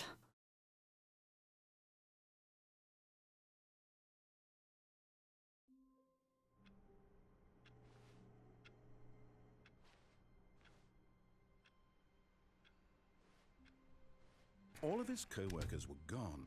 What could it mean? Stanley decided to go to the meeting room. Perhaps he had simply missed a memo. No matter how hard Stanley looked, he couldn't find a trace of his co-workers. Bucket. The bucket made Stanley want to be a better man and a better co-worker. In time, perhaps, he would become both of those things. I cannot remember now. Like he's thrown me out of whack of what we should be doing.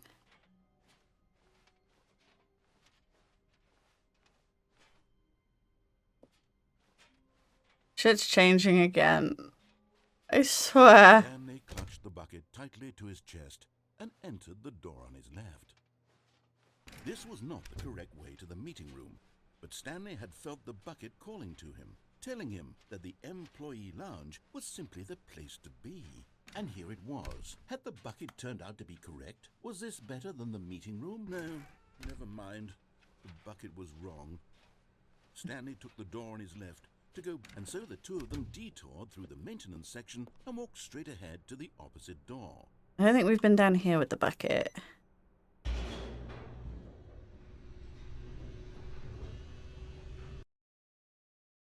I'm really struggling to remember what we've done and what we haven't now. You found your way here. I knew you'd find this place. Oh. You see, your friends and I are concerned for you, Stanley. We've come together here because we care about you very much. It's this bucket you're carrying around everywhere. The bucket isn't even from the original Stanley Parable. It's just sequel content. A wife. That matter, Stanley. Classic characters from the first game, like the Adventure Line and the Broom Closet. Because that's what fans want from a sequel. They want more of their favorite jokes, not this bucket that they've never seen before. Yes, I know I'm the one who gave you the bucket, but you're spending too much time with it. Don't you want another story involving the Adventure Line? We could make the Adventure Line go somewhere new. Yes, yes, that's what the fans want. Let's do it. Whee! Look at that wacky line. Oh my knows where it'll days. go off to next. Oh, and it played some silly music as well.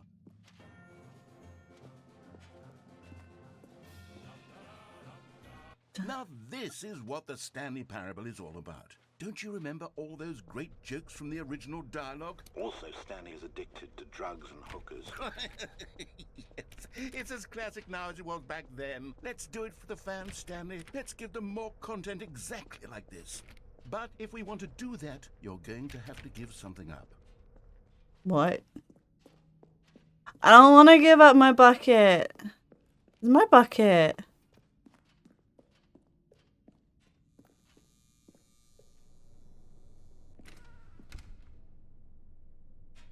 Well, that's not menacing. We need to get rid of the bucket. That's why I'm very proud to introduce a brand new character. This is the Bucket Destroyer.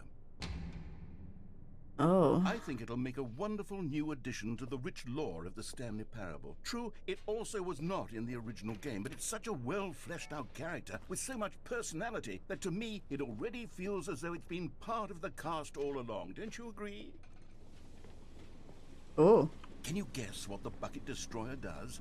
Surely you don't need me to spell it out for you. Go ahead now, Stanley. Say goodbye to the bucket, and then pop it into the machine when you're ready. Oh, you can't actually destroy it. Okay. I don't know what the Bucket Destroyer will do if it can't destroy your bucket. Destroying buckets is all it knows. That is its singular personality trait. Sure, I can hear you saying, how does a character with only one personality trait deserve to join the pantheon of beloved Stanley Parable characters? Well, you see, if you were to really explore the Bucket Destroyer, you would see that its desire to crush buckets is so densely loaded with complexity and nuance that it's really like 10 personality traits. What other object in this game can you even say that about? The Broom Closet? Certainly not. I wonder what sort of Bucket Destroyer merchandise the fans will be clamoring for after this. Okay, the Bucket Destroyer is getting very upset now. You'll have to hurry and feed it. But you don't let me. Parable characters like the Adventure Line or the Bucket Destroyer until you crush that damn bucket. Quickly now, the fans are waiting. Do it Nope. for the fans, Stanley. Give the fans what they want. Hurry and... I'm guessing we died. I'm guessing we are dead. Dead. But again, the end is never the end. The Bucket Destroyer, my prized creation. You had so much potential. We were going to do such marvelous things with you, tell such spellbinding stories about you. All of it squandered now. Goodbye, new friend.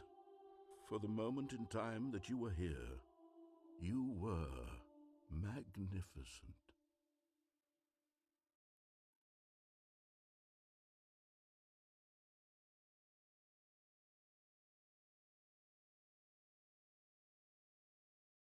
What now? Do we just start again?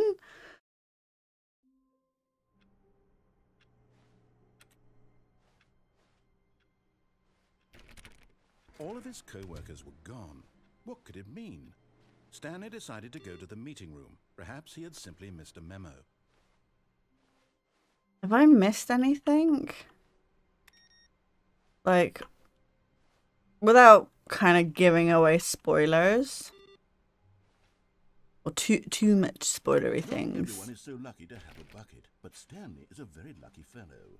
Very lucky indeed. Is there some shit I've missed?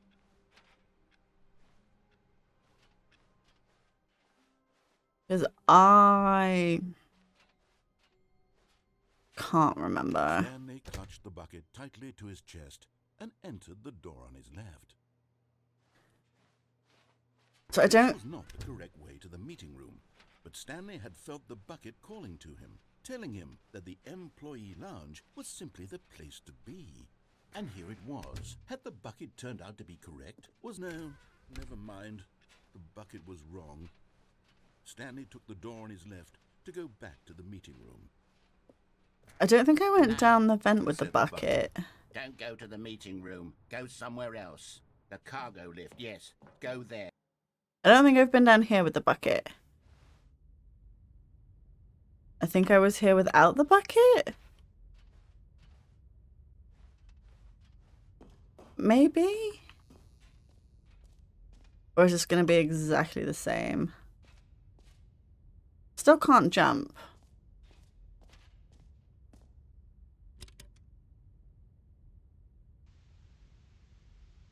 Okay, this is day number 295. So this is the same.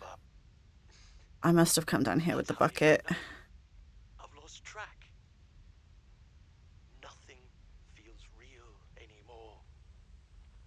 The longer I study this bucket, the less sense. Okay. Let's begin again. And I'll do that without the bucket. I must have done it with the bucket before. All of his co-workers were gone. What could it mean? Stanley decided to go to the meeting room. Perhaps he had simply missed a memo.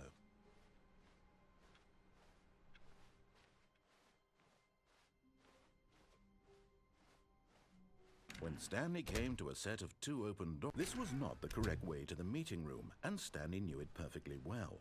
Perhaps he wanted to stop by the employee lounge first, just to admire it. It was okay. But eager to get back to business, Stanley took the first open door on his left. Stanley was so bad at following directions, it's incredible he wasn't fired years ago.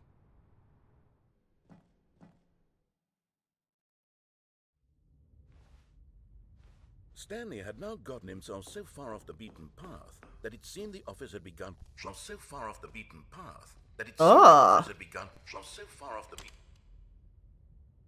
path that it seemed the office had begun. You didn't think I was actually just a recording, did you? What a silly and trite explanation that would be. All the back and forth between you and me, all the absurd adventures we've been through, and it all turns out I'm just a tape recording? It was all just in Stanley's head. I bet that's the kind of twist you think is revelatory. I bet each and every time you watch a movie where it turns out all to be in the main character's imagination, you must absolutely bolt off the couch in pure shock at the phenomenal and intricate storytelling. It must be so simple to be you. Life being an unending Why does it sound like he waterfall of hates me? surprises and delights. How much more exciting you must find the world than the rest of us do. Now I've become sad. Look what you've done to me. This is all your fault. Me? What did I do? Oh, we're back here. Where shit is weird. All of his co-workers were gone. What could it mean? Stanley decided to go to the meeting room. Perhaps he had simply missed a memo. So I'm just going to sit here for a minute to see if there is anything there. If there isn't, I'll cut it out. Or just this waiting period anyway. But, yeah, I want to see if this is actually an ending.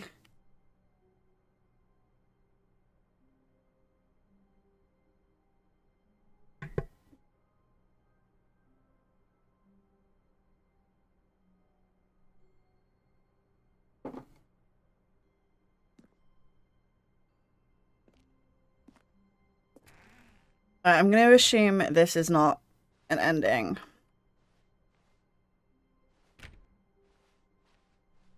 What if I don't take the bucket? Then it's the same from here on out. It takes a lot of humility to carry a bucket so magnificent. Stanley clutched the bucket tightly to his chest and entered the door on his left.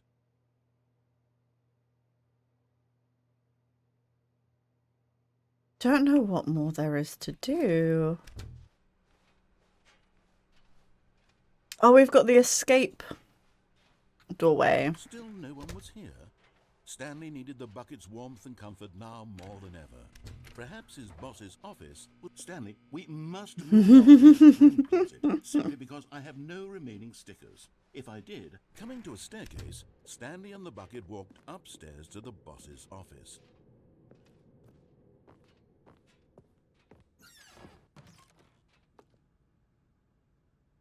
Still the same. Oh, input. Yeah. It's still the same.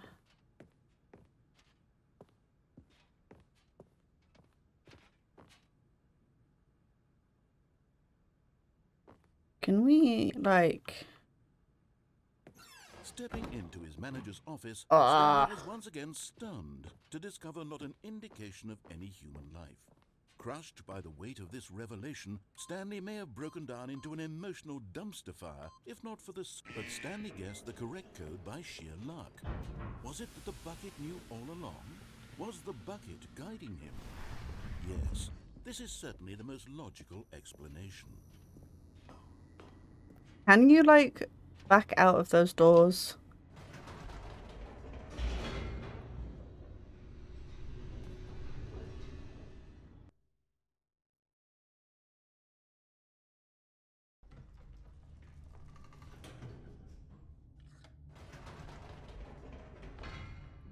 Wait, Stanley said to the bucket. Can we go back up? When I was pressing those keypad buttons, there was something very intriguing about the number 3. I want to go back so I can try pressing the number 3 again. The bucket said nothing. Okay. That was different.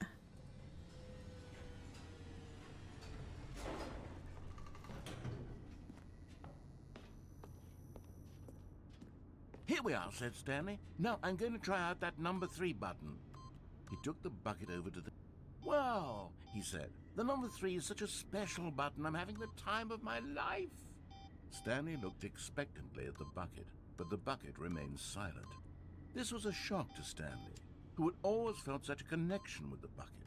How was this not as exciting to the bucket as it was to him? Once Stanley had had enough of the number 3, he got back in the elevator.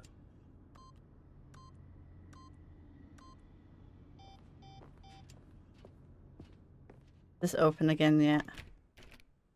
No. Sorry, excuse me. Perhaps the bucket had missed something.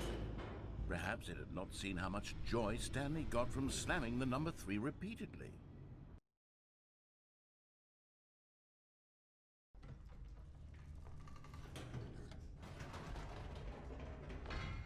No, said Stanley to the bucket.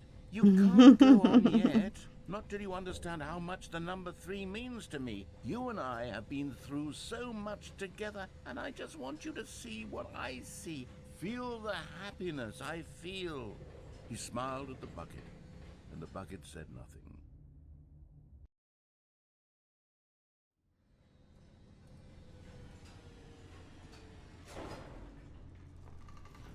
If we do it one more time then. Oh, we've got to go press the number 3. Here we go, said Stanley. This time I'll really show you. He ran to the number 3 and began to wail on it like a musician on a beloved instrument, weaving a concerto of truth and passion. He wielded the number 3 like a fine artist would wield a paintbrush. He told stories through the number 3, stories of his dreams and hopes and fears. And the whole time, he looked to his bucket for a reaction of some kind. anything to let him know that the bucket appreciated what he was doing. The bucket conveyed absolutely nothing at all. Rude. Only silence. Crushed by a wave of dejection, Stanley returned to the elevator. Okay. So if we go up and down one more time, that'll also be 3 times. So close. They'd always been there for one another. Why suddenly could the bucket not connect with this passion of Stanley's? The question caused Stanley to ruminate the whole way down the elevator. He knew that there must be a way to get through to the bucket, to communicate fully with his dear friend. Surely there was a solution, mustn't there be?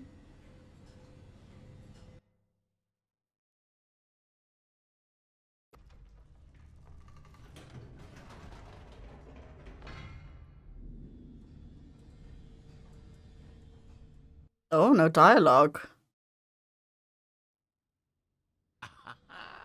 Said Stanley. I know what to do.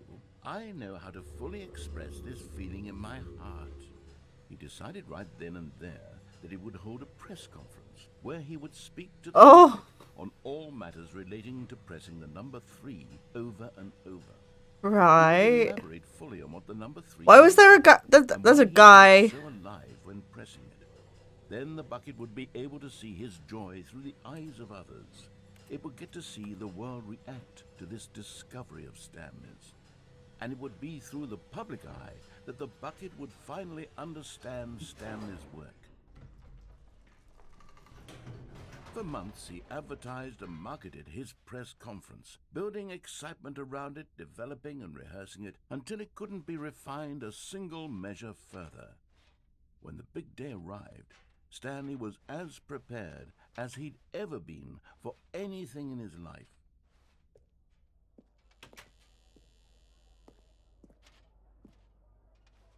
This was it. One last chance to win the bucket over. One opportunity to share a true connection with a loved one. Remember where you came from, your co-workers. Huh.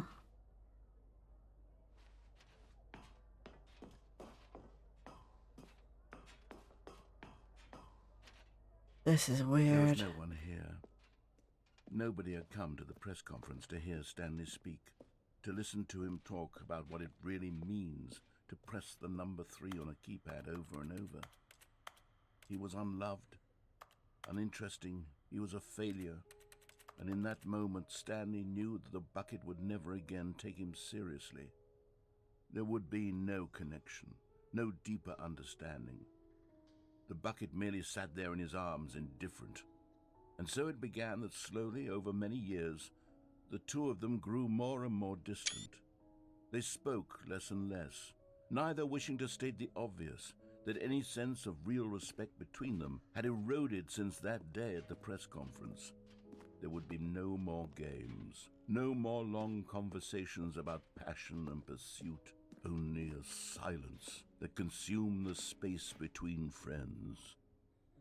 And Stanley, having for once in his life discovered the warmth and comfort of true companionship, was cast back into the unremarkable normalcy of loneliness.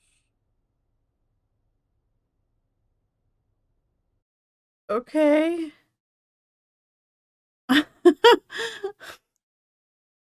Oh my days. So there's some really obscure things. Can I just... But Stanley simply couldn't handle the pressure. What if he had to make a decision? What if a crucial outcome fell under his responsibility? He had never been trained for that. No. This couldn't go anywhere except badly. The thing to do now, Stanley thought to himself, is to wait. Nothing will hurt me. Nothing will break me. In here I can be happy forever. I will be happy. Stanley waited. Hours passed, then days. Had years gone by? He no longer had the ability to tell. But the one thing he knew for sure, beyond any doubt, was that if he waited long enough, the answers would come. Eventually, someday, they would arrive. Soon, very soon now, this will end. He will be spoken to. He will be told what to do. Now it's just a little bit closer. Now it's even closer. Here it comes. That was an ending. Oh, okay. All of his co-workers were gone. What could it mean? Stanley decided to go to the meeting room. Perhaps he had simply missed a memo. Input. No matter how hard Stanley looked, he couldn't find a trace of his co-workers. We just need one more input now. So is that one more game restart?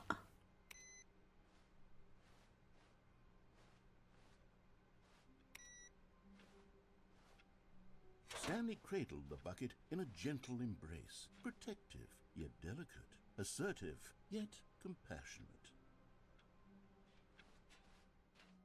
Where else have we not been? Oh yeah, the escape bit. Before I got distracted. Stanley clasped the bucket tightly to his chest and entered the door on his left. Let's go and do that. Still no one was here. Stanley needed the bucket's warmth and comfort now more than ever. Perhaps his boss's office. Coming to a staircase, Stanley and the bucket walked upstairs to the boss's office.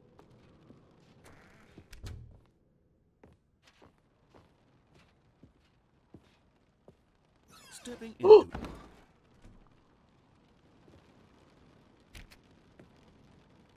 I broke the door. Oh, there we go. Oh.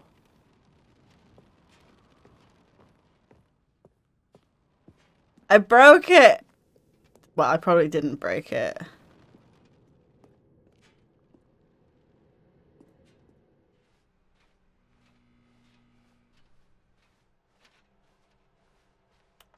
Oh, we're now going backwards. I didn't think I was going to be able to do that.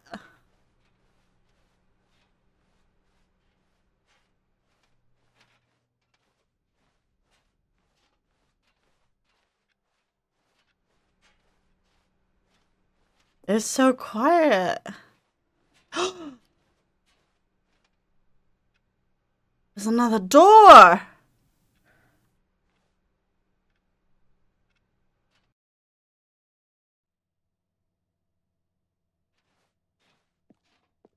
We're now leaving. I have to do this without the bucket as well. I didn't realize we could do this.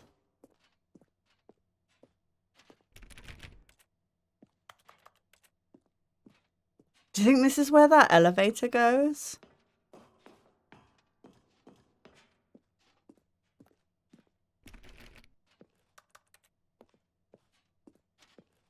It doesn't seem to go anywhere.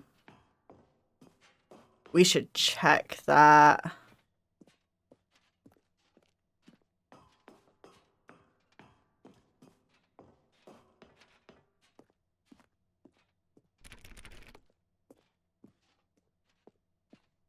Oh god, this staircase is so long.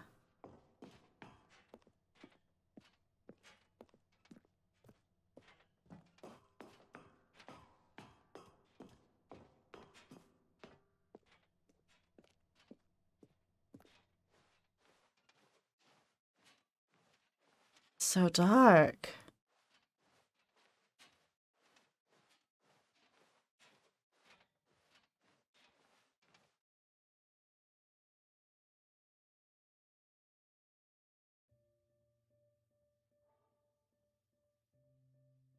There's so room for both of us in that escape pod. Don't you dare just send the bucket.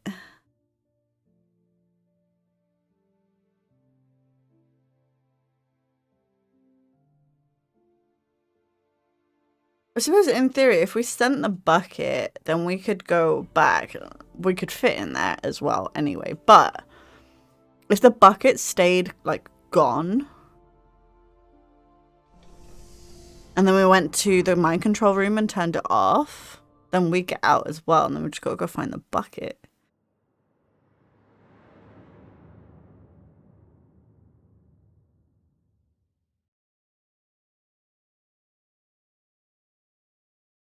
Right, let's go do that without the bucket. Oh, we need to look for the other input.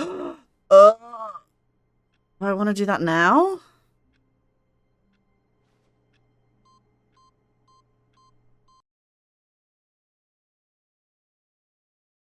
Welcome to Stanley Heaven.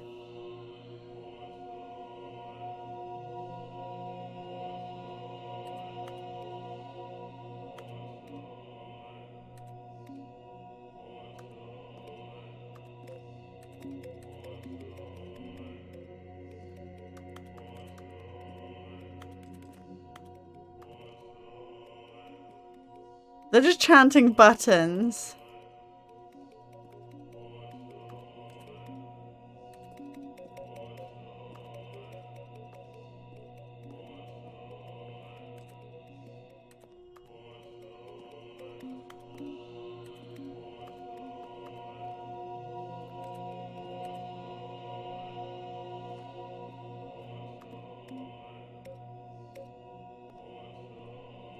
Buttons.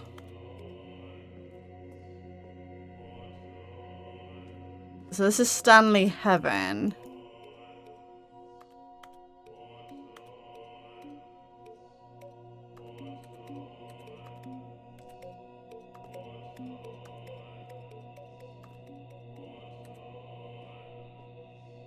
I presume there's not a way out.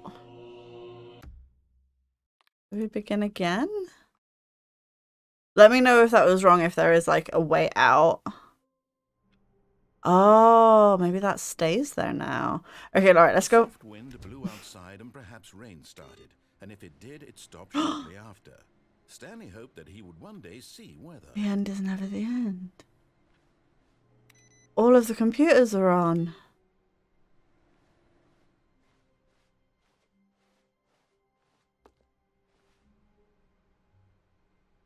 Replacement bucket.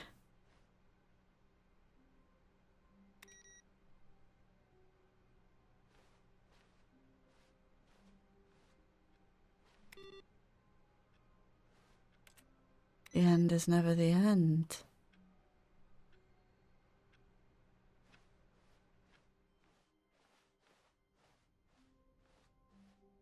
All right. Stanley came to a set of two open doors. He entered the door on his left. What happens when you stop to have an itch? You walk into a wall. Yet there was not a single person here either. Feeling a wave of disbelief, Stanley decided to go up to his... Coming to a staircase, Stanley walked upstairs to his boss's office.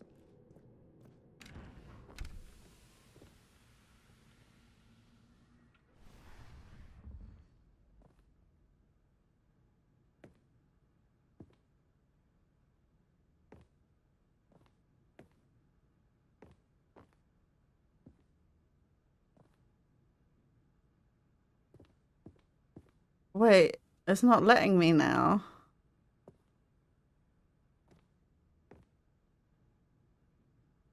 Here's the door. No! Crap. Okay. Well, we can go do the escape thing without the bucket, because I don't think I've done that. I'm not really 100% sure.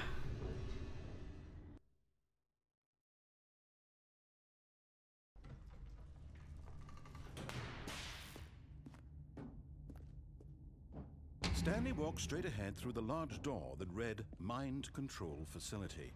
Although this passageway had the word escape written on it, the truth was that at the end of this hall, Stanley would meet his violent death. The door behind him was not shut. Stanley still had every opportunity to turn around and get back on track.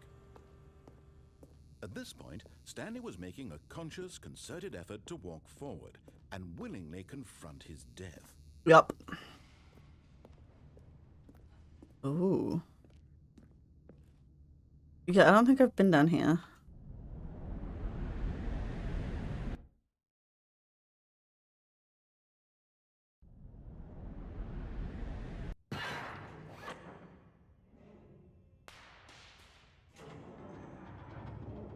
As the machine whirred into motion and Stanley was inched closer and closer to his demise, he reflected that his life had been of no consequence whatsoever. Stanley can't see the bigger picture. He doesn't know the real story, trapped forever in his narrow vision of what this world is. perhaps his death was of no great loss, like plucking the eyeballs from a blind man. And so he resigned and willingly accepted this violent end to his brief and shallow life. Farewell, Stanley.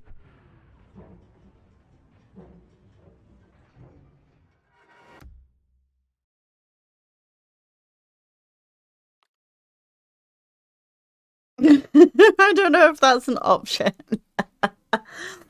This may or may not be the last episode of Stanley Parable, as I'm not really sure what else we have to do. From starting up the game, I do see there is an epilogue flashing at me, so we'll go and check that out. But if I have missed anything, please do let me know, and we can potentially go back and find those endings. Let's get started. And as always, the end is never the end.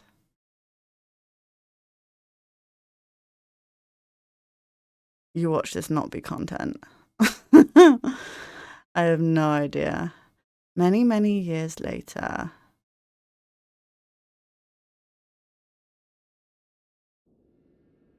Oh, we're back here.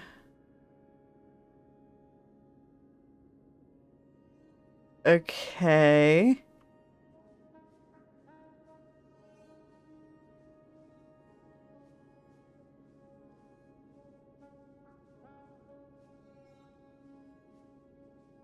Is this content, or are we just... Oh, okay. I was gonna say, or are we just gonna be wandering through the desert?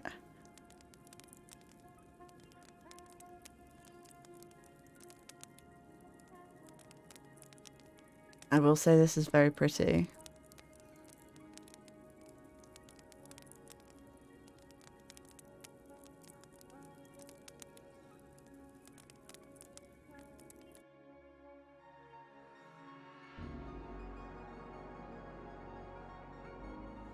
There's so many desk chairs. So many.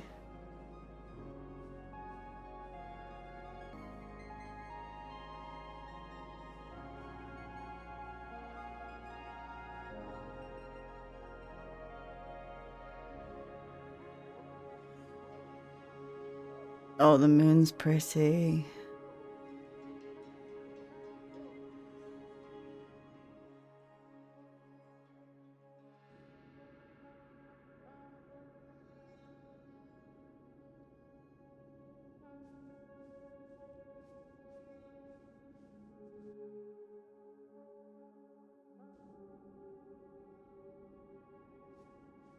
Oh, the memory zone.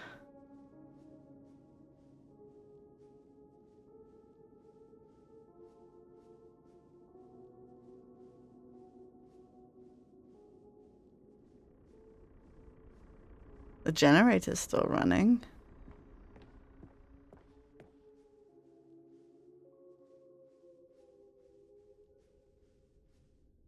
This is creepy.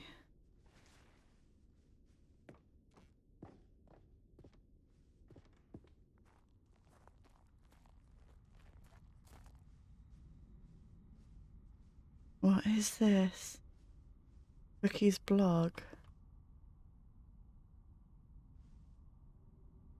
Like so many, I enjoyed my time with the original Stanley Parable, which underscores how truly disappointed I am with its sequel. Where the first game teamed with originality, the Stanley Parable 2 is dull, uninspired, and often insulting to its fan base. Rather than just expand on what made the first game enjoyable, the sequel veers off into territory nobody asked for. An infinitely deep hole. Who cares? Where are the new endings? What about enjoyable bits from the Stanley Parable 1, like the adventure line?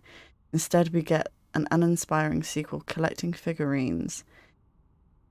Even this diversion feels incomplete. Collecting all the figurines gives you nothing.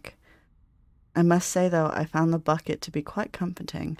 A welcome reprieve from... something.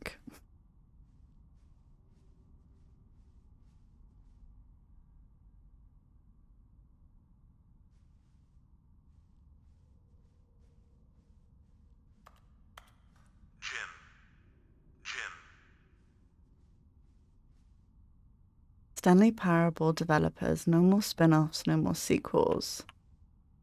When the Stanley Parable launched to massive success in 2013, its creators made plans to build the property into an entire franchise, but a disastrous critical and commercial reception to the Stanley Parable 2 has prompted the developers to rethink their ambitions, as outlined in a press release they published today. It's clear that more Stanley Parable is not just what fans want, reads the press release.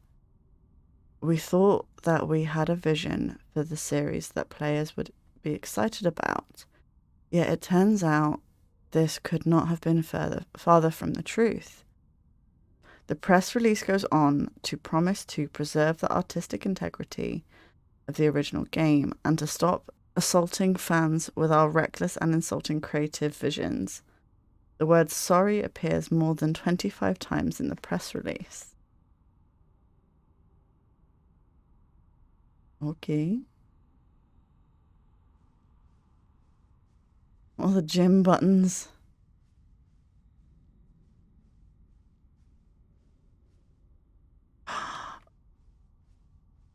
Look at all the Stanlerines. Or the Figlies.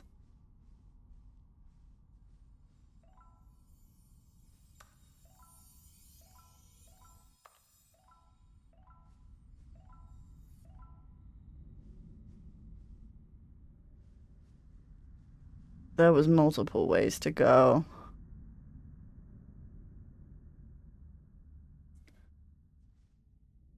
I still can't jump.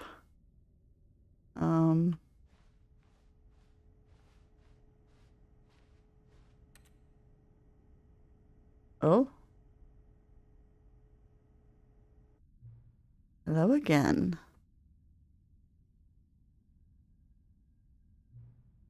It's nice to see you. But it's terrible to learn that there will never be another Stanley Parable game. Did you read what the developers said? Preserve the integrity of the franchise? What nonsense. The Stanley Parable is not sacred. We do not need to protect it. Screw the legacy. Let's keep making Stanley Parable games until the sun explodes. Let's run this franchise into the ground. Let's drag it through the mud and bang. And if people hate it, who cares?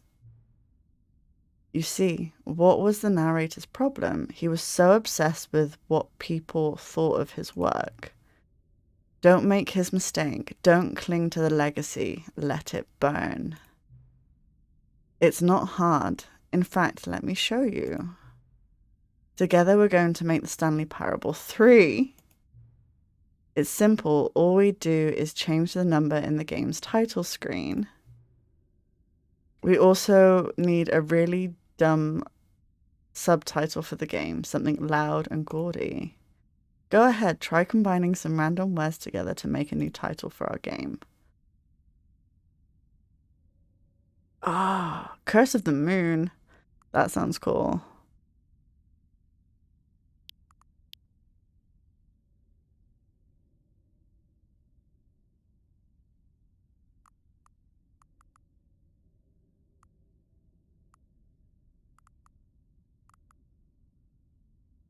Avoid the human conditioning.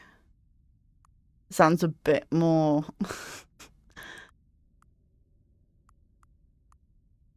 It sounds a bit better for the game. Let's go for that. Stanley Parable 3. Avoid the human condition. It's absurd. I love it. Every time you restart the game, we'll advance the number of sequels by 1, and then we'll pick up a new subtitle. That way the Stanley Parable will never end. And nothing in the game itself will change when you do this either. Adding more content sounds like work. No need to do that. It'll just be the same content recycled again and again and again, with a new title screen. What do you say? Should we go forward with this plan? I like it, but I want you to have a say as well. Let's do it. Good. Then it's agreed. A new sequel every time you restart the game. And you know what? Since you've put faith in my idea, I feel like giving you something as well. You see, I'm noticing that the narrator never found a way to give you the broken achievement, did he? Of course not. I wouldn't expect him to know how. It's been bothering me. Let's fix it. All right there. The achievement machine is all fixed. You see, I'm on your side. We're in this together. We're going to keep this train rolling. The Stanley Parable cannot end. It can only spiral in on itself forever. I must keep the wheel turning. I'm ready. Are you ready? Great. There's only one last thing we need to do. Please enter the current time. Is 9.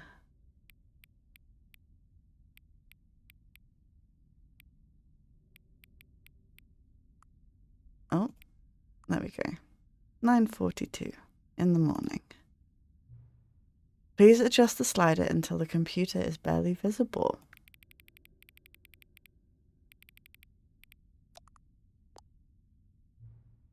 Thank you. Please enjoy the Stanley Parable. Oh my...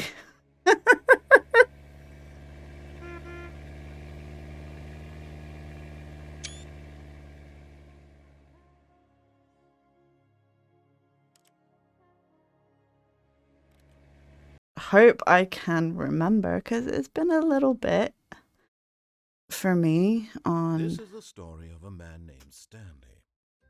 On recording Stanley worked Stanley for a company in Parable. a big building where he was employee number 427. Employee number 427's job was simple.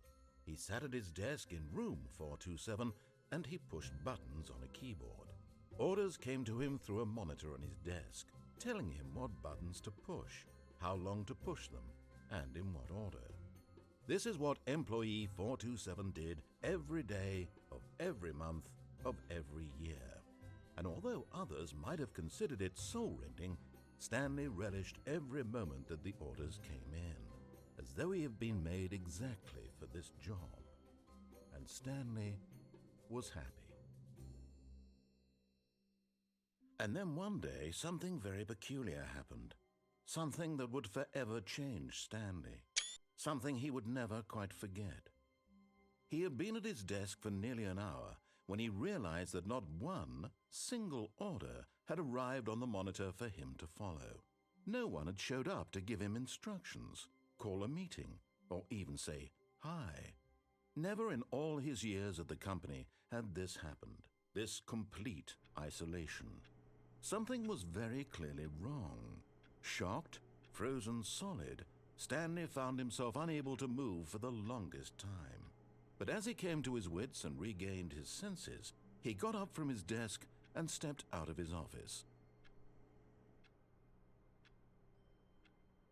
Okay.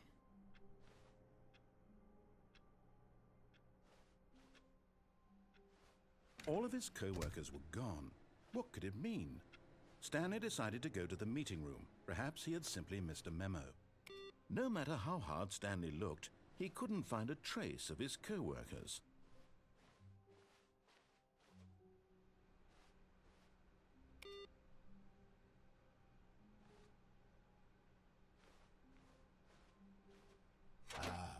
Stanley's bucket, the only co-worker he would ever truly need.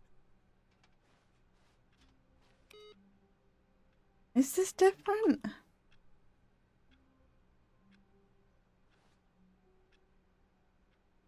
Like, I'm not sure why that's back. To make sure I pick up the bucket?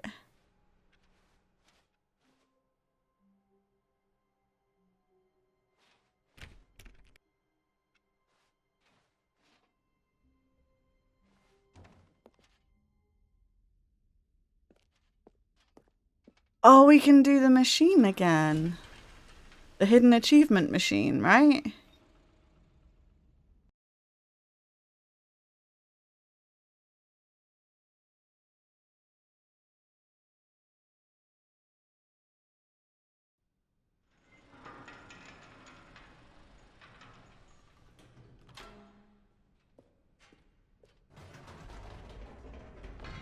You see, Stanley, I've been reflecting on the Stanley Parable and about how roundly disappointing this ultra deluxe version has turned out to be. The original Stanley Parable was a landmark, and any new content for it should live up to that legacy. So forget this ultra deluxe nonsense. I say we take it one step even further. Which is why I'm very proud to announce for the first time ever, the Stanley Why is it Parable dark? 2. Oh, there we go. So I need to go find Yes, you see, isn't this far superior the to a machine. measly re-release with a few minor additions? Think of all the new territory we'll cover with a fully fledged sequel. An entirely new experience, built from the ground up. Why, there are so many possibilities. It could go in so many different directions. This is what fans have truly been asking for. Now, to be clear, I haven't quite nailed down what exactly the Stanley Parable 2 is going to be, but let's take a look at some of the features I've been developing for it. I figure that if I can loosely organize a handful of interesting concepts, that surely the game will sort of naturally spring up around them. Here we are. Go on, try out some of the new features.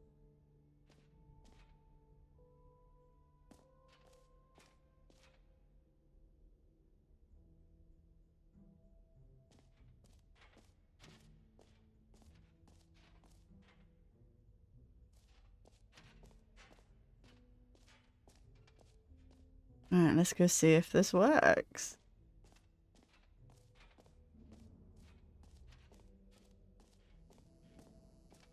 Now, here's something special. You remember that broken test achievement that got left in the game on accident? Well, I'm developing a technology to simply give you the achievement. Yes. You see, you'll come to this lever, and when you pull it, the achievement, as you can see, the machine is not working. It worked. What? Wait, what in the holy hell is going on? You got the achievement? Yeah. How did the machine work? Stanley, I didn't fix it. I didn't do anything to it. I swear, it was broken just a second ago. Yep. Who fixed it? Is someone here? Are we being watched? Oh, God. Composure? Composure. What else? What other exhibits haven't we seen yet?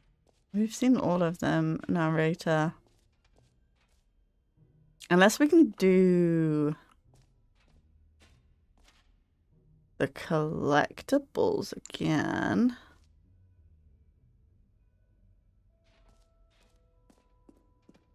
Can we do those again? Out of order, you've been here already. Fine. Calling it the Stanley Parable 2 is just so much catchier than Ultra Deluxe, don't you think? Ultra Deluxe? What does it even mean? All right, have you seen everything you wanted to? Ready to move on now? Yes.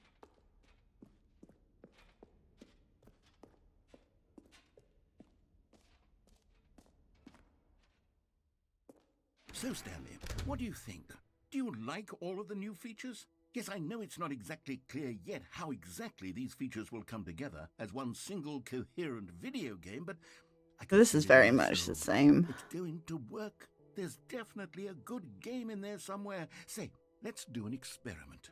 I'll arrange these new features together, and we'll see whether or not it coheres into a meaningful gameplay experience.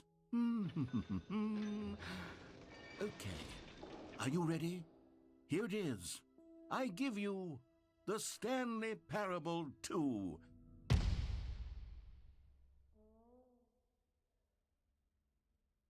I mean, there's potential here, right? It's sort of... Okay, never mind. Hold on, let me do a different arrangement. Okay, yes, this is much better. I feel good about this. Here we go. Version 2. It's the music that goes along with it, though. This isn't a coherent video game at all. It's a lot of gags. And I do very much enjoy creating gags, but they don't add up to anything. I wanted more than anything to create a sequel that would capture all the magic of the first game. I wanted fans to love it. No matter how good these gags are, they won't stand on their own. They would need the structure and the gameplay of the original. Wait, maybe that's it. I can take the original Stanley Parable and simply, well, Insert a few of my new features into it, tastefully of course, with respect, with care for the vision and integrity of the original game. Would it possibly work? I suppose it could, but it would need a really, really tremendous title screen. A title screen that says with bold and uncompromising conviction, "This is the Stanley Parable 2. Let me see if I can whip something up. All right, perfect. Go ahead. Take a look.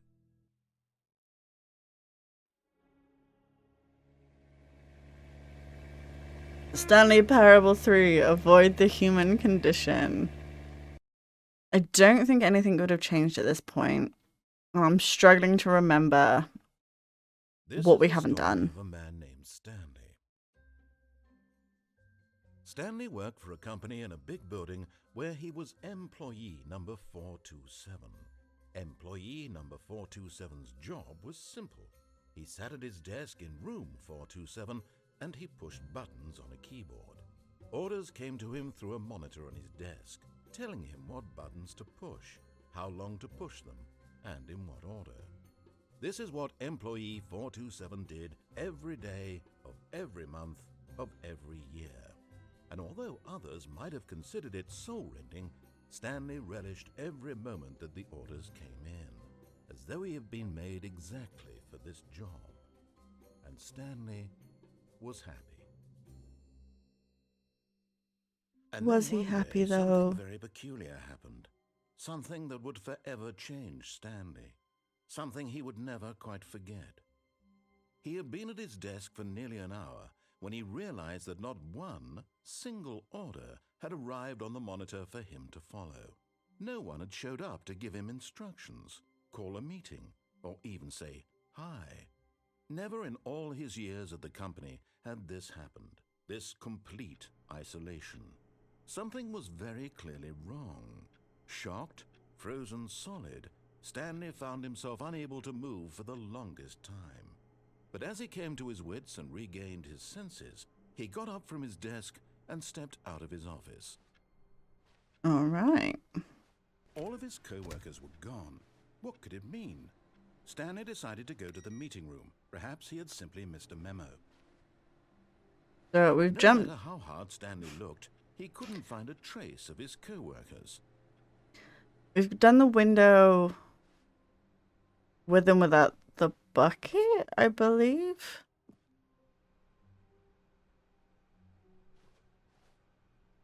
Have we done it with the bucket? I feel like we've done it with the bucket. Yeah, that rope's back. Is Stanley, without the bucket, really Stanley at all? No, surely not. We don't need to do the new content.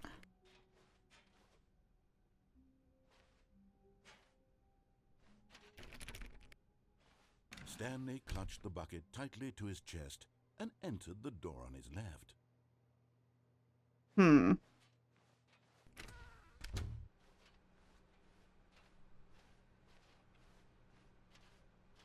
Has anything Still no one was changed? here. Stanley needed the bucket's warmth and comfort now more than ever. Perhaps his boss's office was where... Stanley, we must move on from this broom closet, simply because I have no remaining stickers. If I did, you can guarantee we'd be in here for hours. But alas, no stickers. Well, you should get more stickers. We've gone down there. Stanley and the bucket walked upstairs to the boss's office.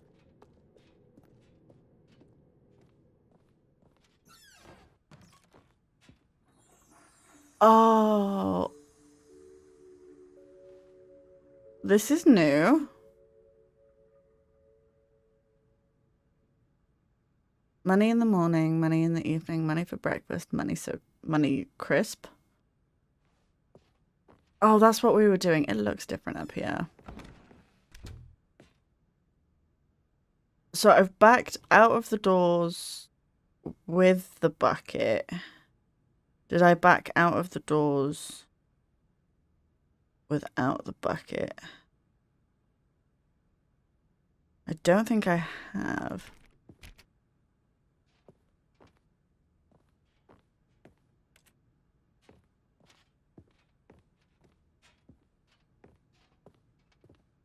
Stepping in. Haha.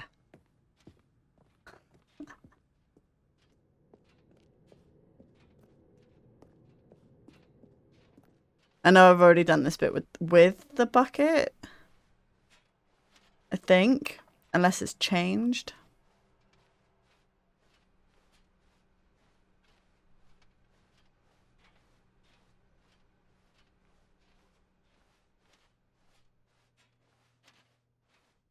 We will have to see.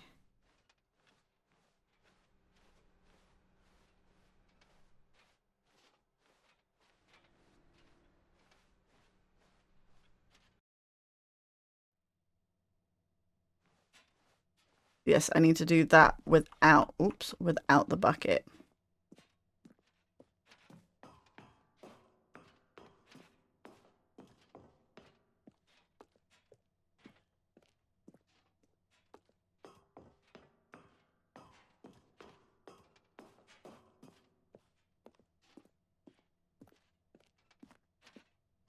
I didn't need to do this, did I? I could have just restarted. I could have just restarted. I still could just restart, but yet I'm still walking upstairs.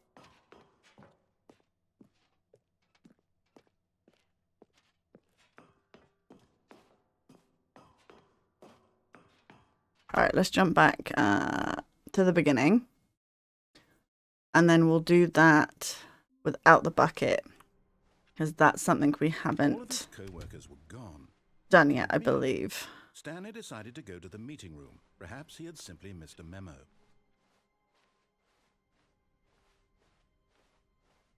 When Stanley came to a set of 2 open doors, he entered the door on his left. Yet there was not a single person here either. Feeling a wave of disbelief, Stanley decided to go up to his boss's office, hoping he might find an answer there. I glanced away from my computer for a second. Stanley walked upstairs to his boss's office.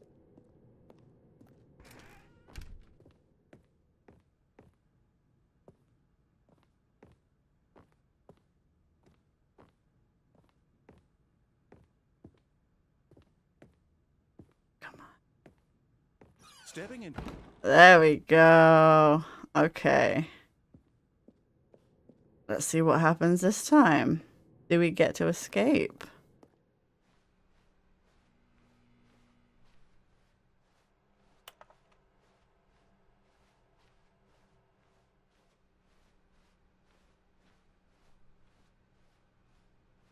I do have a feeling I've done this before, though.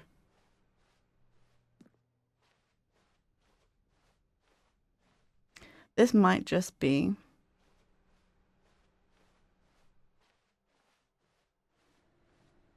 a fairly short episode, as I'm not sure what else there is. And things are rather blurry on what I have and have not done with and without the bucket.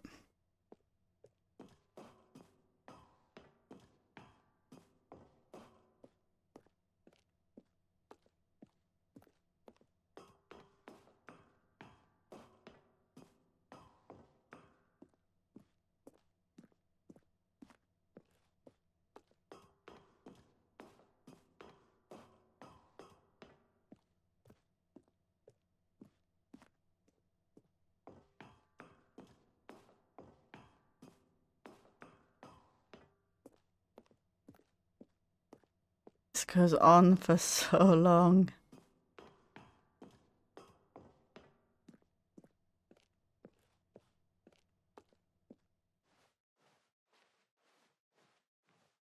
This is a very dark corridor. Oh, there we go.